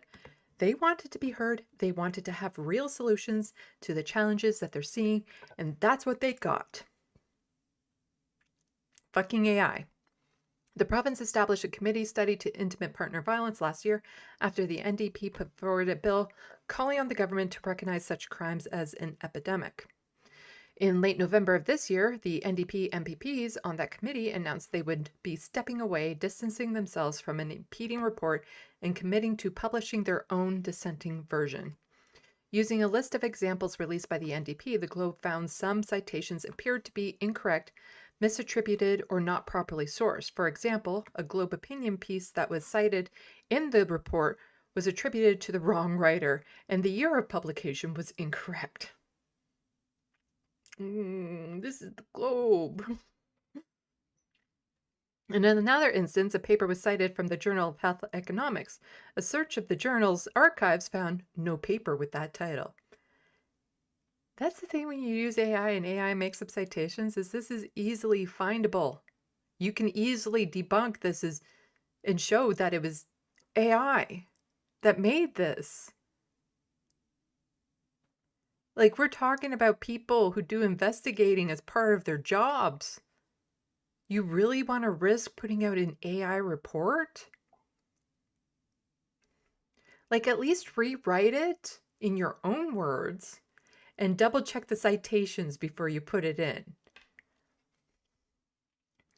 MPP Wong Tam said the party's investigation began after members noticed that several dates for the inquest were incorrect. If a student in Ontario was to hand in this government report as is, they would be facing academic discipline. So they couldn't even review and edit their own AI-generated report just to make sure that things synced up. Great.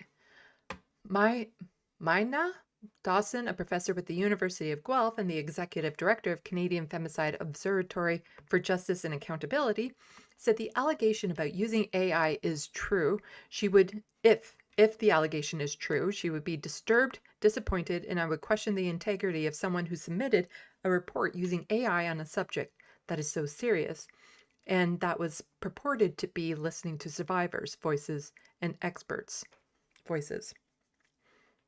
Survivors' voices and experts' voices. So controversies over AI citations have unfolded in other provinces. In Newfoundland, a healthcare paper by some organization for the government was found to have flawed citations, local media reported last month. The company said that revising the report to make small number of citations corrections, which did not impact the report findings, online publication The Independent reported. Much longer. Oh. The Ontario report was met with other criticism. In their dissenting response, the Liberals said it reflects some of the concerns raised by survivors and experts, but falls short on implementation. It lacks the essential elements of successful timelines, accountability, and guaranteed resources. Professor Dawson, who said she had not had time to read the lengthy report in full, questions the value of the document on top of the many existing studies, reports, and recommendations that already exist. She noted that the end of the report makes mention to the next of the step being to determine how to move forward. And I was thinking, in a 1,000-page report, you don't have ways that you're going to move forward? A count by the Ontario Association of Interval and Transition Houses show there were 43 femicides or targeted killings of women in the province between November 2024 and November 2025. And so Dr. Jill Andrew, she's a former NDP MPP, saying Ford government used AI to write 84% of their intimate partner violence report. 84% of it. This was supposed to be written from a nonpartisan all-hands-on-deck lens. After all, it's the survivors, it's not the politricks. Instead, Ford canceled that process. Select one PC MPP and they turn to AI. Selects one, yeah. And so this is from Christine Wong Tam, who says survivors deserve honesty, but Ford's team is doubling down on their lie. The government's controversial intimate partner violence report was released this week. I didn't want to say what I'm now forced to say, Speaker, but if committee members and the staff were allowed to speak, they would confirm that I did everything in my power to prevent this outcome because survivors deserve better. But the government's IPV report is riddled with citations that do not exist. If this was a university assignment, the government would face academic discipline based on how high their report scores with AI detection models. This government can bully and say otherwise, but survivors know what it feels like to be gaslit. So will the Premier come clean and admit to AI's role in writing this report, or will he continue to gaslight survivors? I recognize the Associate Minister of Women's Economic and Social Opportunities. Madam Speaker, it is completely disgraceful that the members opposite would resort to such ridiculous and factless, baseless accusations during the 16 days of activism. Activism against gender-based violence is a time that demands seriousness, integrity, and a renewed commitment. And so there's just a fact check. This coming from a government who published an AI-written report about intimate partner violence with fake citations during the 16 days of activism. By all of us to end violence against women. Hear, hear. We take violence against women very seriously, and the incredible work done by the member from Kitchener-Hespeler, South Hespeler, is a testament to that. The NDP put out a press release claiming that our report was written by AI. Well, guess what, Speaker? The same tool that they use says that their press releases were written by AI. They're lying. This So here, the NDP is saying, our press release, human, 100% human. We are highly confident this text is entirely human. And so this was the same thing that says for the Ford's report, we are moderately confident the text was AI generated, 71% AI generated. So the same tool that they used on the Ford report shows that their press release is 100% human. Entire charade by the NDP is a disgrace, and it shows everyone in the province their true colors, while every other party in the House has been working. So fact check, we instead wrote our own 100-plus page dissenting report. Read our report and our 121 recommendations at chrissywongtam.ca, IPV-epidemic-report. Together to publish this report, the NDP chose to walk away.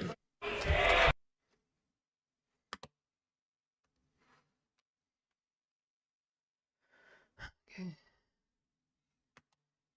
So, with all of this going on, you might think the government should be in government for the next while and dealing with all of this and blah, blah, blah. Here we go. On the final day of the fall session, opposition parties grilled the Premier on issues ranging from the $2.5 billion Skills Development Fund. The people of Ontario could really use a Christmas miracle. So will this Premier put an end to the grift and So just so you're reading this correctly, Ford government extends winter break, will not return to legislature until late March. That's one hell of a winter break. Now, I want to be fair. It doesn't mean that they're not necessarily working. It means that nothing in the House is being done. So there's no legislation being put forth and stuff, but they're supposed to be in their own ridings, talking with constituents, maybe working on committees and things of that sort. Although I find it highly unlikely that a lot of the Conservatives are doing that, considering that their constituents constantly say how they try reaching out to them and they never hear back. So yeah, they just get a winter break until spring. Hire that minister. I think it would be a good New Year's resolution for the Leader of the Opposition to get out and to see some of the incredible training taking place in some of the training centres around Ontario. To why he's allowing American booze to expire in storage rather than sell it off and donate profits to food banks. I'm overwhelmed by the poppycock I'm hearing over there. We are trying to help families going hungry in this province. American-produced product is not something that we're going to put on the shelf. While his caucus answered questions, the Premier didn't show up to respond. His chair remained empty throughout the year's final question period. He didn't even show up to work on the last day of work. How do we get the recalls started here? How? Can we do this, please? Premier isn't even responding to your questions anymore. Were you surprised that he didn't stand up once? No, I'm not surprised because I think he's a coward. The Premier won't have to answer to opposition members in these chambers for another 102 days. The government House leader tells us the legislature won't return until March 23rd, more than a month after it is scheduled to. It's very, very important that we go back to our ridings, talk to our constituents, and then come back in a very productive session, next session. The Premier sees the legislature as a magnifying glass on all of his failures. He doesn't want to answer tough questions. The government sat for just 28 days in the fall session and a total 51 days in 2025. I work on this channel more than they work in the legislature. By far. Shortest period on record since 2007. That's crazy. It's not acceptable. I think it's acceptable when you look at the tremendous... Oh, that's the bit that I wanted. I just found that funny. So you have the interim Liberal leader saying, that's not acceptable. And then immediately the Conservative MPP saying, it's acceptable. In 2025, the shortest period on record since 2007. That's crazy. It's not acceptable. I think it's acceptable when you look at the tremendous amount of legislation that we were able to drive forward. They did pass 12 government bills in this short fall session, but critics argue it is only because they fast-tracked every single one, meaning they skipped public debates and hearings. So the only silver lining with the legislature being closed until March is no more fucking horrendous bills will be passed during that time. That's the only silver lining with this. The way that this government operates is undemocratic, right? They rush through bills. Without public hearings, crowds did gather this fall to protest the most controversial laws, like Bill 33, which will give the education minister more power over school boards, and Bill 60, which advocates argue will weaken tenants' rights in Ontario. Bad laws are being made here in the province of Ontario without any accountability or democracy. The Premier did show up in the chambers once question period was over and shared these final words before the winter break. God bless each and every one of you, and we're very grateful, each and every one of us, for sitting here. So go fuck an electrical socket. Have a very safe holiday. Thank you. Yeah. So here is just, put into a visual. So Isaac Callan, who is journalist for Global News, saying vanishing act between early election and the 19-week summer, because they've already had a massive summer break. The Ford government cut 12 weeks from its sitting calendar this year. In total, MPPs sat for 51 days. This is how long they were meant to sit and how many weeks they were removed. And so you can just see it in this little gify here. So that's how many they were supposed to be. And that's how many that they were. Supposed to be. Actually did. Yeah. Doug Ford is getting paid so much money to do no work because it's like if he's doing work. Well, he's not doing work for us. He's doing work for his corporate and rich buddies. Doing those backroom deals and stuff during this. That's what he's doing. He's not actually working for us. But yeah, just this tiny silver lining of I'm not going to be screaming over any bills that he's passing in the next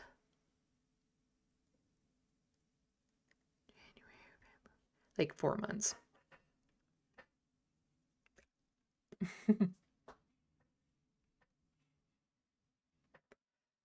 So here, Paul Calandra, who's Ontario's minister of Education saying more and more Ontario families are taking money from their RRSPs to pay for everyday living expenses. This is wrong. It is not the Ontario I want to hand over to my children.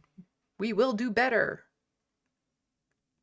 That's the Minister of Education, you know, of the Conservative Party, who has been in government for the past 7.5 years or so, complaining or saying that Ontario families are having to take money from their RRSP?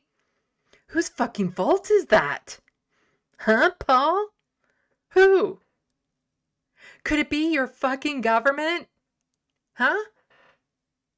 People who can't pay for rent, can't pay for groceries, who are having to pay out of pocket for medical expenses, the people on ODSP who can't get enough money to just get by 1 month? Maybe those people? Maybe? So fucking annoying that he's like, huh, this is upsetting that, you know, families are having to tap into their RRSPs. I wonder if there's anything we could do. He's in the sitting government. Well, vacation sitting government.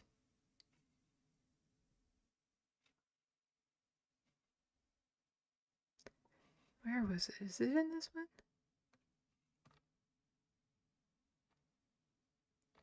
Was it in this one?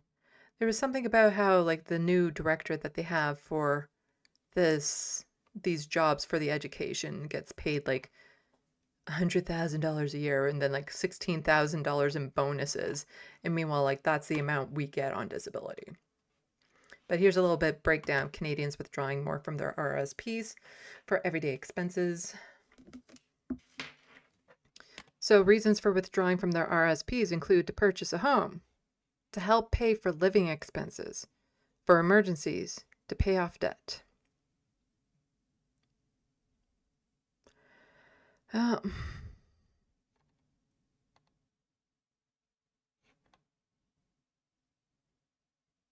We shouldn't have to be tapping into that to pay for living expenses.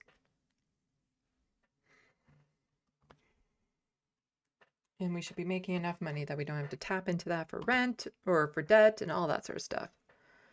But here, oh, this is not necessarily Ontario related, it's Toronto, but again, it's just the government's way of trying to celebrate the pennies it sends us. So here, Councillor Jamal Meyer says, today, Mayor Chow and I announced fare capping on the TTC. After 47 rides a month, the rest are free. No forms, no lineups. This follows yesterday opening of Line 6 Finch West, marking a major week for riders. Thank you to our teams for making transit more affordable. After 47 rides in a month, huh? As this person points out, the average month of work days is 31-day month, which is about 23. 23 times 2, 46 rides a month.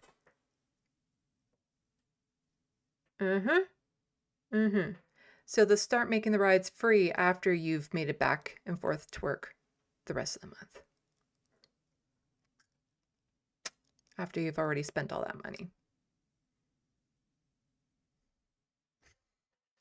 It's just the government trying to celebrate doing nothing. Like, does that really help you? Does it? Like, sure, it would help some people, especially if you have to take multiple rides in a day, but make transit free. Transit should be free. And then we won't have to worry about any of that. Close, close, close, close, close, close, close, close, close, close. Okay. Now we only have one more tiny docket to go. That's not related to like federal or provincial necessarily. Just actually it's American. It's American. And then one one-off story that just kind of resonated with me. But before we do that, have a good night, Rachel. See that you're turning in.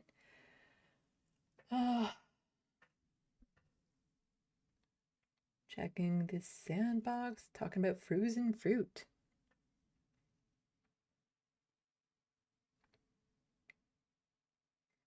People kind of surprised about that report being AI generated. Oh, I so hate AI. Ethan Dark saying, seriously, that is so effed up. Yep.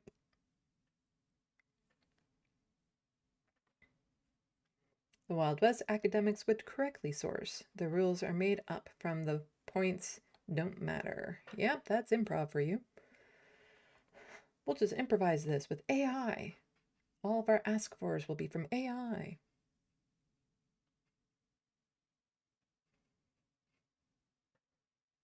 The Wild West, Microsoft scales back AI goals because almost nobody is using Copilot. What the fuck is Copilot? Is it something that I've already disabled?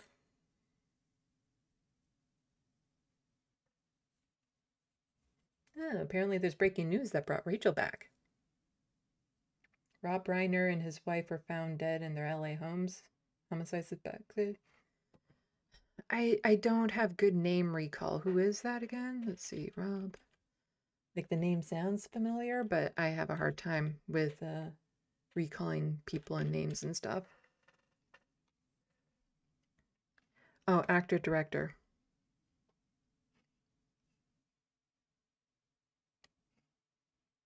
So 2 people found dead in Los Angeles home of actor, director Rob Reiner.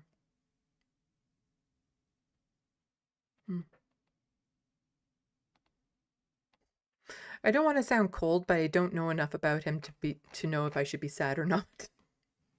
Off the top of my head, I don't know if he's an actor director I like. But it's always tragic, of course, especially if it's homicide. It's wrong, but yeah, I'll just pop it up on screen for people to see.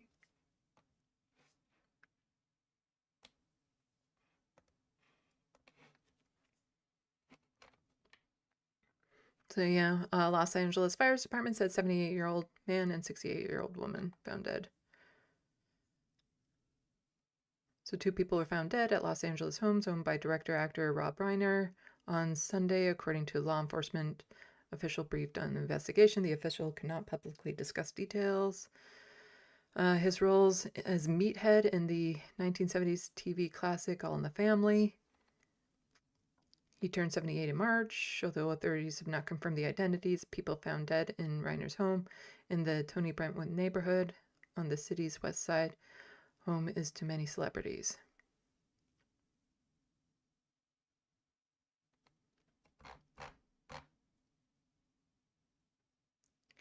Okay, so it's not Rob Reiner who's necessarily dead. It's 2 people were found dead in his home. One of them could be him, I'm guessing.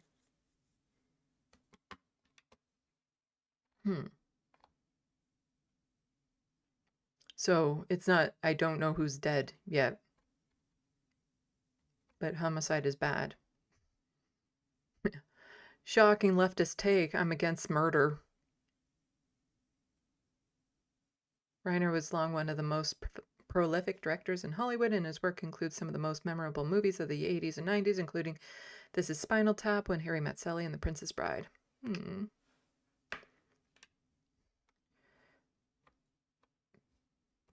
So do we know if it's him?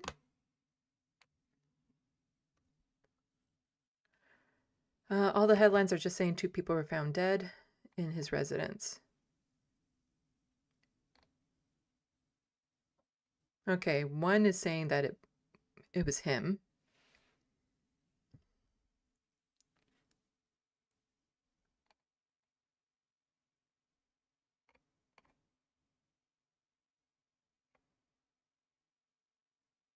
Looks like his Wikipedia was updated an hour ago.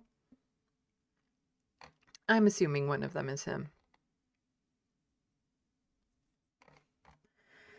Anyway.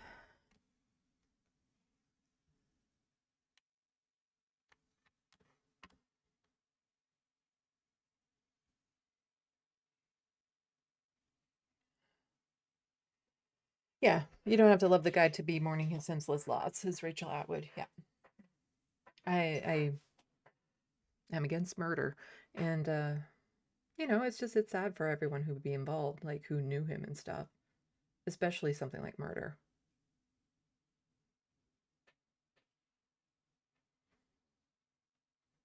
Rachel apparently knew who he was.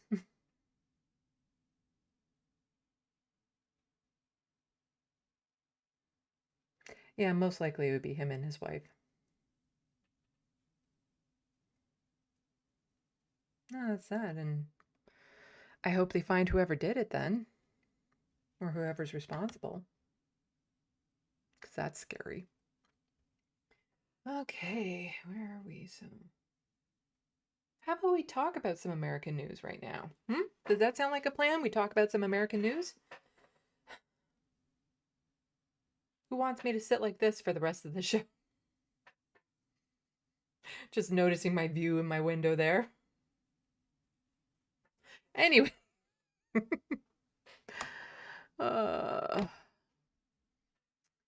Did you know that the United States doesn't want to have any tourism anymore? They just want to get rid of it. They just want to get rid of tourism. Just totally get rid of it. Oh. So CBC. So there was some talking about this. Luckily, CBC actually had an article with information.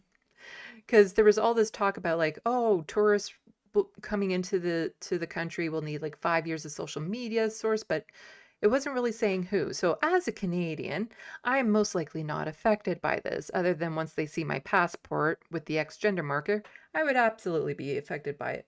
Like, I'm technically allowed in the country, but I could easily be not allowed in the country.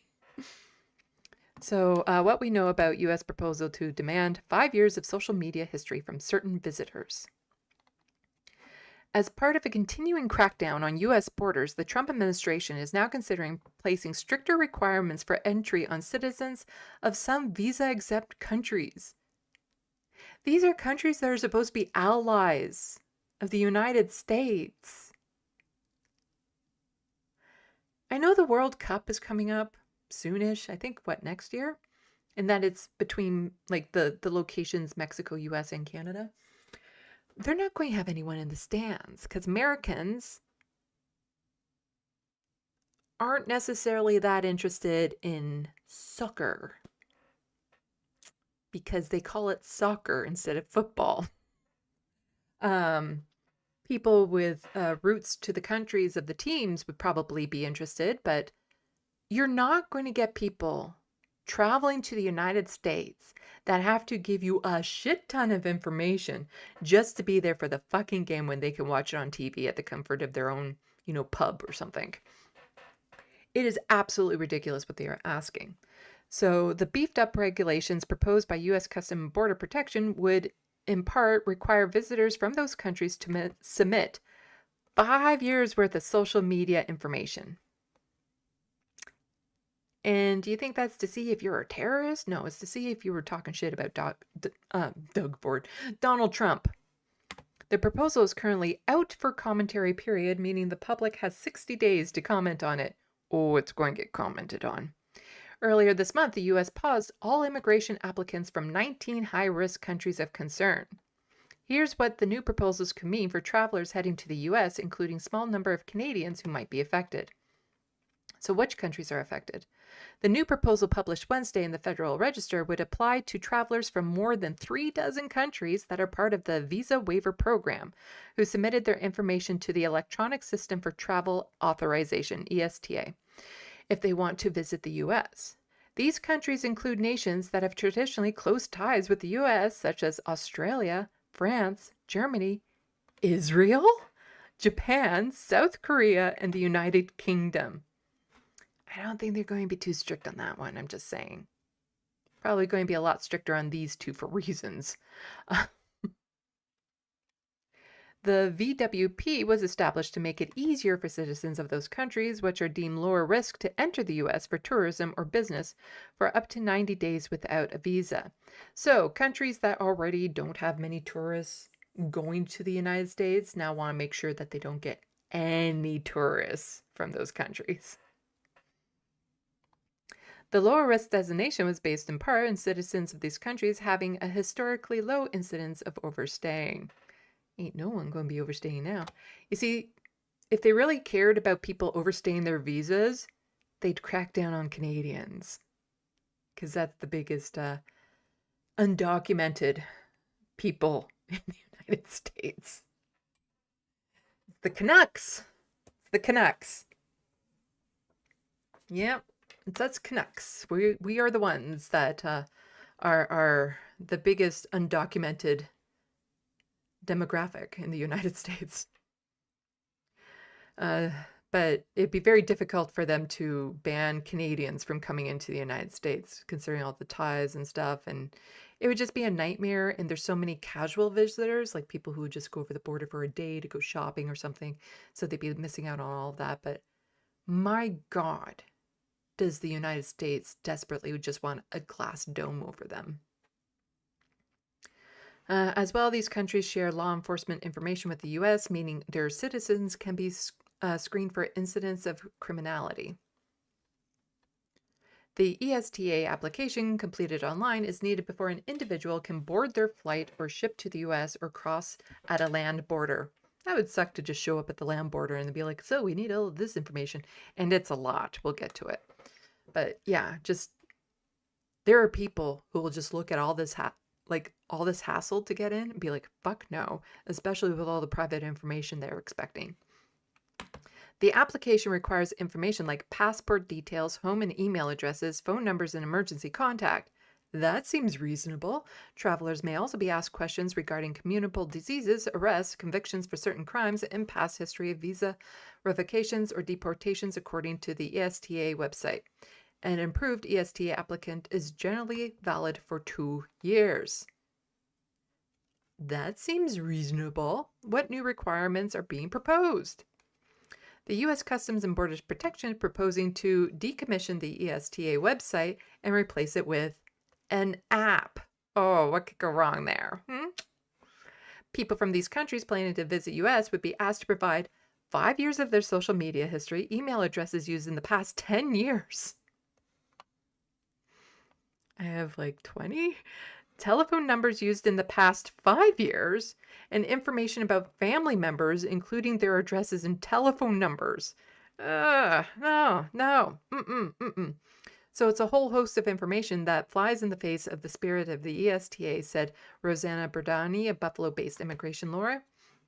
No details have been given on how many people would submit their social media history. That shouldn't be a requirement.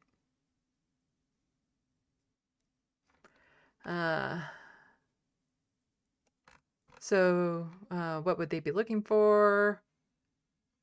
They would be likely using AI tools to scan social media accounts for certain keywords. More AI. I wonder what could go wrong there. AI tools. Look, this social media account has no instances of the word fascism. We cannot let them in. There's been other recent programs where they are looking at social media and they're talking about supporting terrorism, supporting anti-Semitic violence, Hunt said.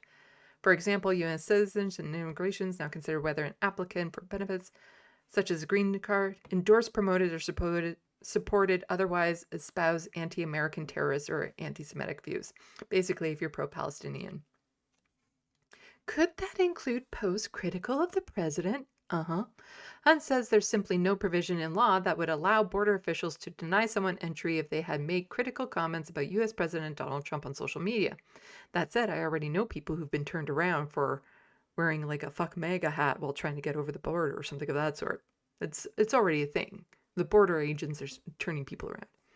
They could try some kind of discretionary denial, but the fact is that the courts really wouldn't stand for that. They can't exclude someone, deny them entry, deny them a visa without giving a reason, and that reason has to be consistent with the law. But Brandy said applicants should be aware there's no right to privacy for a foreign national coming to the U.S. regarding personal information like social media posts. Yes, we know. But a little bit more on that. After reading this, entrepreneur, previously Houstra, read the report, says, insanely submitting your past 5 years social media to enter the U.S. as a tourist is only a small part of the proposed upcoming requirements. You'll also need to give your DNA, among many other new requirements.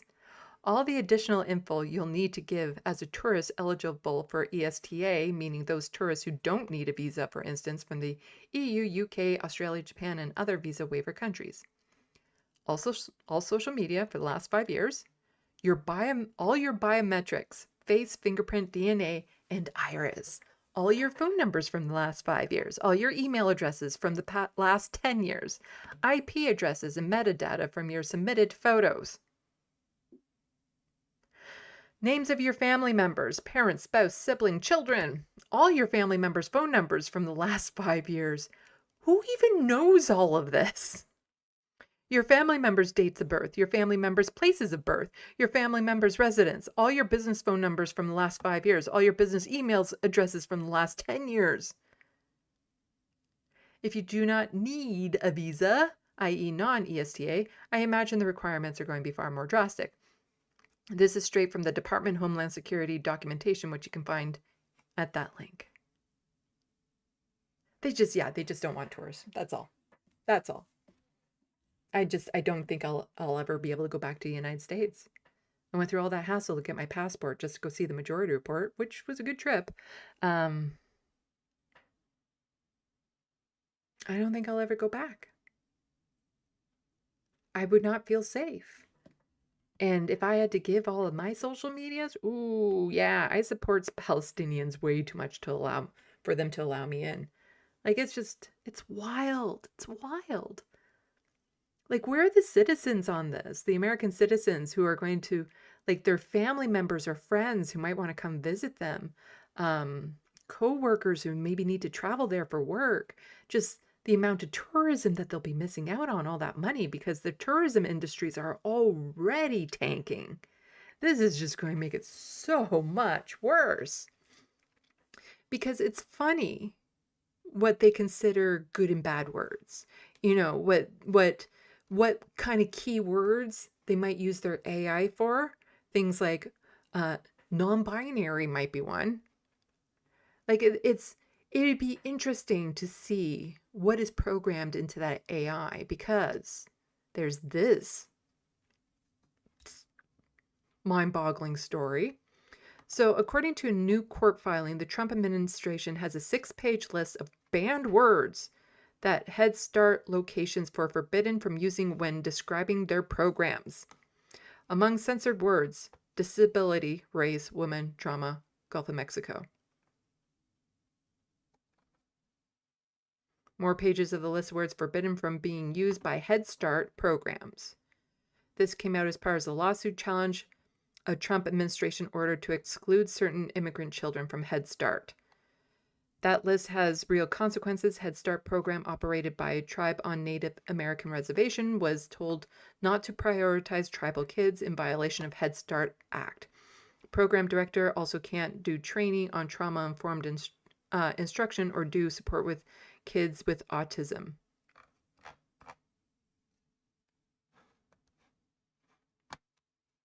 DEI, climate science, commercial sex worker, diverse, discrimination, diversity, diversifying, enhance, environmental quality, equal opportunity, excluded, females, feminism, gender identity, gender ideology, hate speech, Gulf of Mexico, identity, historically, immigrants, implicit biases, inclusion. Oh, we're getting to the M's because, you know, female and females were there, so feminism was there, so we're getting to the M's. So maybe inclusive leadership, inclusivity, inequality, injustice, intersectional, LGBT, LGBTQ, Latinx, key populations, marginalized. Wait a sec. Isn't that funny? Male and masculinity are not on the list. But female and feminism is. Men who have sex with men, minorities, non-binary with a dash, non-binary without a dash. You know, it didn't have NB. I don't think it had NB. It doesn't have NB. It doesn't know all the new words. Doesn't have birthing person. Oppression, political, prostitute, race, racially, segregation, sense of belonging. That might be some good keywords to have in the Head Start program, as sense of belonging. Sexuality, status, stereotypes, underrepresented, victim, victims, vulnerable population, women, women, and underrepresented. Wonderful, wonderful. But you notice which words aren't on there? The R slur. You know, that's not on there. Fascist and fascist. All of those horrendous things, you know, they're not on that. Assigned at birth is on it. Heterosexual is not on it. You know, cisgendered is not on it. Although one would think that they would, just because they hate that. Huh.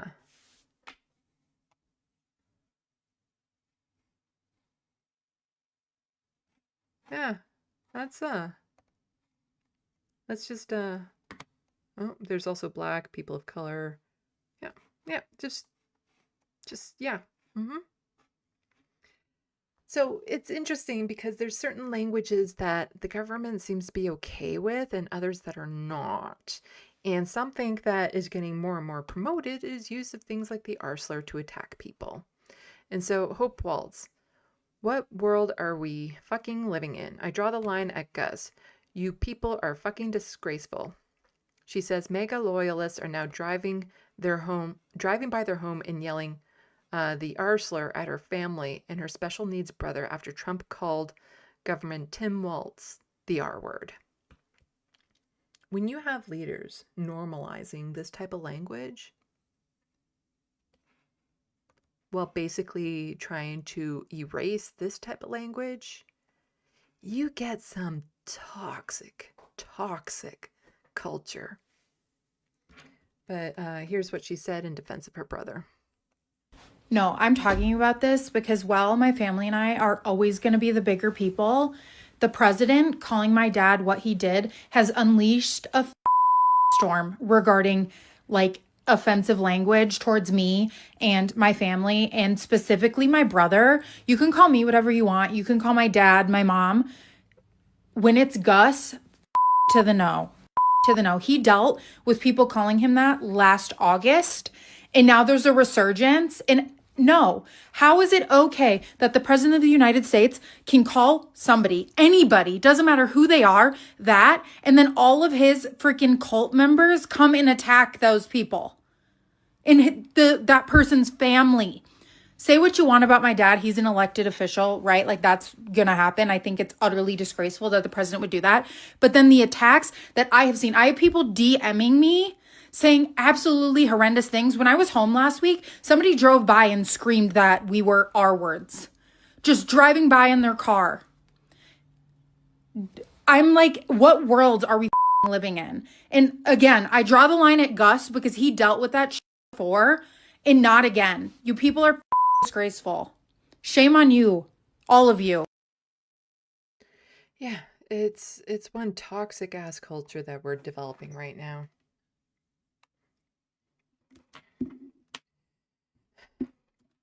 And speaking of AI and capitalism and how this all gets incorporated, there's things like this.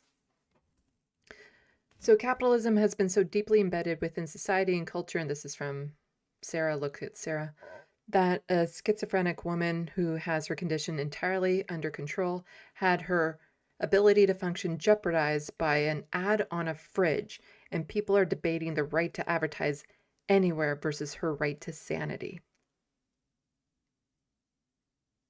So just imagine a moment that you have a new fridge, and it's a smart fridge. Now, the problem with all these smart devices is that means that's another way to advertise to you. Can't necessarily get an ad blocker on a fucking fridge.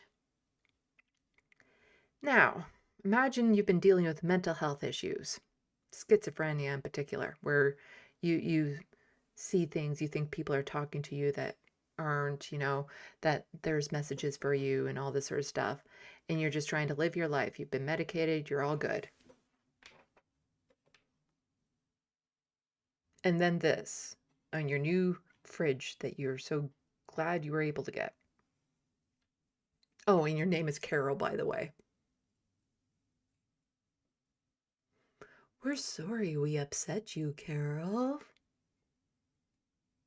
That was an ad for a new series on her TV. We're sorry we upset you, Carol. You really shouldn't be using names in these things. So she says, okay, I of course don't want schizophrenic women to need to check themselves into mental hospitals because of a TV ad, but like I've seen the ad now and I don't know, at some point you were kind of saying that ads shouldn't be allowed to use names in case someone thinks their TV is talking to them. And so this is the post that was written about it, and it's just talking about how the woman named Carol saw that ad and thought she was having a psychotic break, had to go and get her medications adjusted and see her doctors and all this sort of stuff. And then I think it's her sister. Yeah, her sister saw the ad somewhere else. And so she showed her sister the ad like on her phone, and her sister's like, yeah, that's what my fridge was saying to me. Yeah. So it's just when we start seeing advertisements in places we're not supposed to be seeing them, this is some, oh, scary shit.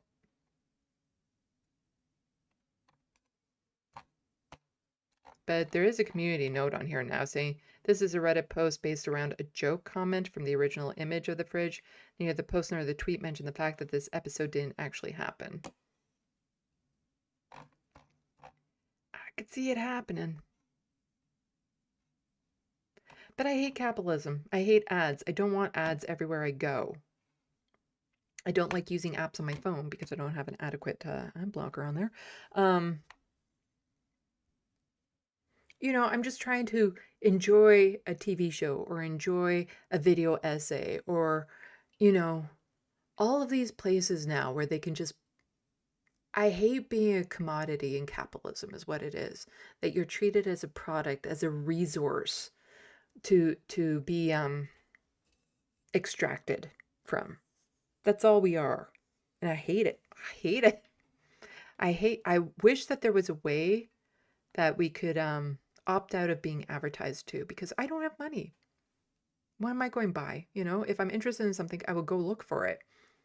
Like on Amazon, I went to look for some nightshirts and I found a bunch of them. I went to like the cheapest option and I'm like, oh, okay. These are like 5 new nightshirts that I can get. And then I look at it and it's like $73 in fucking shipping. I'm like, what the fuck? Because now in Amazon, you're not necessarily being shipped from Amazon. So I canceled. I didn't go through with the order, obviously, because I'm not paying more in shipping than I was in the nightshirts. So you can order from, I was ordering these nightshirts, but some were being shipped from very far away locations type thing. And it's like, so other places are now advertising on Amazon that's not using the Amazon warehouse. So you can get things shipped to you that aren't from Amazon. So then the shipping costs are just outrageous. And I'm like,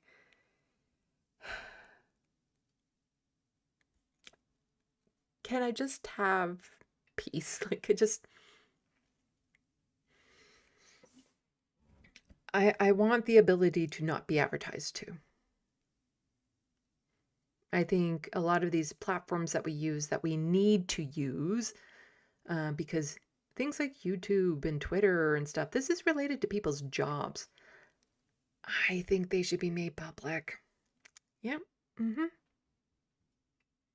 If it's so ingrained with what we do to get by, things like Facebook and Google and all the things that Google is connected to, I think it should be public. I don't think that they should be for-profit platforms, because we are building our societies around it, and we're just resources to them to be extracted from. And I hate it. I just hate it. Anyway, this was the last little thing I just wanted to touch on. So Nora Leto was just saying, because somebody was saying abolish cover letters, and Nora Letta was, I hire a lot, and honestly the only thing I read is the cover letter. Tell me something. Why do you want this job? What will you do with it? I don't care where you went to school. Show me some life. Now, you see, I would often do very good on my resumes. I would tank at the job interviews because of things like this. Somebody saying, I want the job because I'm hungry and I want to eat food this week, LOL. But something tells me that won't work for a cover letter despite being the primary reason people want jobs. Yes. And now a lot of those cover letters are AI anyway. I would tank in an interview because, you know, maybe I wanted to get a job at the Tim Hortons that's down the street from me. And so like, why do you want this job? Well, it's convenient for me. And so basically, you're supposed to lie during job interviews. Like, that's an actual thing. You're supposed to lie during them, but I don't know which lies you're supposed to tell. And you can't be honest, apparently, because if I just say, oh yeah, this is very convenient for me, it's just down the street from me, so it works out well, they'll look at me cross-eyed, like, you're not supposed to say that. You're supposed to tell us how much you love the company. And it's like, no, no, no. If you give me a job with stable hours and a good paycheck and it's not a toxic environment, I will show up. I will do my job. I will do it well. I will be reliable. You know, you're not going to have to worry about me. That's what you get. But they don't like those answers. And so I do run into that problem a lot. Anyway, whew, yeah, it's only been 6 hours.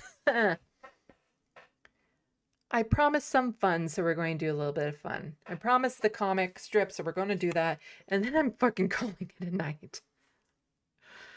Oh, it's tired. I'm tired. I still need to eat dinner. Luckily, I have leftovers that are yummy. What the fuck are you people doing still watching me?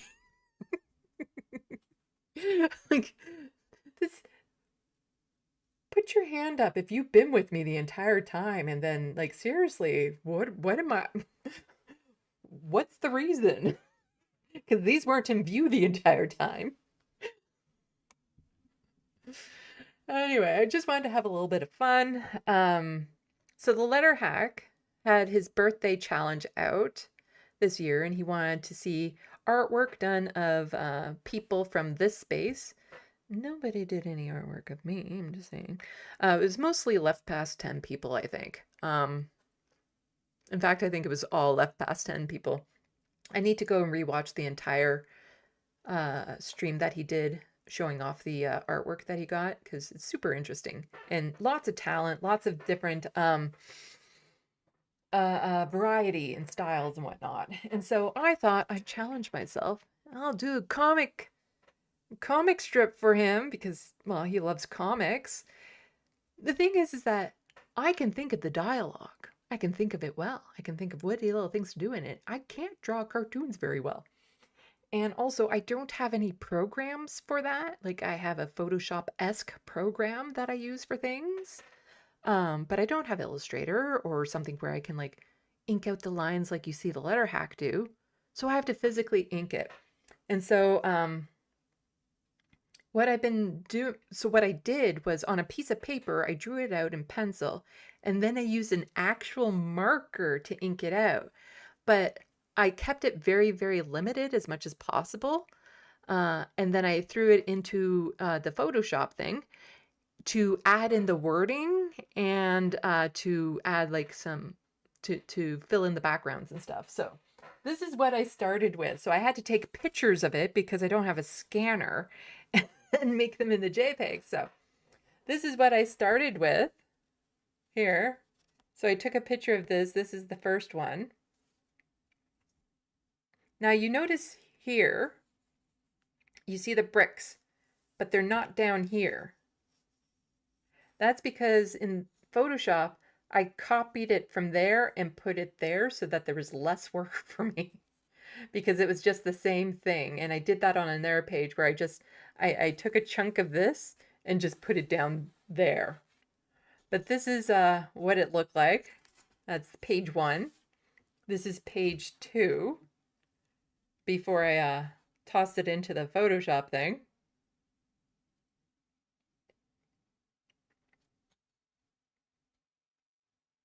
And I was trying to think really hard, like what kind of symbol to do for the letter hack. And I just figured, okay, headphones and the mic, because that's what you always see with him. And then this is page 3. And again, you don't see the brick roof here because it just got copied and pasted over. And so there we go. And then this is what it ended up looking like. So again, that's the first page. So that's this one here. Oops, let's do that.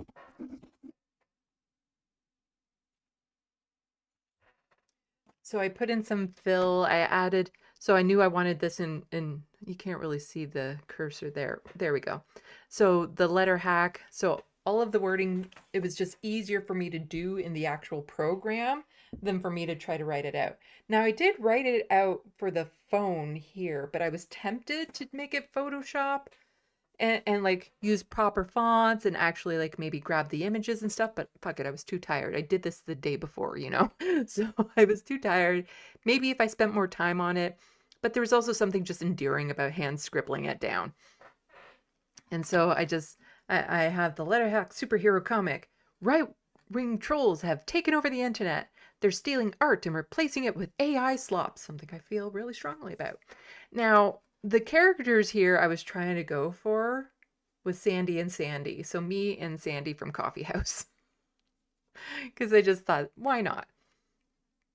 I think you might be able to get that this is me only because of the squiggly hair, but that's about it. But this could be any random person, really. So then here's the one character, me, saying, "It's time to light the signal. Have things really gotten that bad?" They have. We need the letter hack. Is he on the Signal app? He is. And then this is the Signal app on the phone, because of course. Now, there were some things that I wanted to add, but then I was just trying to condense it because I didn't want it to be too long. But on the Signal app here, because of course on the phone, you have the search bar. So I put in the letter hack, but then the number one search would be Batman with the little Batman symbol, Superman, Sam Cedar with Pause It. So Pause It would have been up in the spotlight. Antifa, asteroid, because sometimes you just want the fucking asteroid to come. You know, like that's all you want. You just want the asteroid to come and take care of things. And so then this is page 2.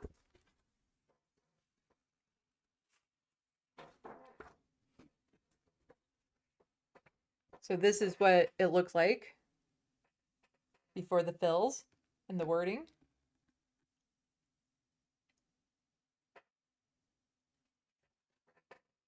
And so you can see here, the phone app is actually supplying the spotlight.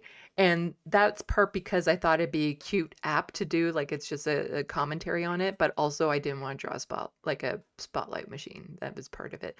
But I finally figured, no. If it's going to be an app. It's going to be an app and you're going to be able to broadcast it from your phone because of course. And here's the character saying, it said his weapon is a pencil or whatever program he happens to get a discount on. He's the quickest draw in all the land. Yes, think Western. That's what I was thinking when I was doing that, you know, the draw with Western. But it's a double meaning, you know. It's like that. So capable of mocking the enemy in mere minutes. And then there's the Anna Asparagus picture that he drew. And then he can reactivate the joy of art in the most dispirited person. And so there's the drawing I did of myself. I was thinking of like putting a drawing of my cat or even Sam Cedar or something, but I thought, no. It has to be related to me because I was that dispirited person that he reactivated the joy of art in. And so I figured I would just put a little image of the drawing that I did of me in it. And here we have his dad jokes cause people to facepalm themselves unconscious. And then this is the last page, which again, it looked like this.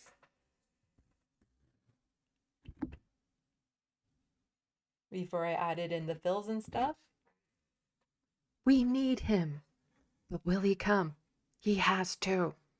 On the left, for those of you who don't know, for phase 1 at least, MCU, I've seen all the movies a million times. And so they're in Captain America Winter Soldier, when Captain America meets his buddy, he says on your left because he's passing him jogging, and then that becomes a phrase, on your left. It's in the big finale, on your left. It's a thing. And so I just changed the wording slightly to be like on the left, because he's part of the political left. Huh? Get it? I really over-explained that. And then this is the letter hack, just saying, hey, with his Adidas, but I didn't want to fill it in black because then it might be difficult to recognize what it was and stuff. And then here's me being very sarcastic. Honestly, I was expecting something more MCU, Marvel Cinematic Universe. So I was expecting like a real superhero, not some average guy like you. And then I wanted to put more here, but again, there's only so much work I wanted to do. So he says, fascists destroy art because they fear it. Pencils up, keep creating. Art is how we defeat evil. That was supposed to be tyranny, but since I made the word bubbles before I put the print in it, I didn't space it well. And so that was some issues that I was having with spacing the wording in there so that they would fit properly. So this was supposed to be tyrants, but the word was too long, so I had to switch it to evil. But yeah, that's just, I thought it was cute. Here's the originals.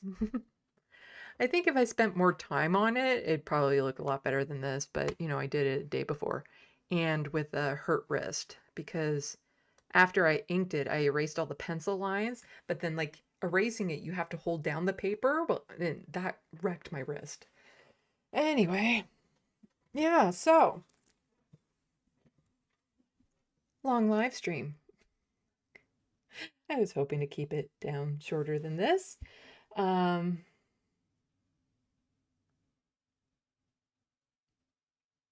Just checking the SandBox.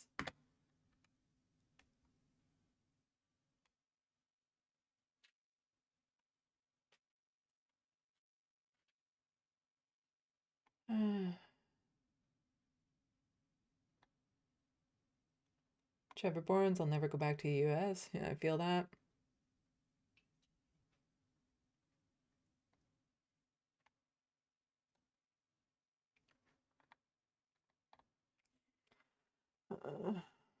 Looney Tunes, goddamn, she's absolutely right. Using the R word is unfucking acceptable. Ethan Dark, I hate the idea of my refrigerator showing me ads. Hate it.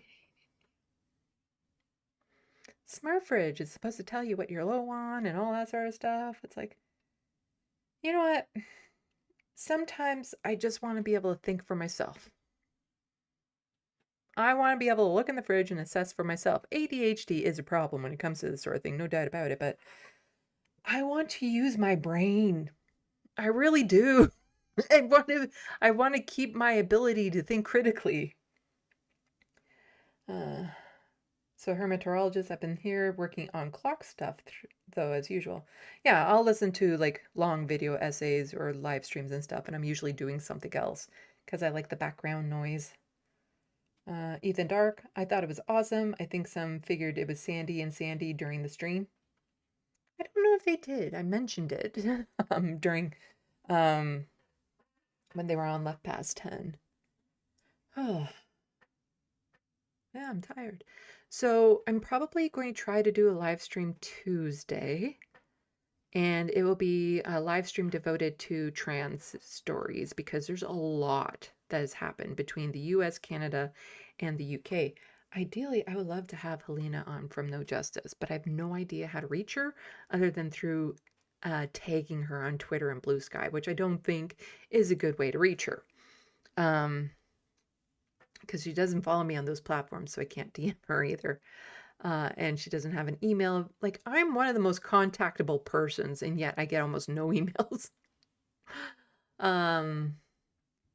So there's that. Then there will be this space on Wednesday, and I have a whole bunch of AI-related stories. I think that's just going to be like my AI rant spot. Like just AI-related stories that I'm going to be ranting about on Wednesday for this space. And then my next news live stream will be on Sunday, probably. But now that things have kind of wind down with Frodo, with me and my wrist and things, there's a few things that I just need to get done around the place, but I really do want to focus on my TYT essays. And December is an ideal month for it because things do quiet down. So I should be able to get a good amount of work on it. It's the ADHD thing. Like it's done in bursts. And so suddenly there will be like a week where I put like 60 hours into it, And maybe that's all it needs. I don't know. But they don't shut up. And so there are clips I'm like, oh, okay, I'll need to add that. Like when Anna was on Bill Maher. Oh my God, I hate that. Here's Bill Maher talking about trans women in locker rooms and how dangerous that is. First of all, implying that all trans women are predators, but then they'll say, oh, no, that's not what we're saying. We're saying that it just means that cis men so all cis men are predators. Okay, gotcha. Coming from a man who had 2 girls, and I mean girls, children, what were they, like 8, 10 years old, sitting in that room with him with all of his alcohol out, and he was talking to them about a porn star. I'd feel a lot safer with children around trans women than I would with Bill Maher. I'm just saying.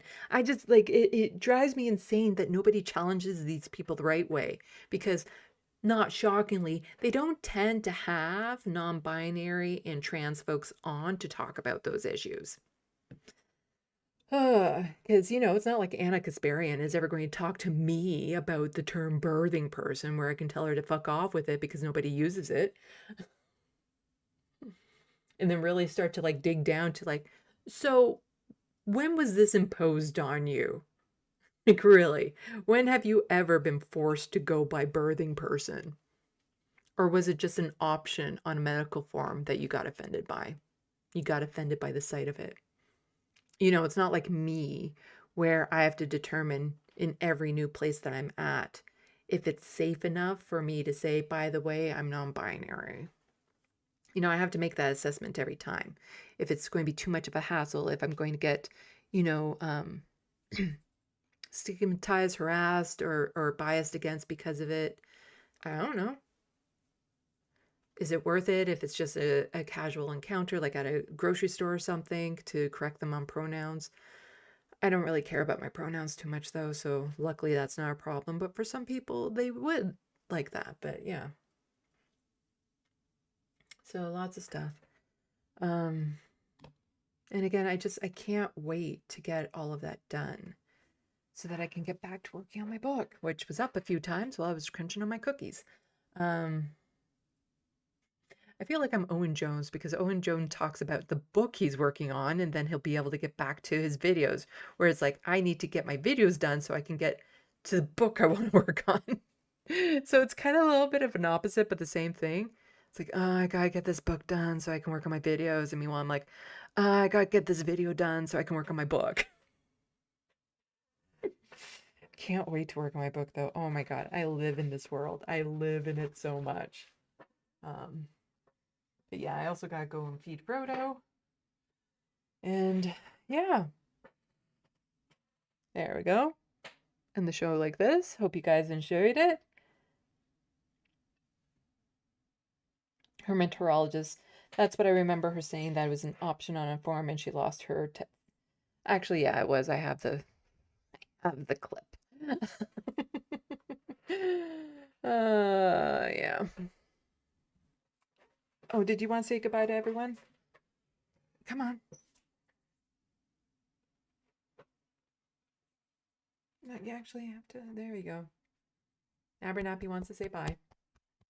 So yeah, all these socials here. Please, if you have not seen the videos that I posted recently, the interviews with Tony and Tennille, please go check them out. They're doing shit. Like they're not doing great. They deserve much better. They're good interviews. as well as my interview with Dr. Mark Allen Derry. It was a really good interview. 70 views maybe by this point.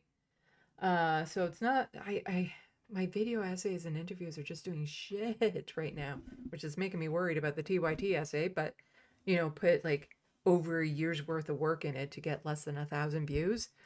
It's going to be painful, but, you know, at this point, it's getting done. It's just getting done because I want it off my plate. I've been promising it to you for too long. There we go. There we go. Kitty. Cool kitty. Cool kitty. Oh. I can't pick him up right now because he's too heavy and it hurts my wrist. Yeah, so I think that's it. Thank you everyone for coming out. Thank you mods. Thank you for people who have supported me financially through becoming a member, a patron, purchasing something off my wish list. All of that is extremely helpful and I appreciate you so much. Yeah, I think that's it. Oh. Say bye, kitty. Bye, kitty. Bye, kitty. Bye, kitty. Whoa. There we go. Come on. See, I can't lift him with my left hand. I have to lift him with my right hand. There we go. There we go. There we go. Salut. À la prochaine. Thank you for watching and stay tuned. I'm Sandy. This is Dapper Nappy. Wishing your tomorrow is better than your today. What's so cute? What's so cute?